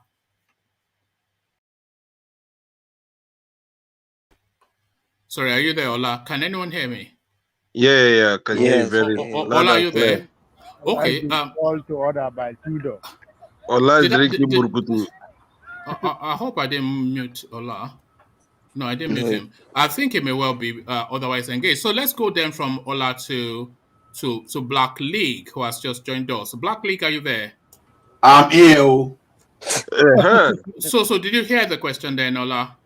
No, I think my network faded, so maybe my earpiece, so I can hear you. No, I was just asking you about the Peter Obi space, who has just fortuitously remembered that he had $15 million tucked away somewhere in some money laundering haven in the Caribbean somewhere, an account that he opened when he was a governor, and is now telling us double dutch. They accuse him of having 500 million tucked away. He whittles the figure down to 15 million, which he says he had forgotten he had tucked away somewhere. This guy that purports and presents himself as an honest broker, tainted hands now, his politics comes to an end. What says you? Let me pray for defense against Ajali Oko, an engineer, before I talk, before I have attacked them. Please forgive me before I talk. The thing is this, to me, I've always made my own known that when you're a rich man or you're a politician, you hardly come out clean in anything. So it doesn't. So now, my first question is this: there's no way Obi is going to explain this away. You understand? He has to prove me beyond any reasonable doubt. If someone has not made investigations and revealed that thing, will Obi come out openly and tell us that I'm hiding something away? And you've painted this picture of an angel. Meanwhile, a person like me, I have a mindset. I have a preset mind that politicians, they are hardly clean. So now, someone now reveal your secret and you start dancing around, you start explaining it diplomatically. You want me to believe you that you are saying, no, I don't believe that. You understand? I don't believe that. Because the question is this: if there's no if there's no journalist that reveal this thing, we won't know. It will still be telling you, go and check my record. Go and check my record. So that's what I don't agree with him. There's no amount of explanation. There's a difference. Whether he stole it from the government or it's another thing, it may be his money. I don't have a problem with that. I'm not saying he stole the money, but the fact that you didn't declare that thing, you are declaring your asset. You have 10 houses, you declare 8, and you are saying because you are owing all those things with all those people, the financial implication of that thing is part of your asset. Declare it and set a good leadership precedent for people to follow. All right, Ola, does this expose now completely end that squeaky clean image that he portrays and then puts him in the bracket of just the normal average Nigerian corrupt politician, and his whole the raison d'etre of his political entity is predicated upon that honest broker? So if he cannot play the honest broker anymore, does that then end him politically or render him impotent as to be of no relevance to anything anymore? Is this the end of Peter Obi's political career with this expose? Of course, yes. This has just supported my hypothesis, even up to 0.01% confidence interval. Because when you look at it, I never believe that politicians are saints in the first instance. I believe they are corrupt, and someone is trying to say, Bruin said that it's not corrupt. So whatever. Now, the evidence on ground now is only trying to solidify what my belief about average Nigerian politicians, although it's not peculiar to Nigeria alone. So you were not totally honest, but you were telling us that you are honest. So the investigation, what has come out now, is just telling you that you're a normal politician. You are among the normal, regularly corrupt politicians. Whether your corruption is from stealing for the public fund is another thing. Like I said, I'm not saying he stole the money from his state, but the fact that if you are to pay 30%, if a citizen is supposed to pay 30% of his tax and you pay 20%, you are still corrupt. There's nothing you can say. So whether the law allows you to be corrupt is another thing. You understand? So now you are saying I'm an angel, I don't do anything, I'm so clean. No, I don't want that, because that is the same deceit that the likes of Buhari used to get into power. You know, when people like us were shouting that this man in the first instance is a criminal by panic, so people will say, shut up. See, if you want to come out clean, if you want to base this thing on the reality, on the minimum standard, we have to call a spade a spade. And I saw someone now trying to compare that one with what I said about Osinbajo. That's totally another thing. Just because they say most Nigerian are Yahoo boys now, for example, it doesn't make Ola Yahoo boy. It doesn't make Ovi Yahoo boy. So you don't judge me by that. You judge me based on different things. So, but this one is totally different. It's totally different. Right. You lie under the oath that you've declared all you've had, knowing that you are keeping something somewhere, coming out to tell you to explain, according to engineer, that we should give credit. No, I don't give credit to that. I don't give credit to impunity, to dishonesty. No. So all right. The lesser of two evils is still evil is I just said. Yeah, go on. Okay, you see what the discovery about Peter Obi? They just introduced him to the real league of politicians. For you to be a Nigerian politician in the mainstream, one, you have to be a thief. Two, you have to be a killer. So this is his first step into being into the real political arena. The next, when they reveal the blood on his head, then we will know he's like the rest of them. There is no sense. I disagree with you. But Lord Michael, what would then be his? I think we're getting so much reverb from you. Okay. Yeah. Too much reverb. Yeah. What would then be his selling point? It's coming from Lord Michael. That noise. That's from Lord Michael. So if you mute yourself, so I can put the question to you, Lord Michael. I don't know. Maybe you need to put a headphone in or something. But what I was going to ask you is, you are saying he now joins the political space because it's a corrupt and a dirty space, and you are right. But what will now be his selling point, Peter Obi? That is, because the only thing that stands him out of the rest of the politicians is that this thing that he vaunts so fervently, that is just an honest man and we should check his records. And he has been saying that this is the thing that he has built his political name on. I am an honest man, check my record. This is what brought him to the limelight. This was what made him the vice to Article's ticket. This is what still makes his name reverberate in the echelons of politics. I am an honest man, check my record. So now that his record has been found wanting, does this not end him politically? Essentially, not totally, but enough to make him impotent and no different from Lamido or something, or XYZ, or even Hope Uzodinma. How is it different from Hope Uzodinma? All right, I would say what will make him a little bit different from the others is his past record. Because when he was governor of Anambra State for 8 years, There was peace, there was progress, everybody was smiling, there was infrastructure. He could interact with the layman on the streets. He does school intervention. He talks to students, not even their principals or their head teachers. So he knew the cry of the people. That is the only thing that will stand him out. Apart from that, I don't see anything. He has mingled. All his friends are criminals. They say, show me your friend, and I will tell you who you are. So apart from that, I don't see any other thing for me. All right. Exactly. I agree with Lord Michael. Exactly. That's what I'm saying. We should separate competence from corruption, especially if someone is not convicted. So that's just the way I see. A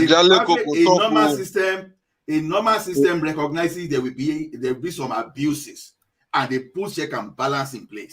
So no system expects you to be 100%. Yeah, but he circumvented those checks and balances, did they not, by not reporting factually what was needed? I agree with you, but until he's convicted, but I'm not doubting his competence. That's the point. But his honesty, his sincerity, that is what I'm calling into question here now. So nobody should paint that we should praise him. No, I don't praise politicians, especially I've seen people praising Buhari for second Niger Bridge. That's not my standard of praising any government. All right. Ola, let me take you to that space then, because that's where I was intending to take you. So Buhari now giving us now what to measure him against. Second Niger Bridge, as you said, Lagos-Ibadan Expressway, Abuja, Kaduna, Zaria, Kano, Expressway, East-West Road, etc. So he's now promising completions of major projects that have been long and outstanding within the Nigerian space. So with that, rebracket his scorecard. That is the question. Yeah, I think politicians can overstate things sometimes, but do I think Buhari is doing anything at all? Of course, yes, he's doing something. So I won't say because of his recklessness and the abuse of power, or is there this thing that I will just totally right? No, I don't do that. I give credit where I think they've already obtained the credits. But the thing is, adding percentage is another thing. Like I said, I read when Osinbajo said there was 65% completion, and truly, I've seen so many pictures on internet from Jack Obinya, the guy used to add Buhari to his name there, and I've done the research myself. I believe they are progressing. Now, whether they now complete the project is another thing entirely, because I believe government is a continuum. So, like the second Niger Bridge now, some people designed, some people try to kickstart, and others are trying to complete.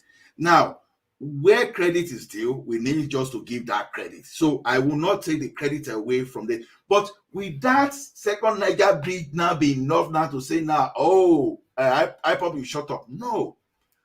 See, that infrastructure is just one of those things, one out of thousands of things that a normal government head should do. In fact, to some extent, it's even an insult, even to even which administration has done any significant project in the East since the 60s?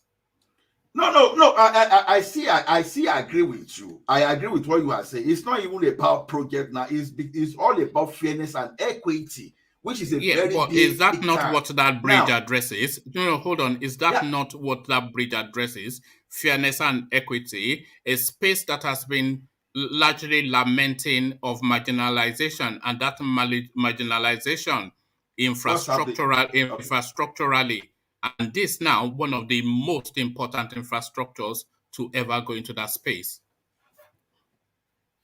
No, I just see that bridge as some kind of pacification. You are trying to pacify, because the root of the problem is what we have to address. For example, now there was even a time that the vice president from the country, for example, was from Igbo land. Did that stop Biafra agitation? No.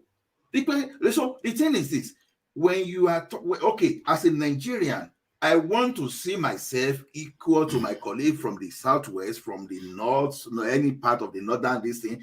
Does that bridge not counterweight the mantra of marginalization? Does it not counterweight it?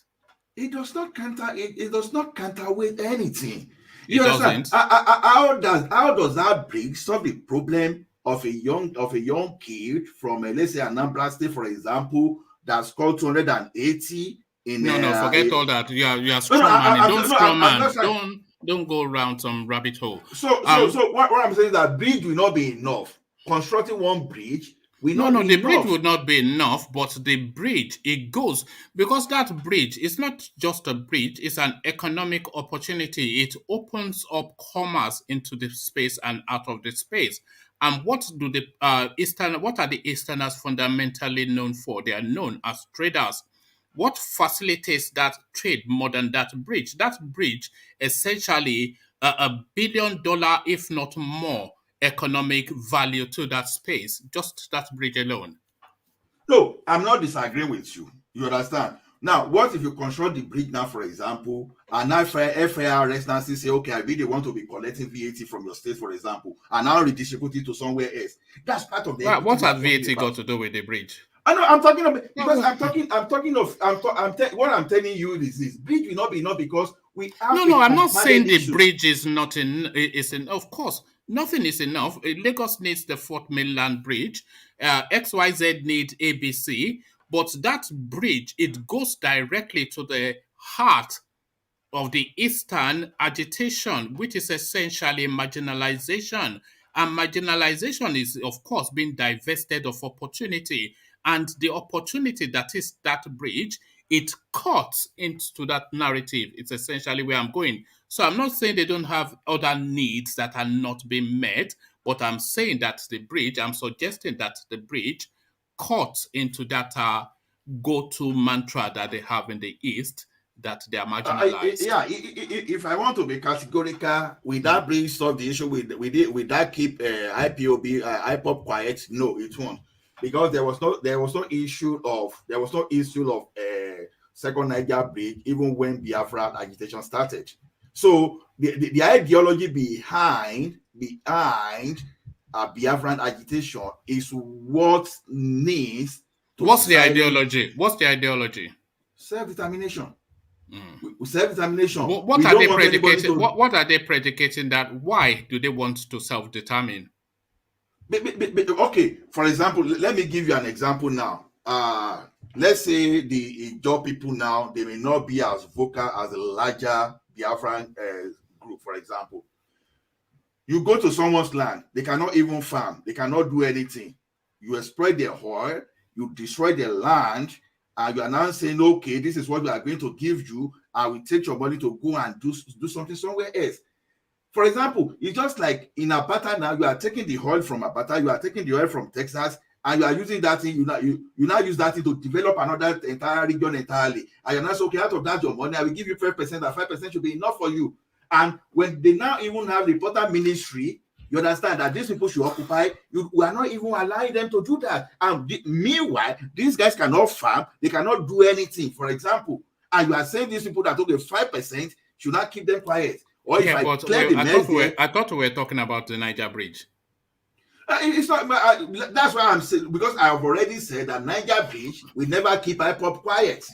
Okay, that's what I'm saying. No, my argument is not really to keep. I'm not sure if I'm not getting myself across properly. But what I am saying please, can you take a question? Sorry, let me put this position. If one man allows you, why not? No. Yeah. So of course I'll allow him. I'm not I'm not Buhari. But okay, actually, you put your question, because I think I've put my position severally, but Ola has not addressed it in the manner that I hoped he would. But I put your question, Jafar. Ola, you said the second Niger bridge will not solve the problem of IPOB. My question to you is, in your view, what needs to be done to address the root cause? People say they want to. Igbo presidents. We want to control our own fortune. We want to rule ourselves. We want to decide how we are going to rule ourselves economically, security wise. This is what these people are saying. So we should go back to the 1960 Constitution. That's an example. That's an example. But they were the one that they destroyed the 1960 Constitution. I know. I won't say that. I understand where you are going to. The first military coup, that you are referring to the first military coup, and for the fact that Agboyi goes in and came and destroyed the federation. Now, when others came after them, what did they do? That's the question I will ask. No, see, don't let me blame. Jafar, let me ask Jafar a question, Ola. So, Jafar. So you don't see that if we go back to the 1960 Constitution, you don't think that will solve our problem? It will. So what is the basis of your question to Ola then? I'm trying to understand what it will take. So it's like we are making a front ahead, 2 steps ahead, 1 step backward. So that's my concern. And if that is what will take to solve the problem, do we really need to kill each other before we address that? Yeah, because your brother is not your. No, I mean, don't call my brother that. There is a court. Sorry for that. Buhari is not listening. He promised the nation before the election that he is going to do restructuring. But what has he done about it? So don't we have members of the National Assembly? Jafar, are we operating a military government? You know, when you respond this way, you know it look ridiculous sometimes. No, it doesn't look ridiculous because the point I'm trying to make to you is that we are not holding our elected leaders accountable. That's our problem. No, you know quite well. Should I respond to that? Jafar, you know how political process. You know how the political process operates in Nigeria. You know quite well those people are not responsible to us. And you want us to hold them. You want us to hold them. One after the other. Hold them accountable when you know quite well the process, the political party process is not open to the public. You know that quite well. Ajale Koko, can I say something to you? You know that quite well. All right, let's hear from Black League, and then I'll go back to Ola. So, Ajale Koko, you said the political representatives are not responsible. In a sense, implying accountable, not responsible. They're not accountable. So, in a sense, we should either let them off the hook or cut them some slack. But we should only have one exception, which is the president. That's office we cannot cut any slack and we cannot let off the hook. But all the other political representatives, we have to let them off the hook. Is that what I'm getting? No, that's not what we are getting. What we are getting is a plague on all their houses, all of them. A plague on all their houses. One man, can I say something? Yes. Black League. Yes, sir. This guy said during his campaign, I will restructure. That's what he said. He campaigned on that. So he can initiate a bill within the National Assembly for restructuring. He could set it. He can set it in motion because he even did a panel with it was not the National Assembly. We're not saying we should not hold them responsible too. I mean, we should not hold them accountable too. But I'm saying that he was the one, part of his manifesto, that I'm going to restructure. So he should initiate it himself. But now look at what he's saying. Jafar, Nigerians just hate this guy. That's just the thing. They just that's hate what him. Jafar was himself was saying again. That was why I said Black League. It sounded like Buhari himself. Buhari said sorry. Yeah, I'm not arguing that. Listen, I followed Buhari's politics right from when he started politics. Buhari has been consistent saying when he becomes president, he's gonna restructure Nigeria. And that's why Afenifere has supported him in the past. The likes of the late Yinka Odumakin being his spokesperson is based on that promise that I will restructure Nigeria. I understand that. He made the promise and him and his government have failed to deliver on that. The last was one man is right with the El Rufai committee said by APC. But a lot of promises have been made. A lot of promises have been broken. We also had a promise of ₦1 to $1. It got much worse. So if his promises, him and his vice and his team have promised a lot that they have not delivered. But when it comes to restructuring in particular, I feel like, yes, he failed on his promise, but he's been singled out. Obasanjo had that opportunity, did a conference, but failed to implement it. Good luck, Jonathan. Which conference is Obasanjo did? He did a conference. Obasanjo did a. Did Obasanjo promise restructuring? Which Obasanjo actually kick-started it. No, Obasanjo actually. He did not promise it. It was not part of his manifesto. Just listen to my point. Listen to my point. Forget manifesto. He did a confab to. Listen to my point. Obasanjo wasn't even the first. It. Jonathan never implemented it. Exactly. Abacha, we can give Abacha a pass because he died right after his own confab. One man did a confab, you know. So one man. You see, when and the most aggravating was Jonathan's confab. Jonathan had enough time. He had the executive bully office to implement that confab report. What do you say? After the elections, whoever becomes president should handle it. Can I interject, please? Yeah, hold on. Yes. Black League, Let's go to Adana Koko, yeah. Black League, you see, when we speak this way, when you speak this way, you are not helping that nation. You are not helping the future generation. You are not helping our children to come. Ajale Koko, if I'm wrong, tell me I'm wrong. Let me finish my speech. Does it mean that because Obasanjo promised it not fully, Jonathan, does it mean that Buhari should do the same thing too? No, I actually agree with you. That doesn't mean. Let me clarify my point in case it's misunderstood.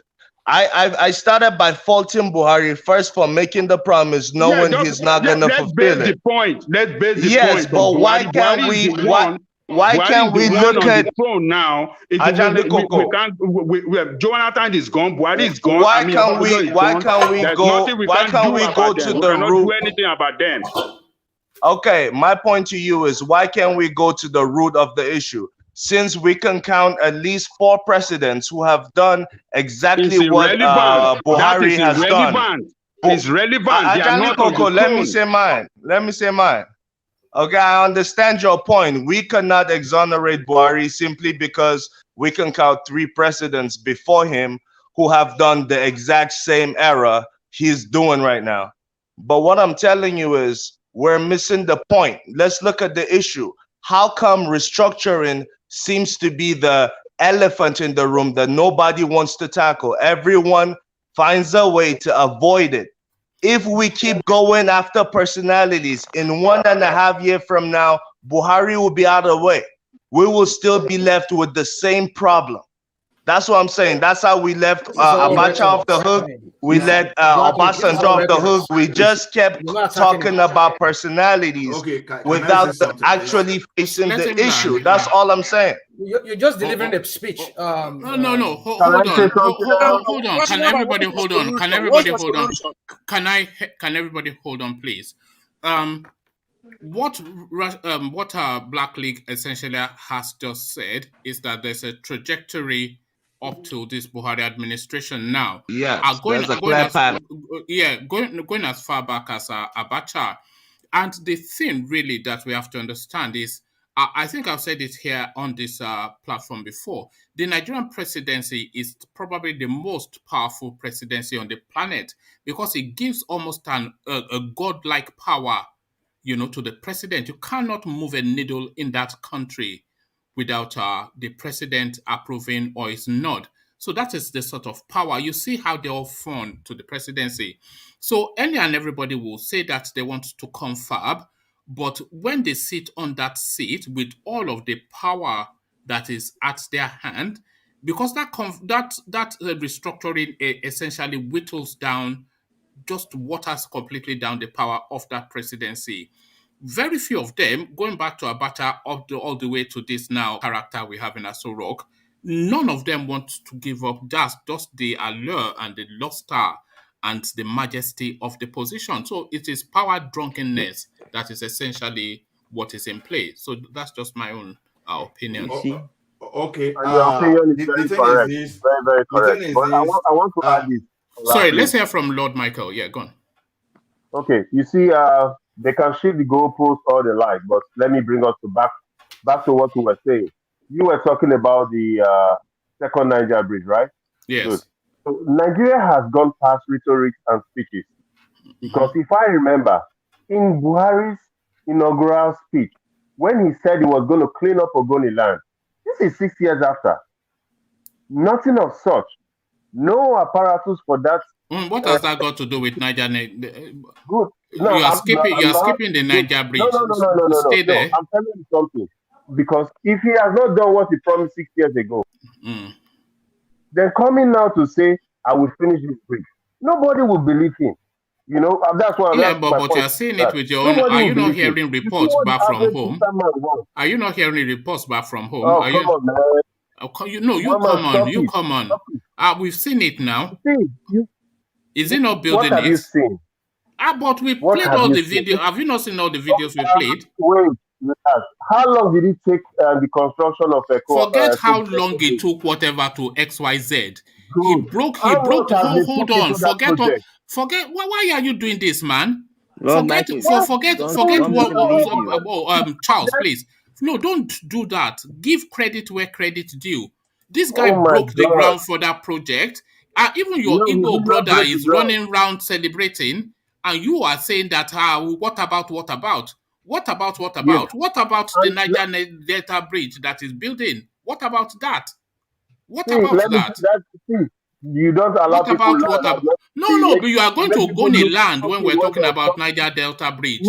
Just because you don't want to credit the man for what he has done.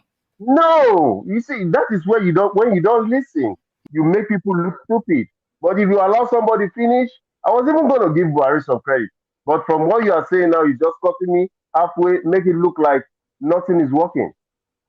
What I'm trying to say is, whatever is going on with the Niger Delta Bridge, the second Niger Bridge, the Igbos are not really, they don't really care about it.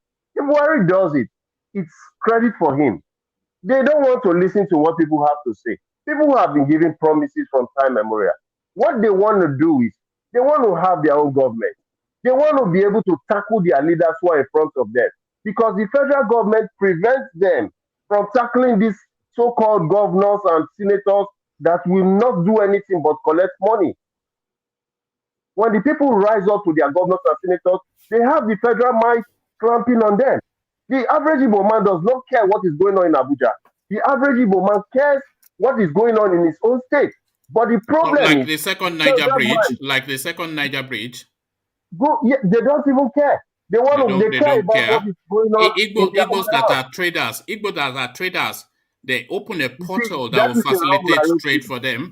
Let me tell you, when you said something before, you said they were known for trading. It is a wrong narrative. Is that not the broad understanding? No. That is not the broad understanding. Is that not what is... Come on, man.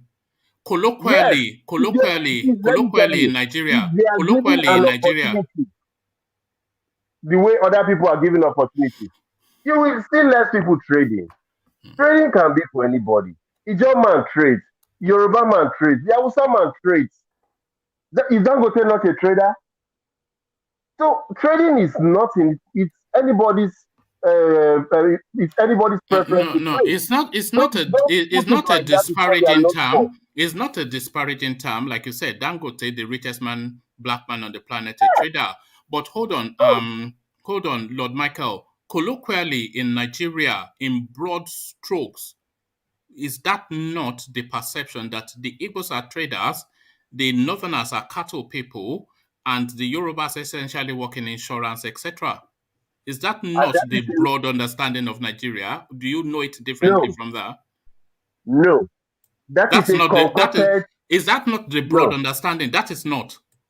Are you saying that is not how Nigerians view themselves? That the Igbos are traders, the Northerners are cattle people, and the Southeast, they are insurance people? No. That is, oh God. Southeast is not insurance. Right. The Southwest, rather. Okay.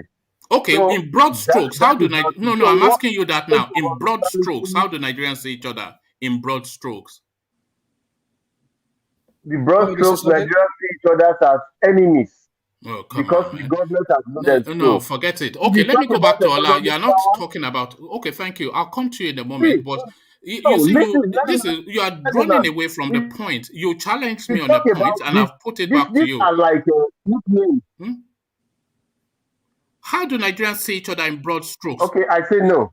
Let me just... No, you cannot say no without rebutting it. I am saying that in broad strokes, Nigerians see the Easterners as traders, they see the Northerners as cattle rearers, and they see the Yoruba land as insurance people, etc. So that is my understanding of how Nigerians broadly see themselves.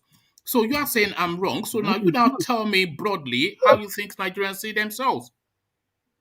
Good. Okay, good. Nigerians see themselves as people who are lack of their potential. All right. Okay. Thank you. No, that wasn't the question. So if you don't want to, do you want to address the question, or do you just want to go down some rabbit hole? Because let me help him out. Okay, help him out, Rational Mind. No, you don't. He is running away because he doesn't want to accept what's been said. But Rational Mind, go on. Yeah, this is how I see it. This is my own opinion. In broad strokes, just give it to us in sharp things so I can go back to Ola. Igbos are viewed more of business-like people who are into more business, traders and all of that. And then the Northerners are seen more of political. I mean, that of cattle you're talking about, that's not a way of categorizing the Northerners. They are more of power-hungry people who want to control the government. You see them in civil service, but the Yorubas, they are just neither you're here or there. But for the most part, maybe they are into banking and, like you say, insurance and office people, kind of people, and that's what they are. Okay, so that was the question. And then Blood Michael is telling me they hate each other, etc. Broadly, people see the Igbos as traders, and it's not a derisory term. It's just how people are. And you're arguing with me. Are we not all Nigerians? But back to you are not in Nigeria, one man. Okay, thank you. Okay, so back to you, Ola. Then let me take you to just now this talking point. Now the EndSARS space, which the threats coming from Buhari that if they take to the streets again, he will machine gun down even more of them. So what are you now making of this now? The daggers drawn between the people and the government. The thing is this: that issue is somehow delicate. Do I think the federal government will machine gun them? I don't think so this time around. Even though they are brutal, but I don't think so. Not after what happened, especially when the government denied of not killing anybody, and since they've discovered like about 100 dead body that was carefully disposed, and so to me, the only thing they can do is that they may make a move to prevent them even from coming to the street rather than trying to mow them down. I don't think they will do that this time around because at this point, they have a lot at stake because they know that nothing is going to be covered.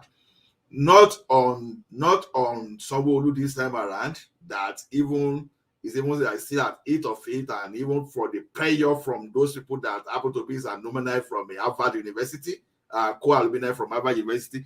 And so to me, I personally believe that without Sanwo-Olu, that action in Lagos State, Lekki State, would not have been the way it was. So I want to think this time around, he is going to be very careful because they need to sell themselves now because they've already started selling the ticket of their man. And instead of mowing them down using machine gun, they may introduce some kind of corruption. So never underrate the power that be in that league. They may introduce money politics this time around and try to use some kind of things to, create some kind of ideological fear to make sure that they can't things that. Do I think they will put gun on them? I don't think so. Even if they are going to do that, it's not going to be at the level it was before. I think they are going to be very careful. That's just my opinion about that. They would rather stop it from happening rather than allowing the thing to happen and escalate.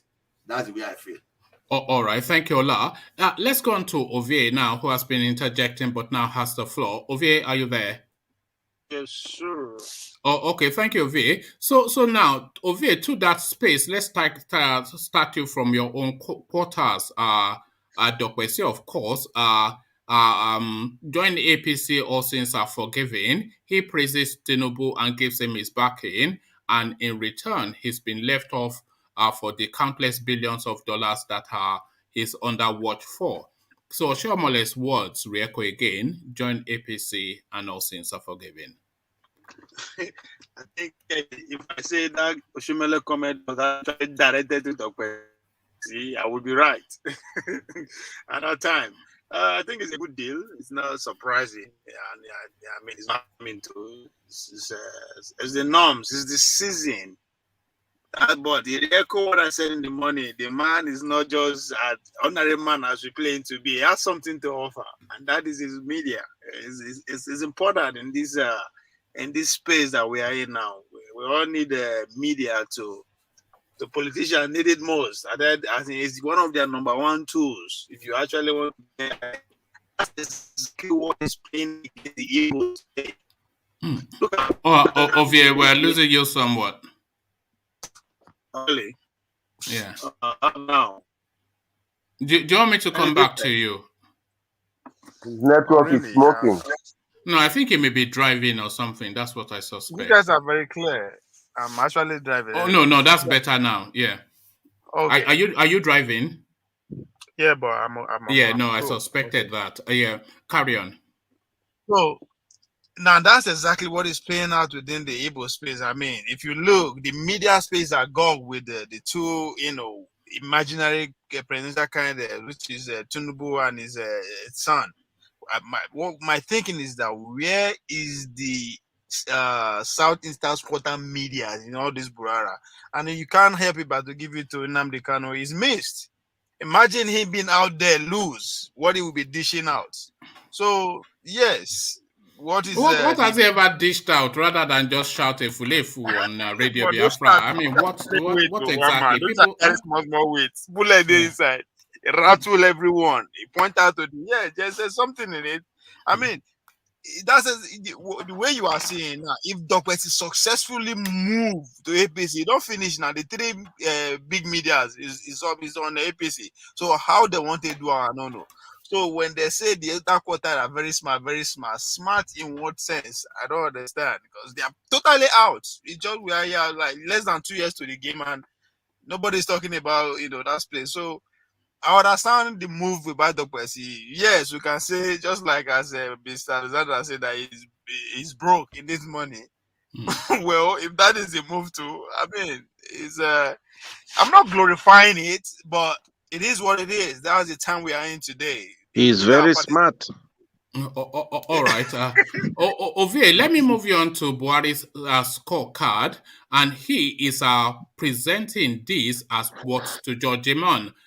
The second Niger Bridge, Lagos-Ibadan Expressway, Abuja-Kaduna Zaria Kano Expressway, and the East-West Road he made particular mention of, amongst other projects that he's determined to complete before the end of his administration. So if we see people driving on the second Niger Bridge, and that smooth journey, my father once upon a time, we live in Oregon, and he will get into it, and we have a country place in Ibadan. He will get into his car in Oregon and drive 45 minutes and is in his place in Ibadan.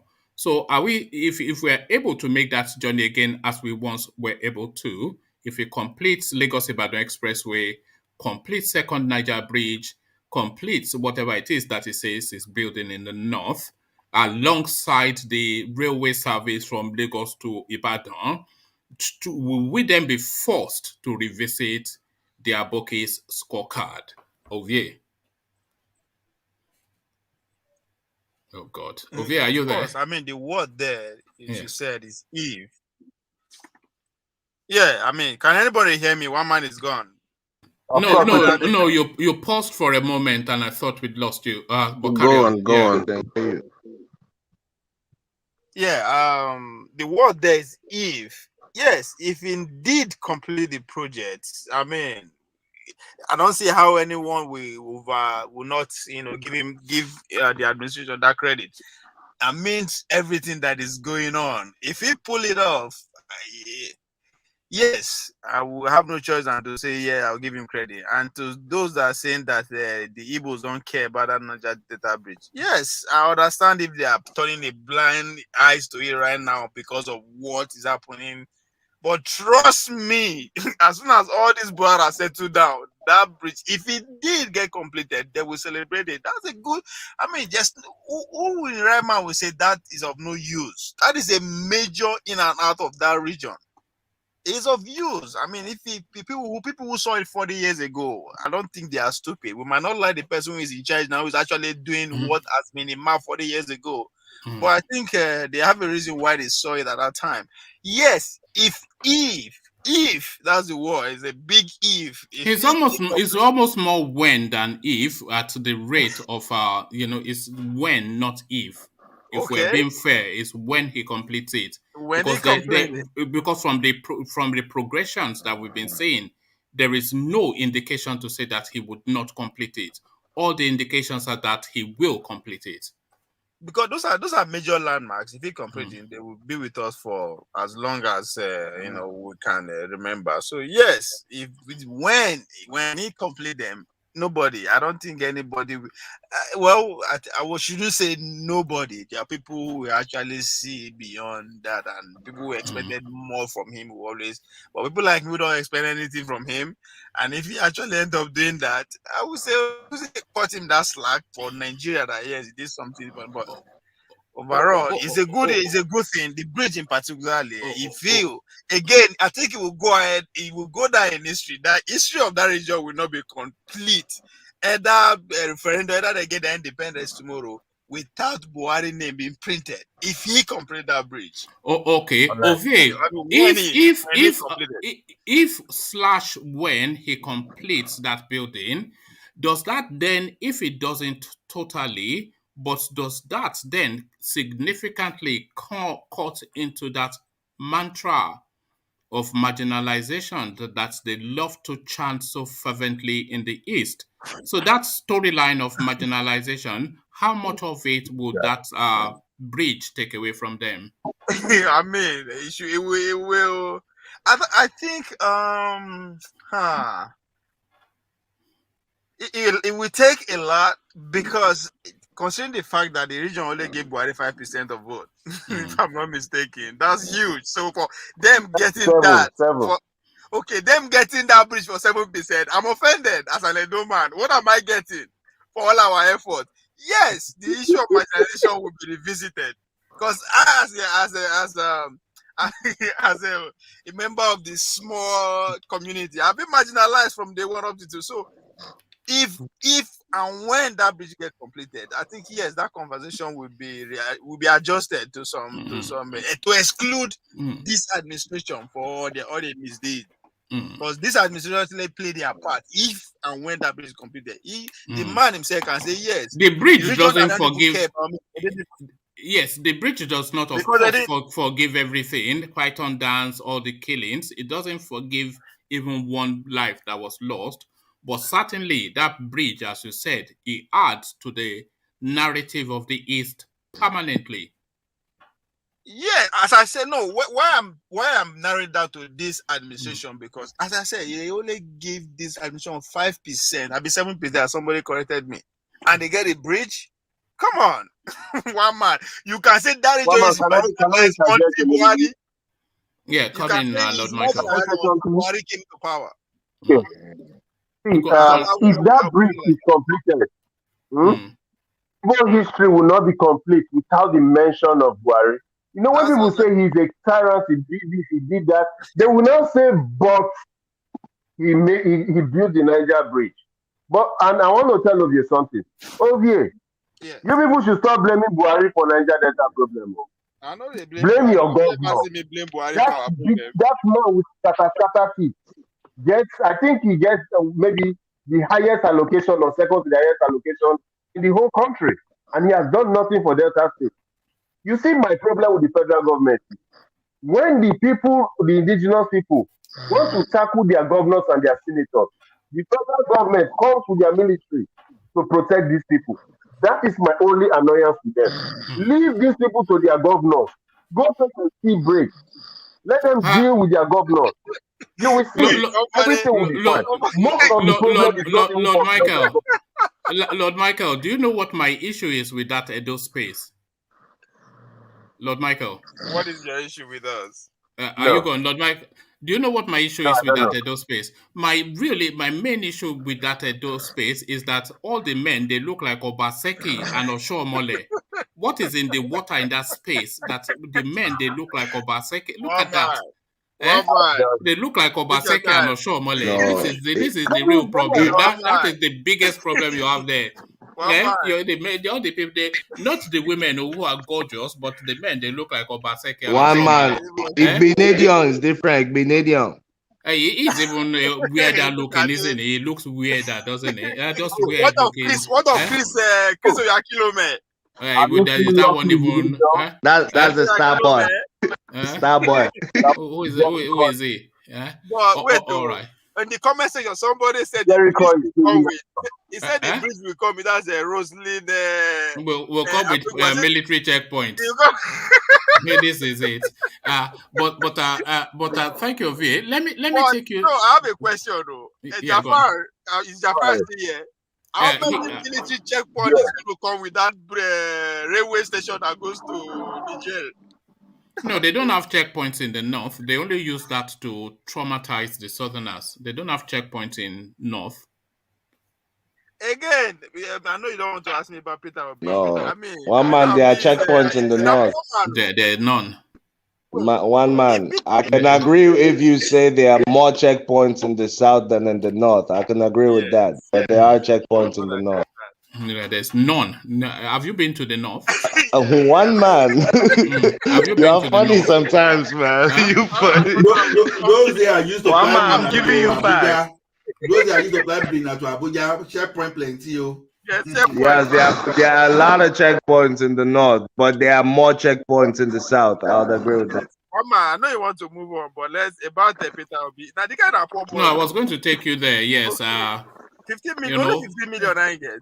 Yes, and he's even forgotten that he had 50 million somewhere. Imagine that, eh? He's lying, but if that's the case, I don't want that they struggle to be vice president. 15 million, only 15 million I get upon all those. You know where? My baby being sarcastic here. Compared to inmates, where did that level, political level? No, be say now only 15 million he get. Now only that one he admit in that interview. You know. The poor man, no one that is struggling to be vice president. That will not get him anything. That's the big thing. If it's not a dollar billionaire, then I'm a banana. Of course, it's a dollar billionaire. That's $15 million. Something so people will just go you for dinner to host their friends and it's over. When people like the Adele case, they have a fleet of private jets. You know, and they are saying Peter Obi is not a dollar billionaire. Can I ask a quick question? Yeah, go on. With this revelation by Pandora Papers about Peter Obi, would we now consider him corrupt, knowing that no court has actually found him guilty? Would this revelation from the Pandora Papers, will we use that to say that Peter Obi is now a corrupt man? He's already tainted because he did not declare these things as required by law. Yeah. Go ahead, please. Can I answer your question? Okay. Yes, please. Yes, please. Social media court. Okay, from social media court, he's guilty because I saw his responses on Arise News. Yes. He couldn't even defend himself. So on social media court, he's guilty even before trial. Well, just speak for everybody. But is that not the court now? Is that not the court that matters the most? The court of public opinion. One man, let me jump in here for a minute. Come in, Jafar. Let me try and answer Blacklett's question. So Peter Obi has made it abundantly clear all the money he stuck in this Pandora's hiding places are monies he made before he became governor. So there is no evidence that actually there was embezzlement of public fund of the state of Anambra. Let's make that clear. Let me counter that, Jafar. What would it be your expectation for him to say? What would he say? Would he put his hands up and say, I stole money? But Jafar, what would he say? Jafar, just to follow up to that, Jafar. Yes, it wasn't while he was governor, but there's the public asset, there's the asset declaration that all public officials have to declare what belongs to them prior to taking office. That's whether or not they made the money from government. So he failed to declare that. Did you guys listen to the reason why what he gave as to why he did not declare them? No, we know what he gave. This is the reason. I mean, we know them. We know them. Rational mind. He said other people's names were on some of the assets, and he did not want or feel comfortable revealing that. Not just that. Right. There's something other things he said.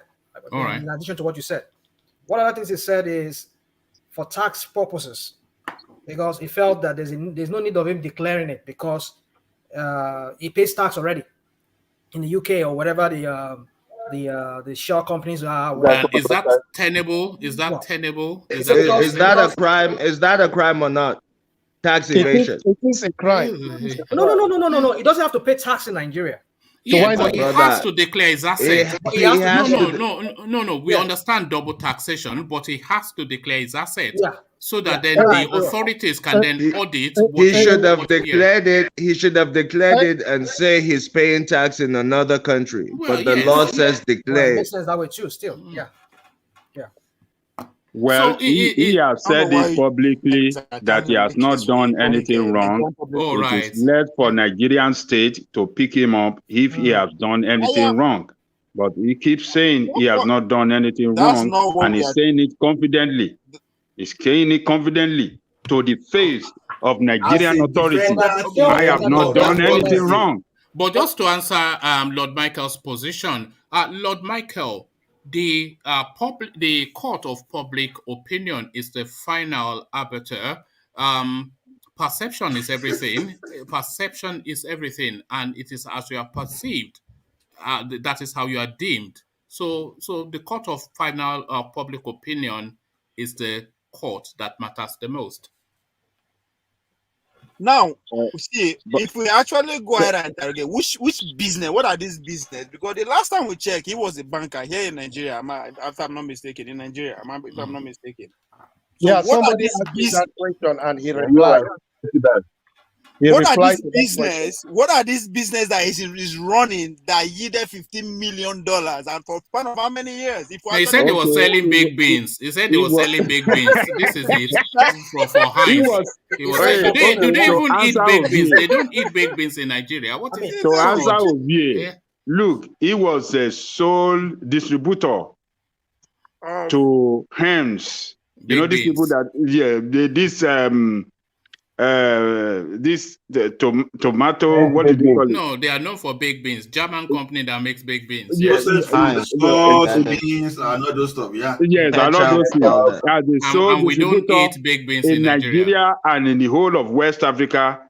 That's a big money right there for him. Well, Coco. Yes. Baked beans for the whole West Africa. And he has made profit of $15 million. All hands product. You don't know what that means? Yes, in Africa, not be America. How? I think how many years? I can count how many days I see hand product, not talk of consuming it. You don't know how hands products sell in Nigeria. That's why you are talking like that. And he has other businesses. He was importing wine and some other things too. So that guy has been in business for a long time. Ajale Coco, sorry. Ajale Coco, just to add this onto it, because we read it out here on this platform. Peter Obi, as you know, he served 2 terms as the governor of Anambra State. You know that, right? Yeah. So now the company that is set up in the British Virgin Islands which he set up under his daughter's name, Gabriela. He set that up 4 years into his administration. 4 years. He's setting up offshore accounts as a sitting governor, mid-term, a 2-year term. He's hiding money away 4 years into his administration. And he's saying, is that from Heinz Baked Beans? Is that from Baked Beans? Yeah, $15 million of selling foreign food in Africa, in sub-Saharan Africa. Well, I don't need to defend him. Let your Nigerian state pick him up and ask him questions. If he has done anything wrong. Let me respond to Ovie. Our Nigerian state. Ovie, he said that. Black League. Can we let Jafar talk, please? What's your question? Yeah, Ovie, he said he sits on as the chairman of 3 banks in Nigeria, of which he is a major shareholder. That's a lot of money. Guys, that is a lot of money. Let's do the math now. Don't be Nigeria with day. Jafar, it's not 3 banks, though. It's just 1 bank. Listen, if this man, let's say 80 to 100% of the business is based in UK or America, I understand.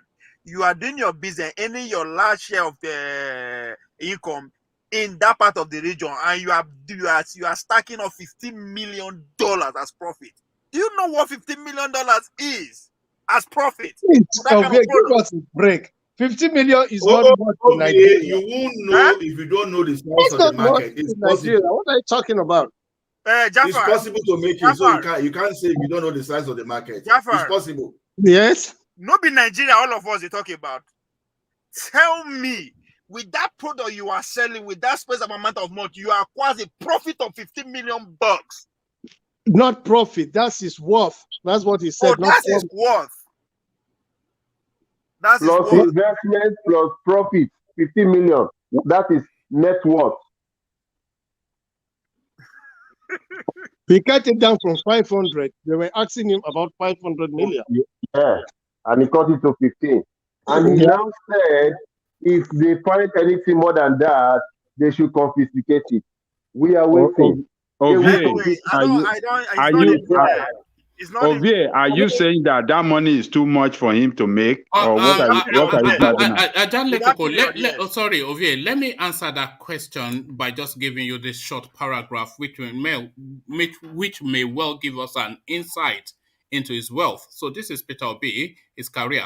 He is the chairman of Nigeria Security and Exchange Commission. Obi was chairman of Next International Nigeria Limited, then chairman director of Guardian Express Mortgage Bank Limited, Guardian Express Bank PLC, Future Views Security Limited, Paymaster Nigeria Limited, Charms Nigeria Limited, Data Core Limited, Card Center Limited, etc., etc. So he is steeped in an industry. There's just no getting away from that. He was the youngest chairman of Fidelity Bank. He was recently appointed, so on and on it goes, chairman of the Security and Exchange Commission by former President Goodluck Jonathan. So on and on it goes. So he has an extensive and an impressive CV. Yeah, if putting all that together, well, fine, I can agree with that. But telling me in our hands, tomato paste, now they say made big beans. All right, so $50 million is nothing when it comes to yes, it isn't. $50 million is nothing. Yes, I agree. Yeah, I mean, those are money spinning. 15 million is not far-fetched when it comes to agribusiness. And if you look at the businessmen in Anambra in particular, that's one state that produces billionaires in virtually every other family. Anambra is known for that, whether or not they are affiliated to politics or not. I thought what you guys mentioned before, that is onto beans, hands of beans or whatever. I thought that's solely how he made that money. But with he could make it from that too. He could make it only from that too. You know what sole distributor? Do you know what sole distributor means? This is a commodity. You are talking of a cash and carry. You are talking of what's the name of this South African company in this thing? ShopRite, all those stuff. If it's truly is covering West Africa, you don't know where you go introduce within that space of time, where go make you that money for Nigeria. No BN space.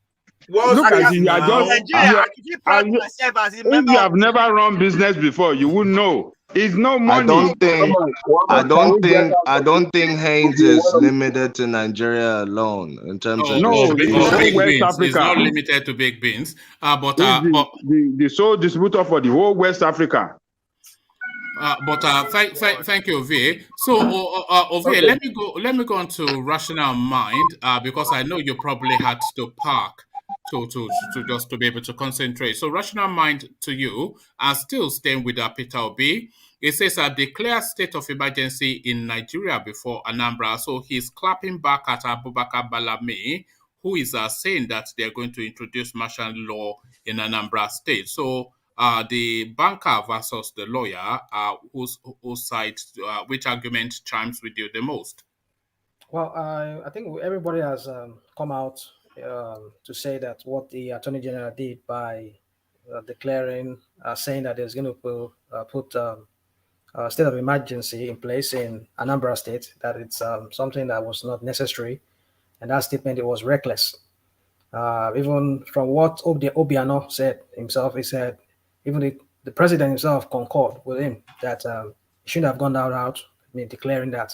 But my question is Buhari not aware before he made that because sometimes I don't understand that man. He may not necessarily be aware because this guy was caught on the hop in an interview just after leaving a meeting, and he said that nothing is off the table when it comes to the national space. Well, and then that came out in the course of just interactions with the journalists. Well, you can say that one man. The hypocrisy of that man called Buhari, it's beyond what we can even fathom.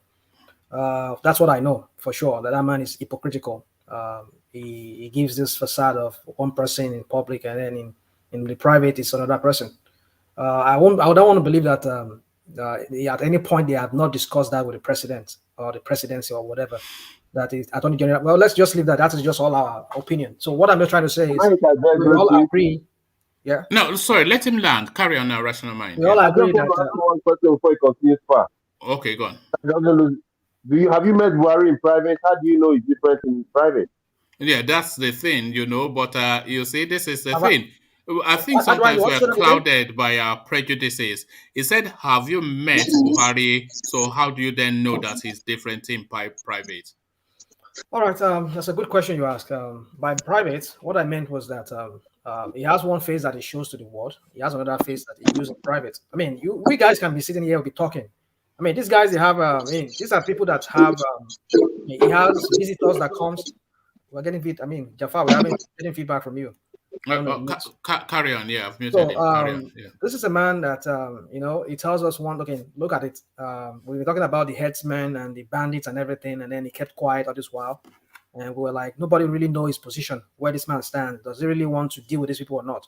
Until he started coming out saying, yes, we want to give lands to the S-men.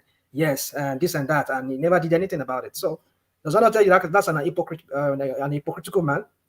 A man who said that is for everybody and for nobody. Okay, I mean, what are we talking about? I don't need to be in the private to be there in front of him in his private life to know how he does. I mean, by what his actions and words, he tells you the kind of person he is.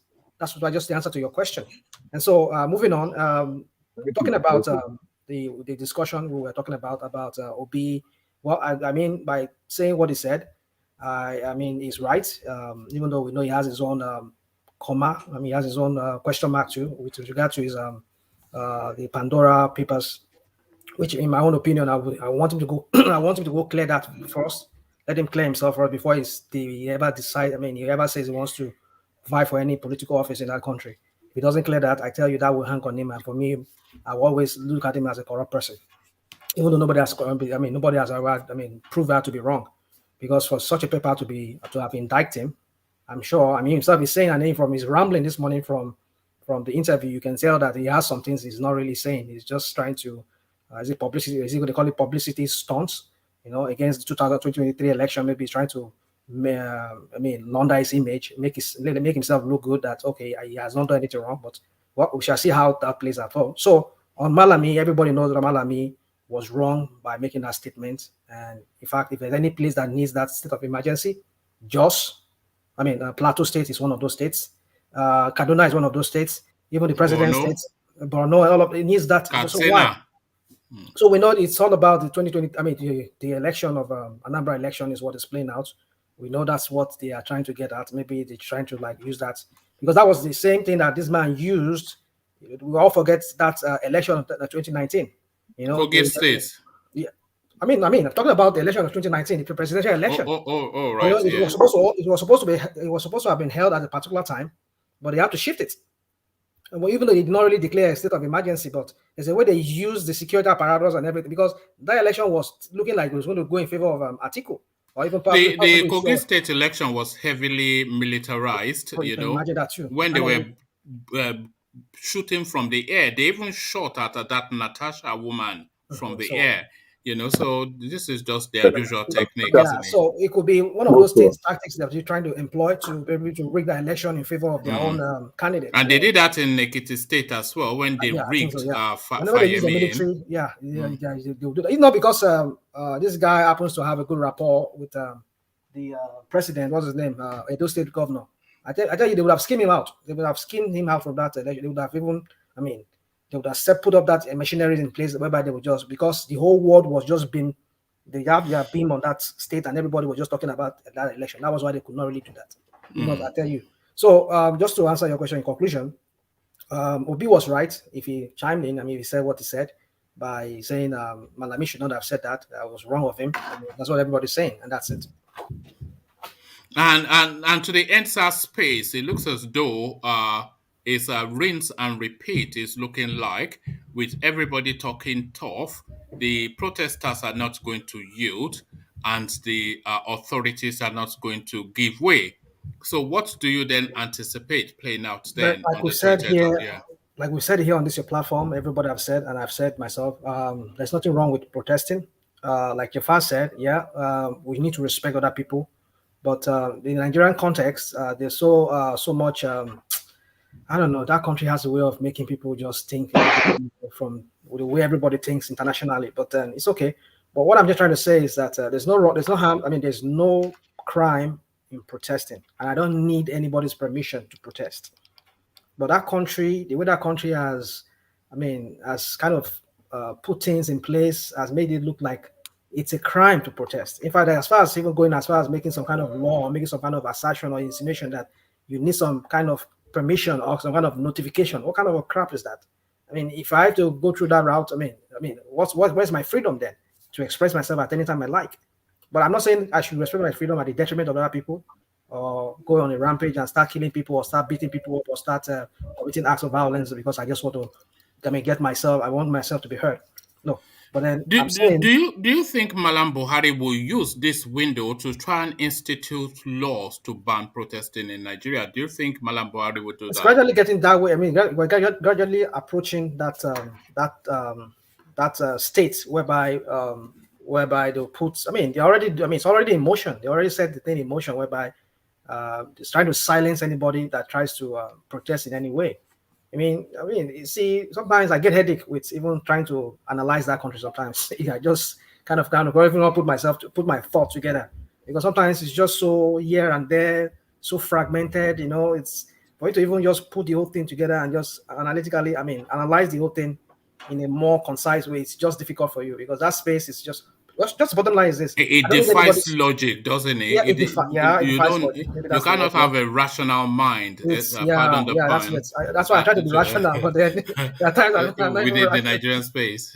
It just makes you go crazy, Sometimes you don't even just really analyze that country. So the point is, I don't need anybody to protest, and these NSAS people, I just tell them, well, we just have to be careful because these are killers, monsters, and we've seen it. They've done it. I hope someday they will face the music, because look at what is going on in Burkina Faso. I mean, what is going on there? Bless Campore. I mean, Bless. I mean, the people that killed Bless. Oh, you mean the coup?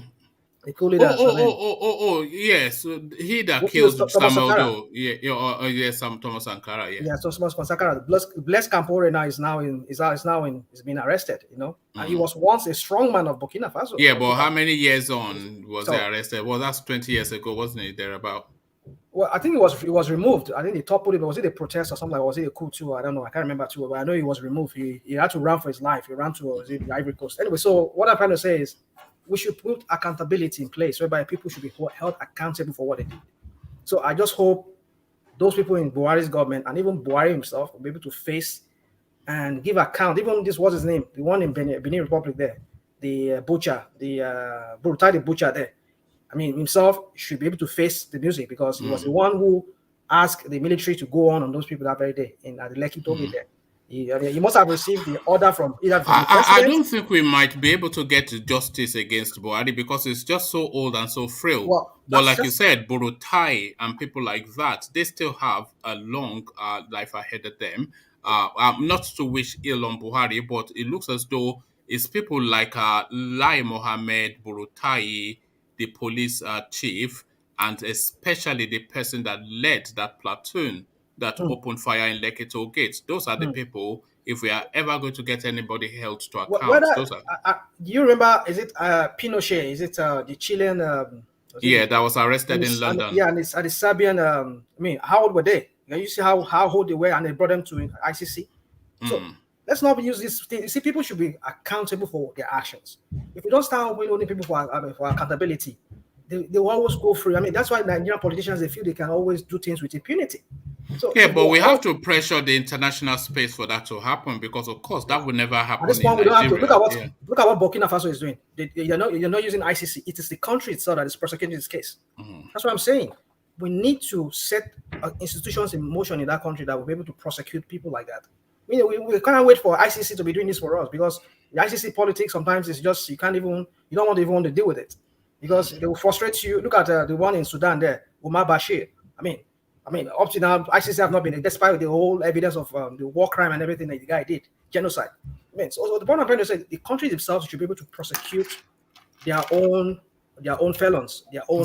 So you reckon Nigeria will prosecute Buhari? Well, I know Nigeria is going to be a real revolution for us to get that kind of person that will really maybe a total outsider who is not even part of this government or has not been in government that by chance or one way he gets in there. Anybody that gets into that seat will be compromised. This is what we've been discussing all the way through. Yeah, it will. By the time you get to sit on the Aso Rock seat, you would have done so many bad, unspeakable things that you are in no moral authority place to call anybody to question. You would have just done so many bad things. Yeah.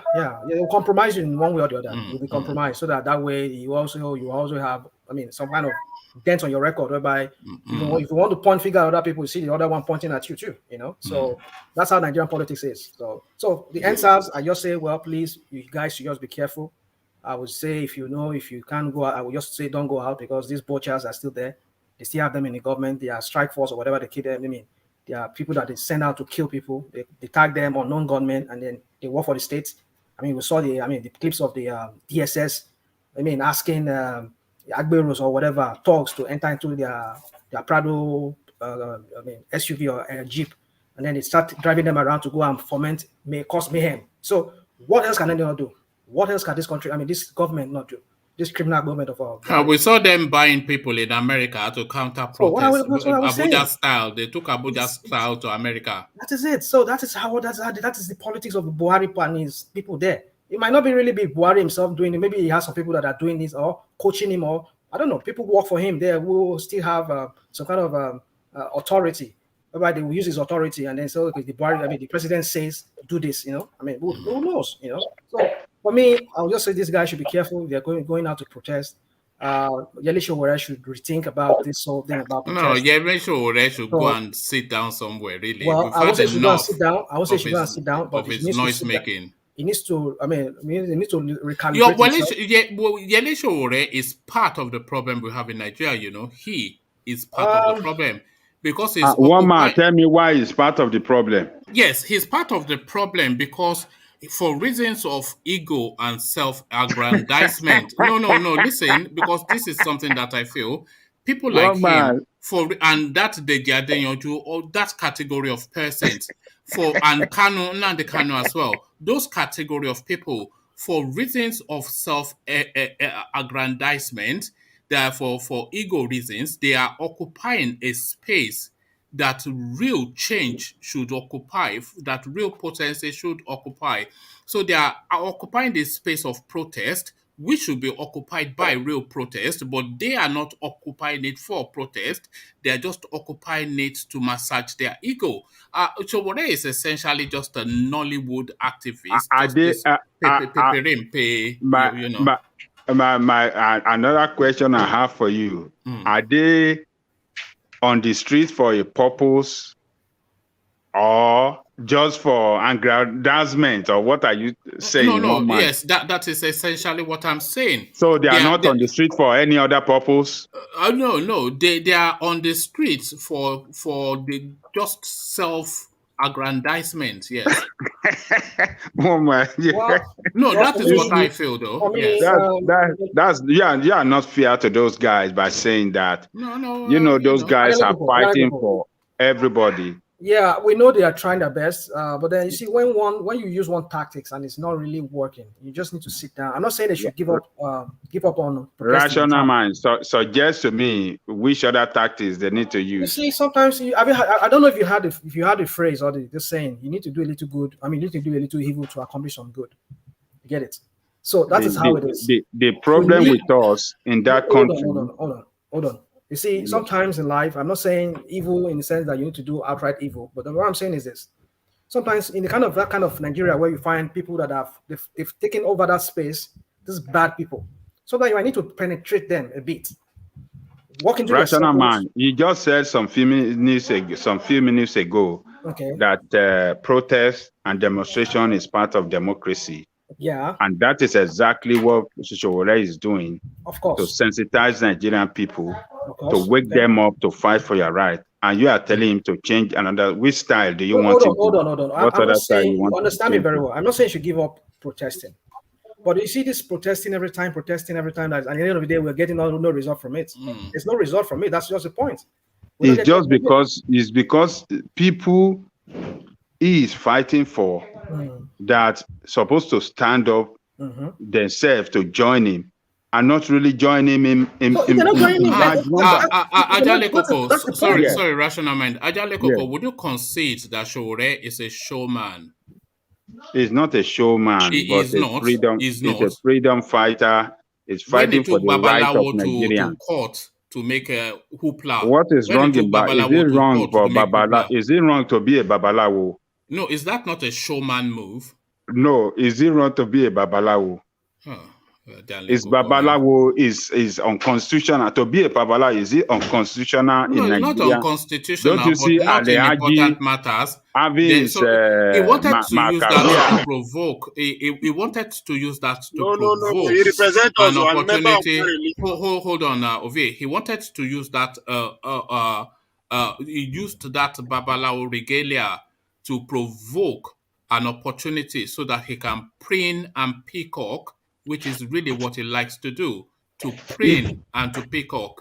It's just a peacock. Well, I won't characterize that. I won't characterize it that way. No, that is how I saw it. Why would you take a Babalawo to court?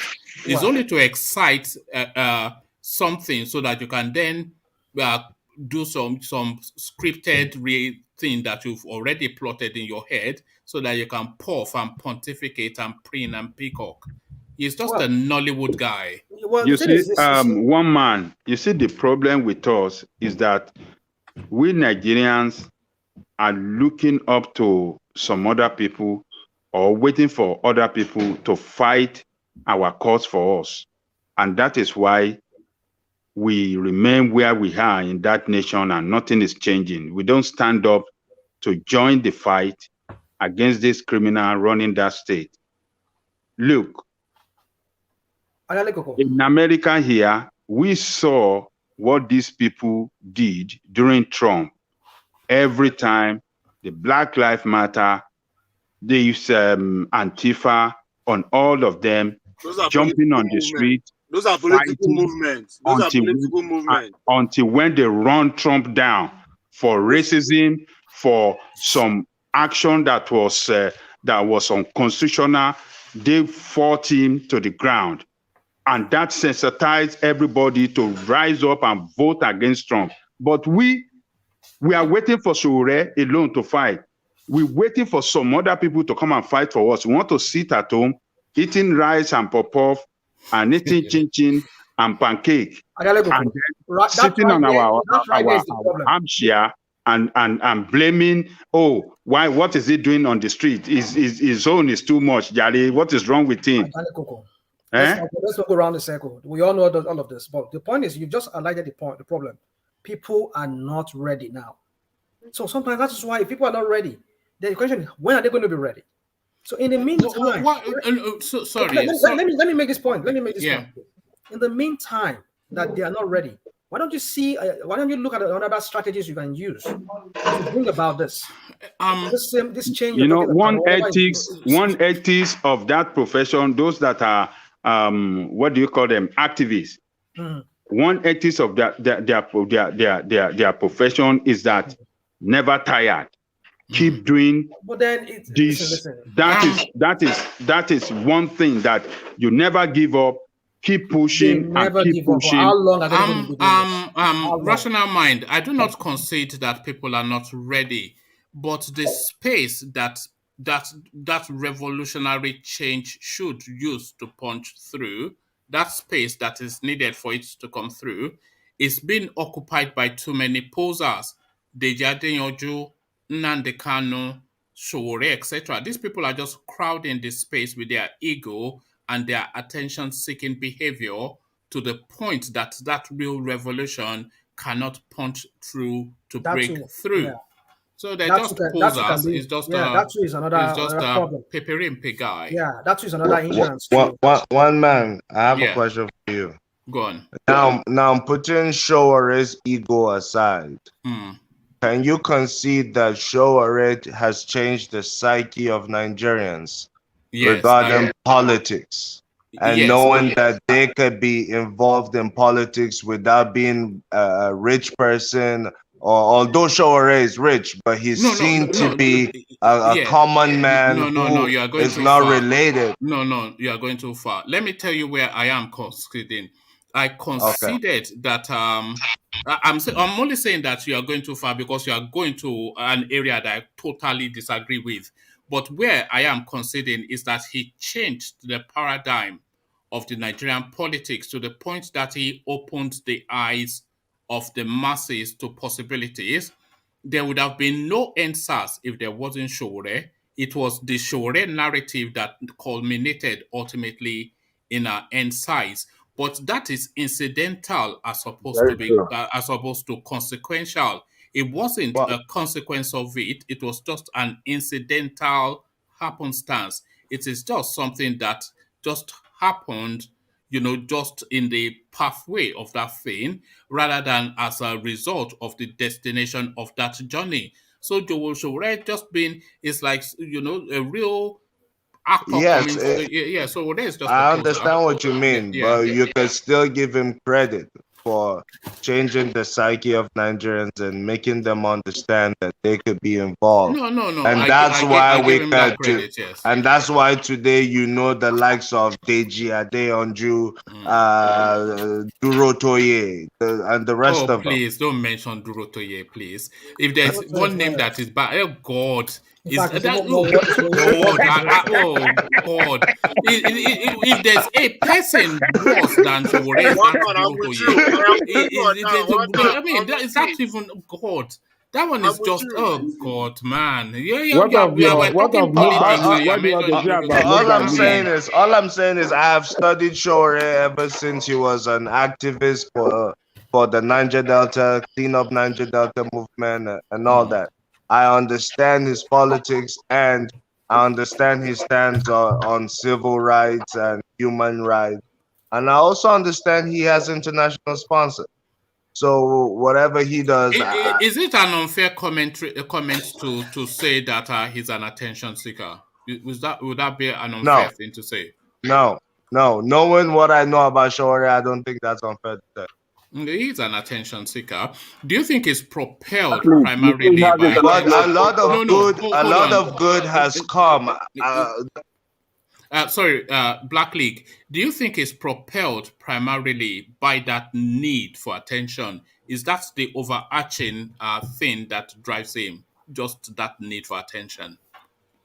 I can't say for sure what drives him, but I could say whether or not he has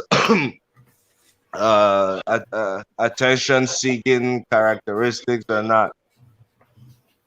He has done some good with regards to how politics is being played in Nigeria, and he did that solely. So I give him that credit. The history would record it in the book that Showore is that one who changed that narrative.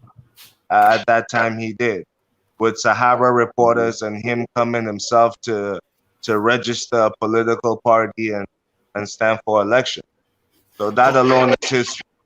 But I can also say that yes, Showore knows a lot.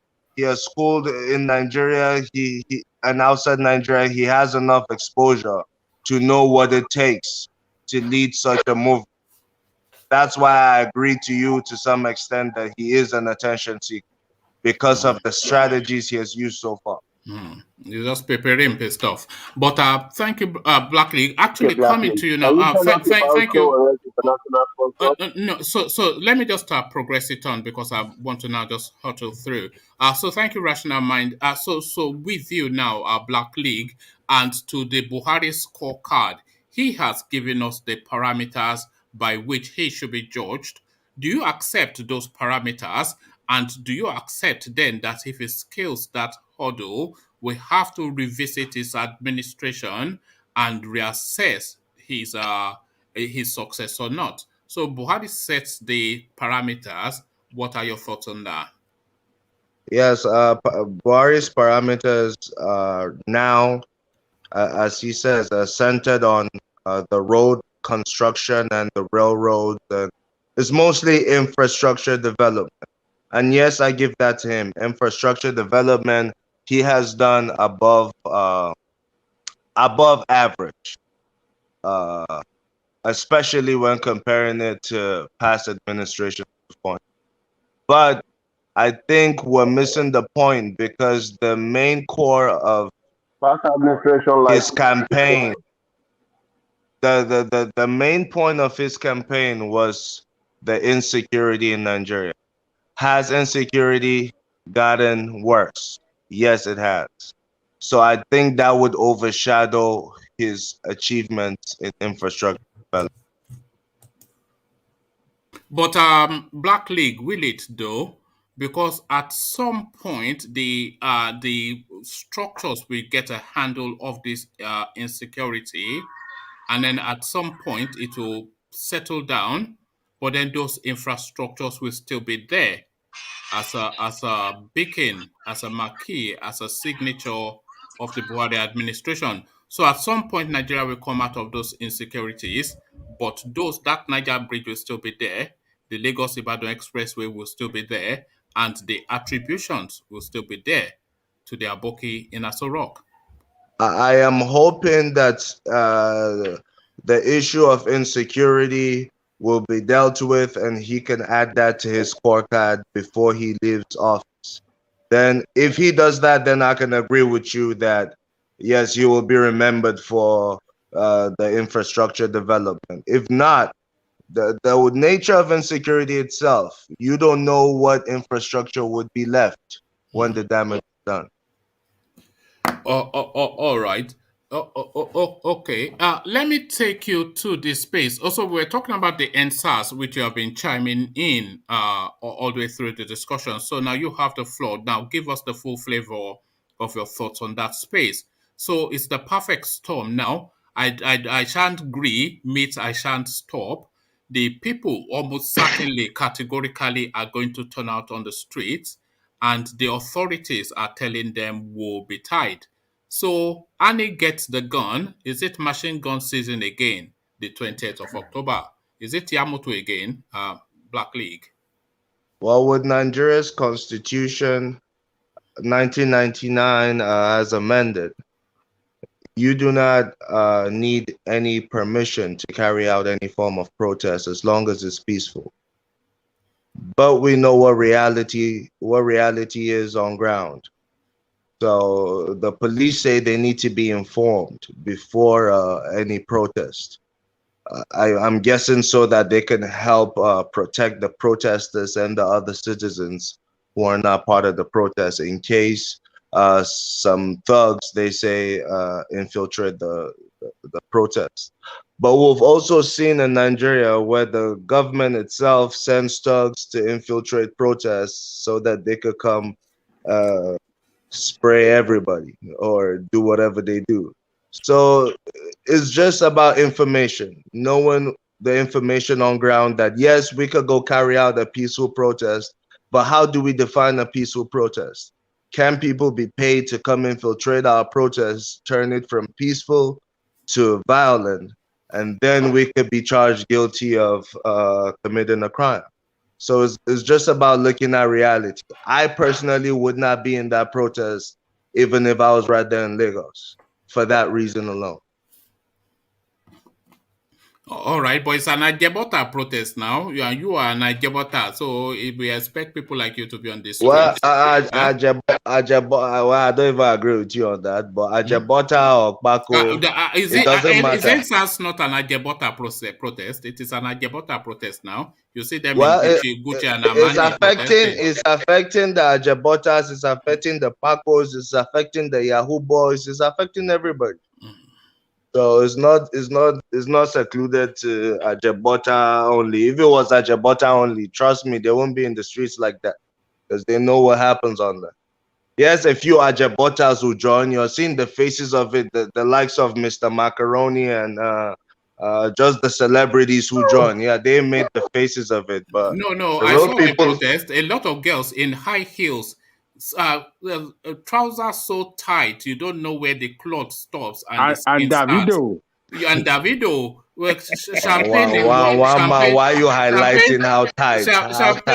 Champagne in one hand, caviar in another. Their butler behind them, topping up their glasses as they go in 10-inch high heels, saying that we no go gree. Even that we no go gree. The accent is nowhere in Nigeria, so it's a Ajebota protest. Just let me go quickly to Nigeria and show off my what I've been working on in the gym, sort of protest. Ajebota protest. That is where Buhari made the mistake. By the way, you can kill anybody, but don't kill Ajebota in Nigeria. Everybody knows you don't attack Ajebotas in Nigeria. That is where Buhari made the mistake. If you had gone to motion to shoot them up, nobody would say a word.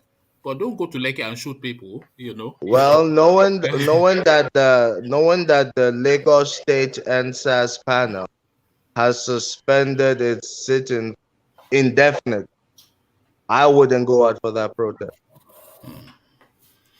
All righty. So let's take you then to still within people who went there.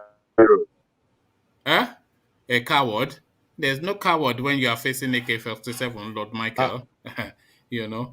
Because but let me take you there still within that Lagos State space. Black League, hours after backing TINUBU, court orders EFCC to remove DOKPESI from our watch list, from their watch list. So of course, Oshomole's words re-echo again.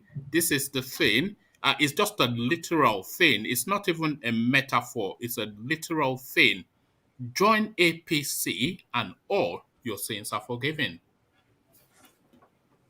I mean, nobody in the APC has denied that. So we're just seeing another example of that because I know Chief DOKPESI has had a case on for years now. And he has been a PDP stalwart the whole time, and even wanting to be chairman. I remember when it was zoned to the South before Secondus got in office.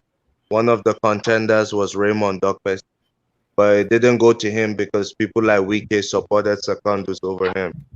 So he aggrieved over that, and since then he has been making moves to leave the PDP. I think now is when his plans have come into fruition, and he's, of course, that's just the tradition in the APC. But I think you need to be fair to the APC. When the PDP was in power, that same tradition was still alive. So I think it is a Nigerian politics problem But it wasn't so that needs open to and be so addressed. brazen. It wasn't so open and so brazen. They are Well, not even attempting to disguise it. Countless well, it examples wasn't. of them. Still, to be Fani fair to Kayode the now they APC, drop his case. Yeah. yes, under the PDP, there was no strong opposition at that time. So that's why it wasn't this brazen. But now there is a strong opposition in the PDP. When the PDP was in office, the APC wasn't even formed until the PDP was already about on its way out. That's when the APC was formed. So there was no opposition of note at the center of the politics in Nigeria. That's why it didn't. It doesn't look. It looks like it's different, but essentially it's all the same at its core. All right. Let me finally take you then to somebody. I don't know if you're like everyone else, but sometimes when you're tidying up and you look at the back of your sofa, you discover some loose change that's dropped out of your pocket, or when you are looking to wash that jeans that you've not washed for 3 years, and then you look in the just hip pocket, and then you found a £10 note. So fast forward and propel that to higher up. So Peter Obi has just now, flick of memory, remembered just some $15 million just hanging around somewhere in some offshore account. So Pandora Papers and the Golden Boy of the East, has this thing now essentially put the death nail, the final nail in the coffin of this guy's political trajectory, if not ending his political career completely, but this pathway of cleaner and holier than thou, is that now the end of that narrative, this expose? I think we as Nigerians should, even though it is clear that we have no systems in place, we only have personalities and strong men running government. But if we had strong systems in place, the judiciary and the judicial system, I think we have to wait for them to declare him guilty of a crime. Let them bring him to court and say he was governor from this date to this date in Anambra State, and he in the form he filled on asset declaration, this was excluded, and let the court found him guilty, and then we could all say as Nigerians that he is corrupt and he's not fit for office moving forward. So I think we should give that validity to our own systems and not, Pandora Papers. They've written a lot. This is not to say whether it's true or not true, because Pandora Papers has a lot of people in Nigeria on it, and not just Pandora Papers. The likes of Saraki have been on similar exposés in the past. Even the Pandora Papers, I was just reading on Sahara Reporters, top pastors like Oyedepo are on it. So are we just secluding Peter Obi because he's running for public office? Do we call everybody on that list corrupt simply because Pandora Papers has come out with it? That's just the dilemma I'm in right now. Sorry, Black League, not necessarily corrupt, but tainted for a lot of the reasons that we've already discussed. Not declaring fully, because I read out his impressive CV now, chairman this, chairman that. So he's not a man, he's not inexperienced, and he's not illiterate, and he's certainly not unintelligent. So he cannot claim not to be aware. So not declaring his assets on a public document, that itself sufficient enough of an indictment, if on nothing else, on that squeaky clean image that he often vaunts in the public space. So I think in the business world, that would be looked at as being a genius. having a way to run your businesses without being taxed. Because we see that even in the developed world. So a place like America with Amazon making excess of billions and paying zero in taxes. So it happens all over the world with individuals and with corporate companies at the very top, even to the bottom. So people evade taxes one way or another. Will we say they are corrupt? You know, like the person selling whatever akara on the streets. Yes, she's not paying taxes. Do we call her now a criminal because she's not paying taxes? Or even whatever business you're running in Nigeria, there are very few Nigerians that actually pay taxes and remit the actual amount they're supposed to remit. So going by that, will we now say everyone is a criminal? No, that's an unfair parallel. That's why we're saying. That's why I'm saying we need to strengthen our own system. If but we have if laws, falsify the public document, do you not? Should Abdul Rashid Bawa be knocking on this guy's door now? He should for falsifying documents, but Abdul Rashid Bawa should not wait for Pandora Papers. This is public knowledge. Peter Obi did not submit all these things in his asset declaration. So why would, that's what I'm talking about. Systems have to be in place to where we do not wait for an outside source to be pointing towards something that has been obvious the whole time.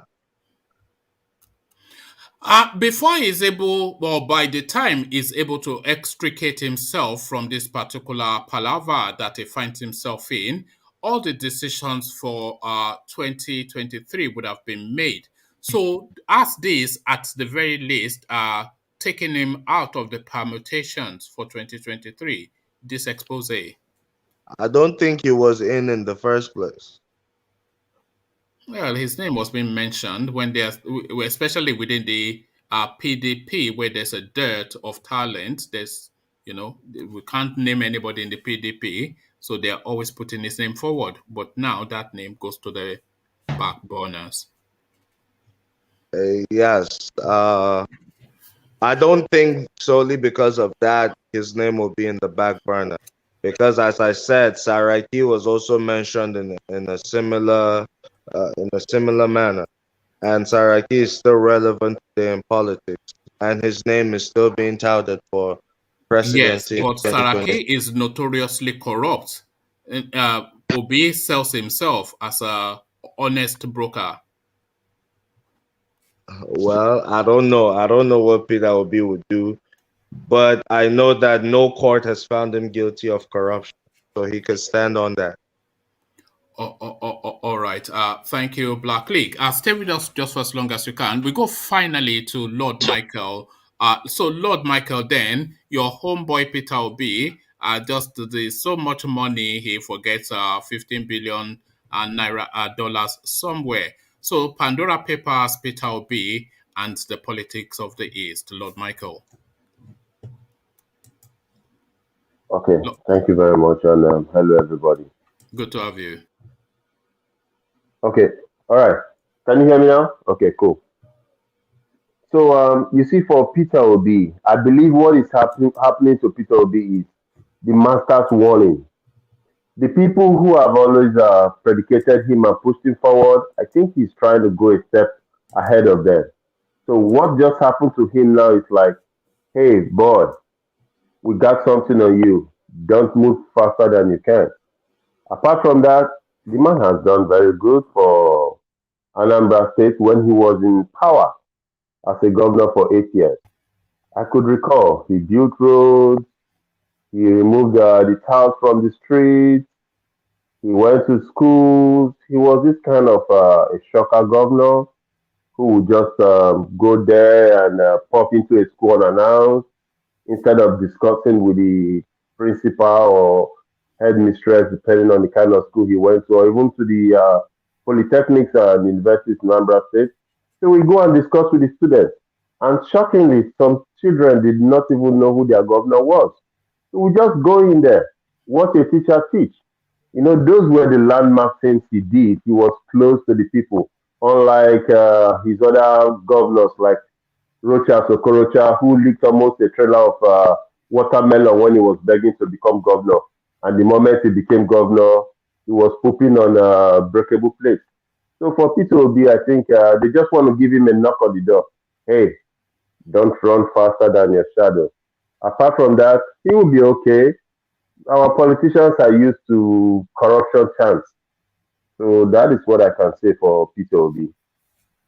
All right. And to the EndSARS space, you've heard the differing opinions on the platform, but what is yours? Yes, good. For me, for the EndSARS space, I think these people with guns should be careful because you see, the guns they have, it's already on the street. It's out of the creek. People are acquiring ammunition. This time is going to be blood for blood, battle for battle. And I'm sure the few people in government and the few people who are the military should not dead themselves. Otherwise, Nigeria will be a bloodbath. What I think they should be doing now is really engagement. They should try to see how they can negotiate with the people, not to bully the people.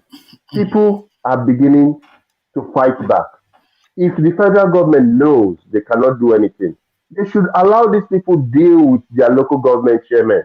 They should allow them deal with their governors, their senators.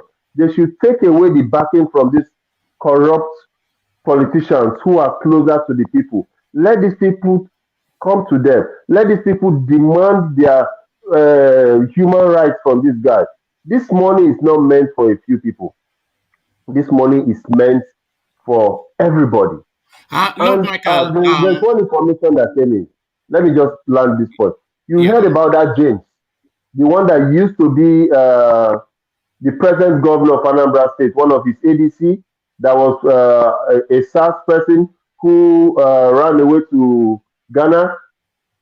Now that guy is back. This guy is now for APC. He's now for the Andy Uba.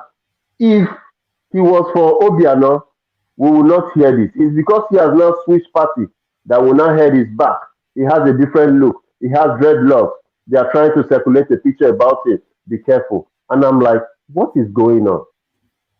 Allowing a criminal back just because is it that one some that was people are killing everybody? Exactly. Yes, that man called James. Yes, he's the same person. So what do we have in our know hands? this though? You know that the East, they are notorious for embellishment. They just make up stories, don't they, in the East?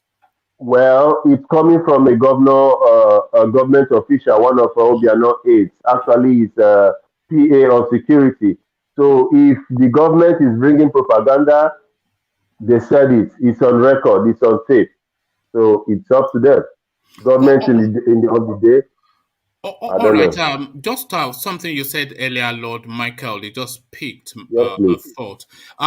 You were saying that it's going to be bloody in EndSARS this time around. And are you then saying that the people now knowing that Buhari's answer to everything is just to bring the guns out, they will facilitate for that and not allow themselves be slaughtered as we saw last year? Are you saying the people will factor the Buhari Yamato approach into their protests this time around? If they have the balls to come out, they will have the balls to fight out. Otherwise, they will all run back inside the house. If you see them on the street, no, they are ready for the worst. Yes, because Buhari has only one approach, which is just to get the guns out. So if the people are protesting, they know. He's like Deontay Wilder, who only knows how to just give only one punch. All right. Lord Michael, still staying on Buhari, but just this as a final thing, and then we start to round off. So Buhari's scorecard now, we've been reflecting on it. We touched especially and spent a lot of time on the second Niger bridge, but just quite a handful of projects that he was saying, judge me on. Lagos-Ibadan Expressway roads in the north, east-west road, I think that will be in the east, etc., etc. So Buhari now presents what he should be judged at, what should be judged on, rather. So if he succeeds then in these things, is that then sufficient enough to reassess his administration and not be as just categorical as we've been all the way through? Okay, I will say this and I'll be truthful with this. If Buhari can achieve this, I'll call them prospects, he will be able to buy a percentage of people. I would not know how to predicate that percentage, but I know he will buy over some people who will say, after all, he did something, because that has always been the Nigerian case. Some people will still make them know he did not do nothing. It is your right, but it will go a long way in terms of judgment. Posterity will stand in for him that they'll say Buhari was this, was bad, he was did this, he did that. But some people will still come out an argument to say, but he did this, he did that, and he did the other. So if I were him, I would still try to pacify the people, because he should think it's not just about him. He still has kids who have to grow, except his kids are never going to come back to this country, because Nigeria is getting to a point where the sins of the fathers are going to count over the kids and their generations to come. All right, thank you, Lord Michael. So now time has now is long spent now. So we start to round off from here, and then we go Rational Mind, come to you, Lord Michael, again, Black League, and Okay. as ever, Ajanle Koko. So Rational Mind, just a quick summary then of your thoughts. Yeah, I think again a lot has been said today, and I know we have a lot of people who are listening to us. Anything we say on this platform, a lot of people do. Sometimes I've even heard some of the things we say on this platform being re-echoed in some other platforms, even national TVs in Nigeria. So sometimes I wonder, like, oh, these people are really listening to us or they are watching us. So I'm very sorry to interrupt you, Rational Mind, but what you said just put me in mind of something I saw earlier before I came on the session. I saw a headline by Dabi Amila announcing TINUBU eulogizing him, and do you know what he said? He said the eagle has landed. So now, look, you say I'm reaching, but I say this is my introduction every session. The eagle has landed. And then Badabi Amila is going to copy. Look, look, Femi, if you are listening, come on the platform, because we need to sit you down and address you formally. But sorry, Rational. Yeah, you're right. I mean, not just that alone, even some of the phrases and some of the language and other kind of thing we use here, I've heard it many times. I was like, whoa, where is this coming from? I said, it's okay. Anyway, so having said that, I would just urge our listeners to subscribe if they've not, and often find it to be free and come on the platform and express how they feel. We should realize we live in a free world. Nobody should be born slave. We're all free people. I believe everybody should be free. Anybody born of a man and a woman should be free. Nobody should be subjected to what we are seeing going on in that country, even though it's insidious kind of. They make it look like everybody's okay in that country. Nobody's being dominated. Nobody's being having his right trampled on. But in a way, in some insidious way, you will know that country, the way it's structured in a way whereby the haves will continue dominating the have-nots. Which we would love to, maybe we'll just say the battle is between those who have and those who do not have. But I don't think that's the issue right now. The issue is, like I've been saying here on this platform, is those people who wants to renew the 1999 Constitution by means of a new election in 2023, and those people who are agitating for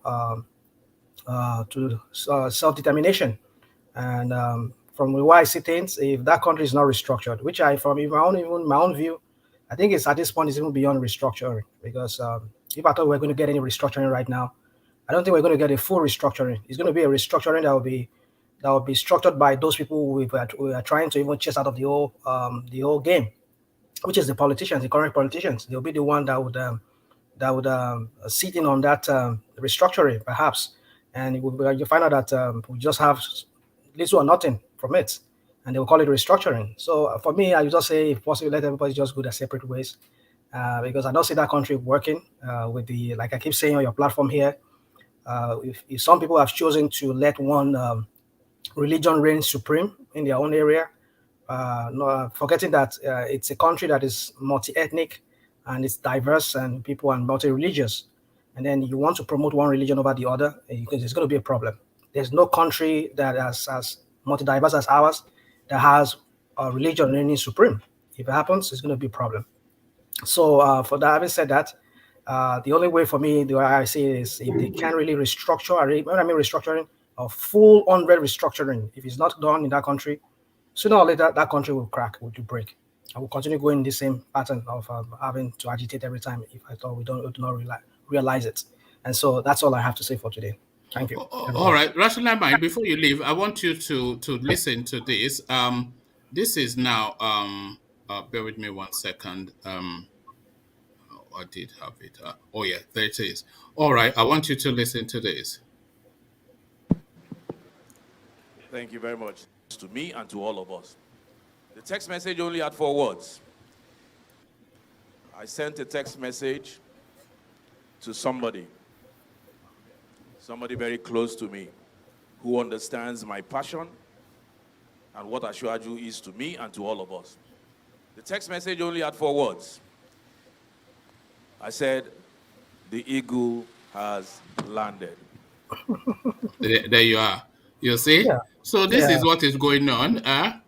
So, Yeah. so Mr. Gbadabi Amila, anytime you are ready, I am ready. Just me, you and Ajanle Koko and Black League. You need to email him and email him and let him know why you're stealing my statement. If he's watching already, then open investigation to you, Mr. Speaker, sir.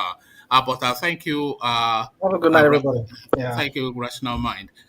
So from Rational Mind to Lord Michael. Lord Michael, your words. Okay. Well, it's nice coming back here to speak with the gentleman, and I must really say this. With what is going on in the country today, with what Malami is going up and down doing, it shows, one, Buhari is not in control.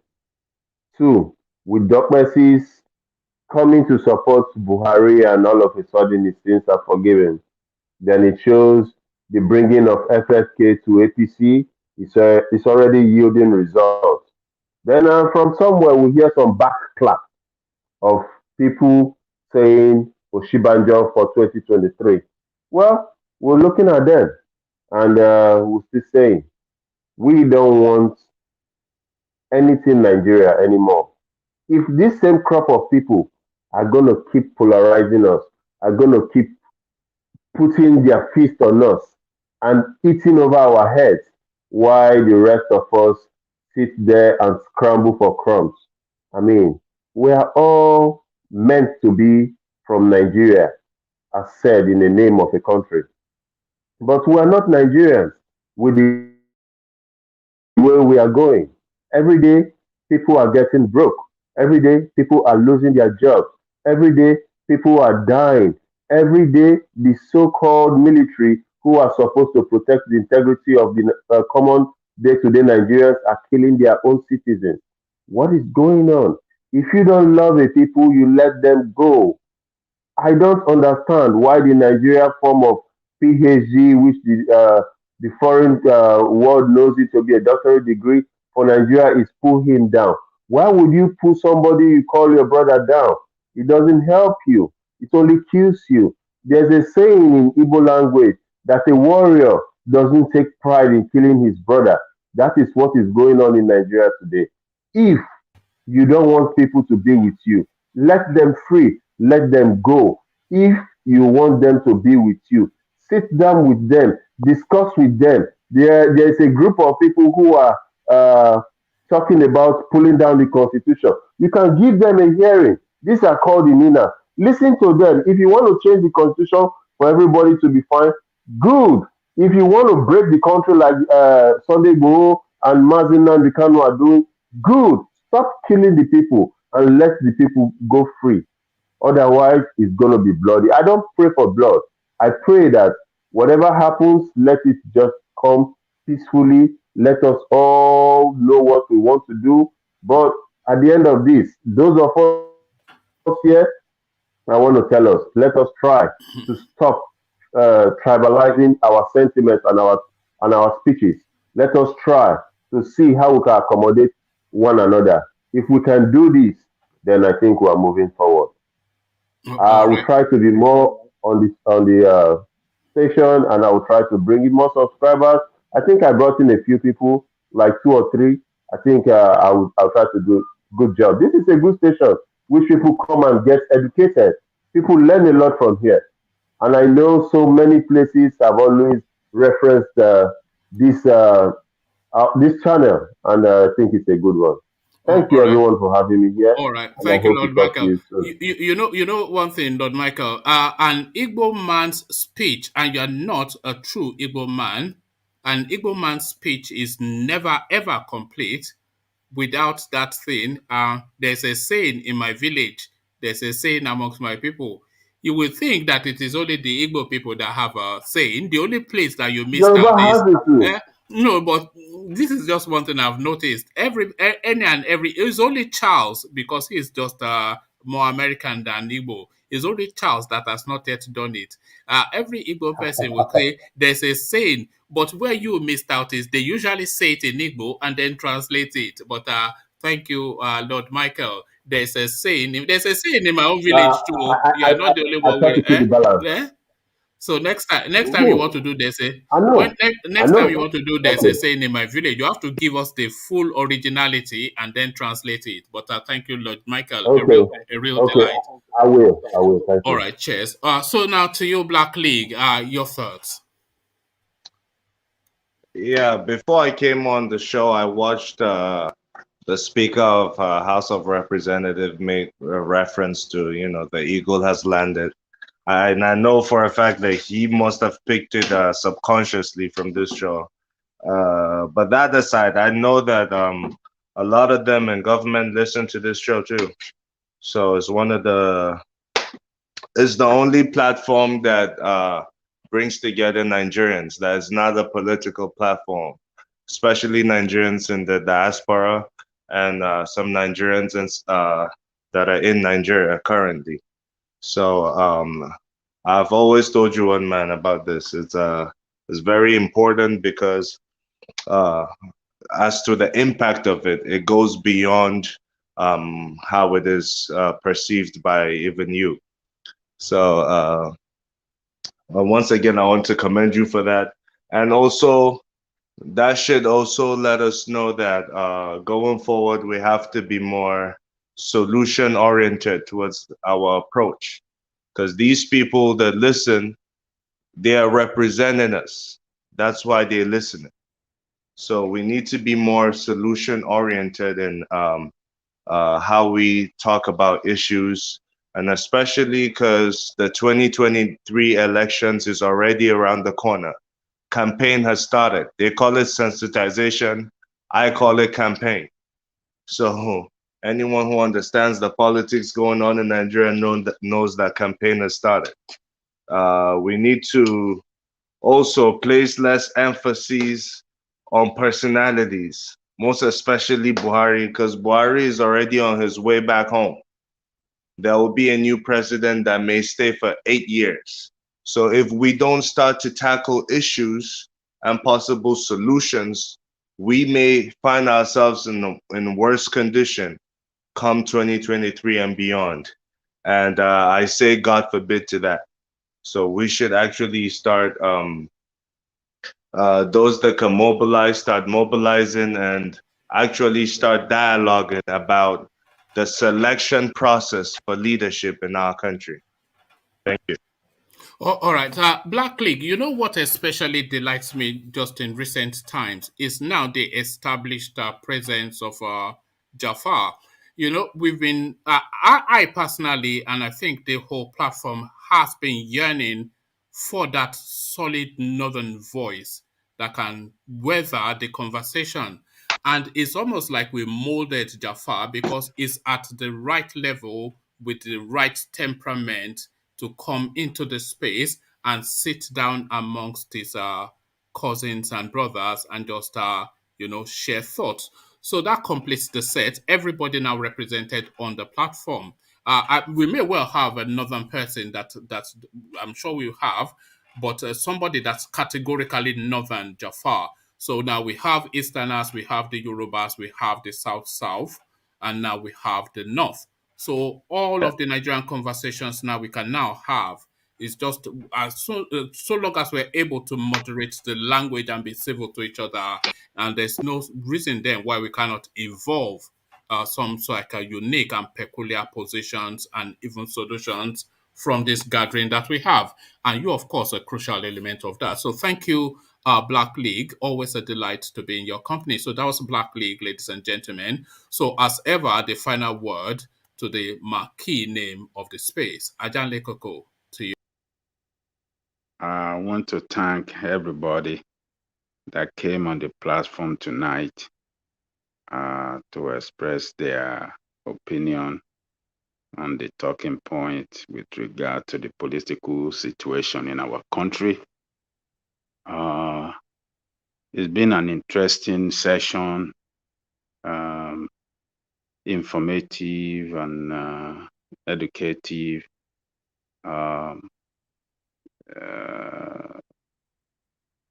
I want to commend Peter Obi for standing out for himself among others that were revealed by the Pandora newspaper for having an offshore account. He spoke well on the national TV, defended himself well, that he has not committed the law. I mean, he has not done anything against the law. And he stood firm by that. And as a matter of fact, the very first day the publication came out, he responded quickly to it. And for him to come on national TV today, or let me say yesterday, to talk about it, shows that maybe he has no skeleton in his cupboard until Nigerian state pick it up against him and show him a red card that he has something in his cupboard. That is when we can classify him as one of corrupt Nigerian politician. But once Nigerian states have not done anything or come out to put a case against him, I will still give him my respect as one of Nigerian politician that is not corrupt, who I will support for the position of president anytime, any day. We need somebody that is not corrupt to lead us, somebody with a sense of purpose on how to manage resources, somebody that can, put that country, atop other countries in Africa and, showcase who we are as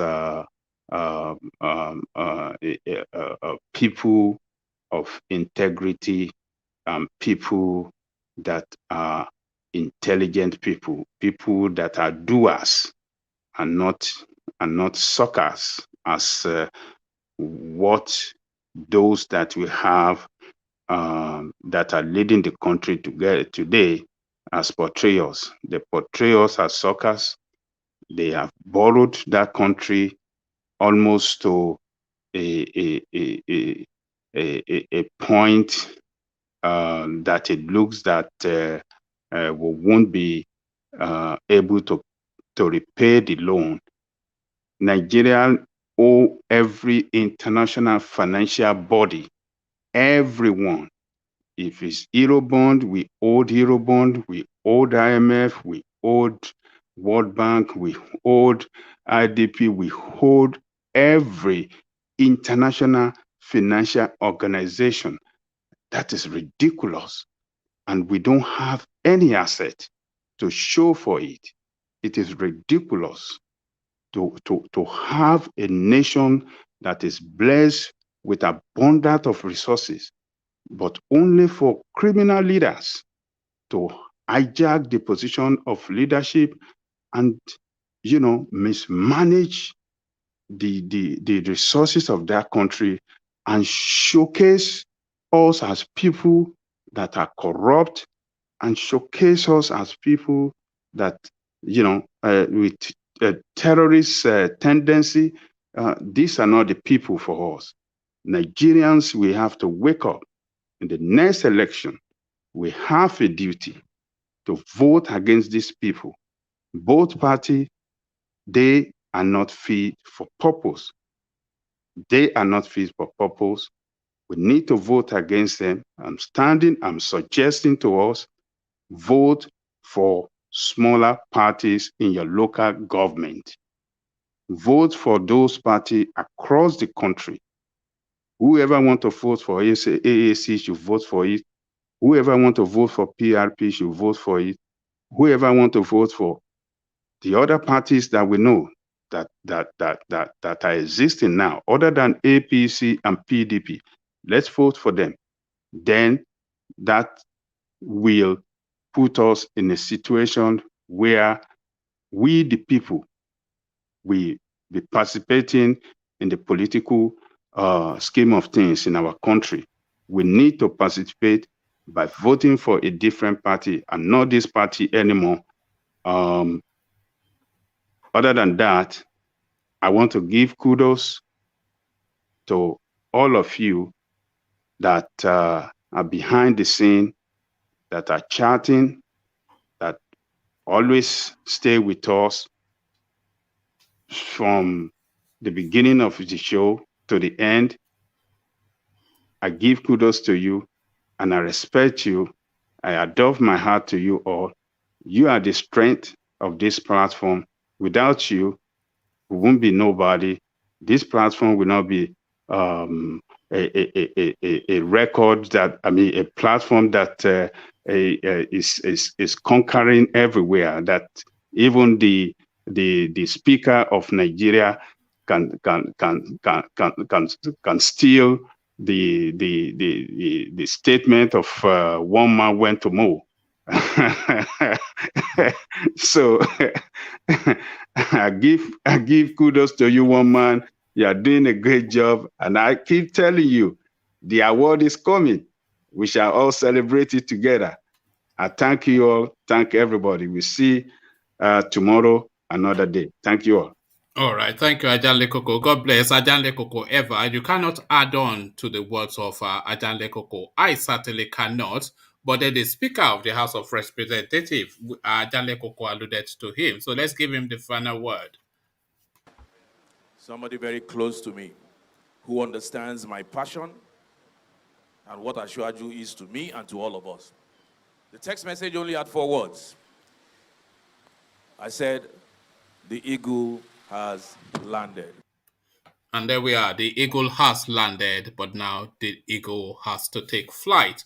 The eagle takes flight. I'll leave it there. Carry the conversation up within the comment section, but here I say, peace.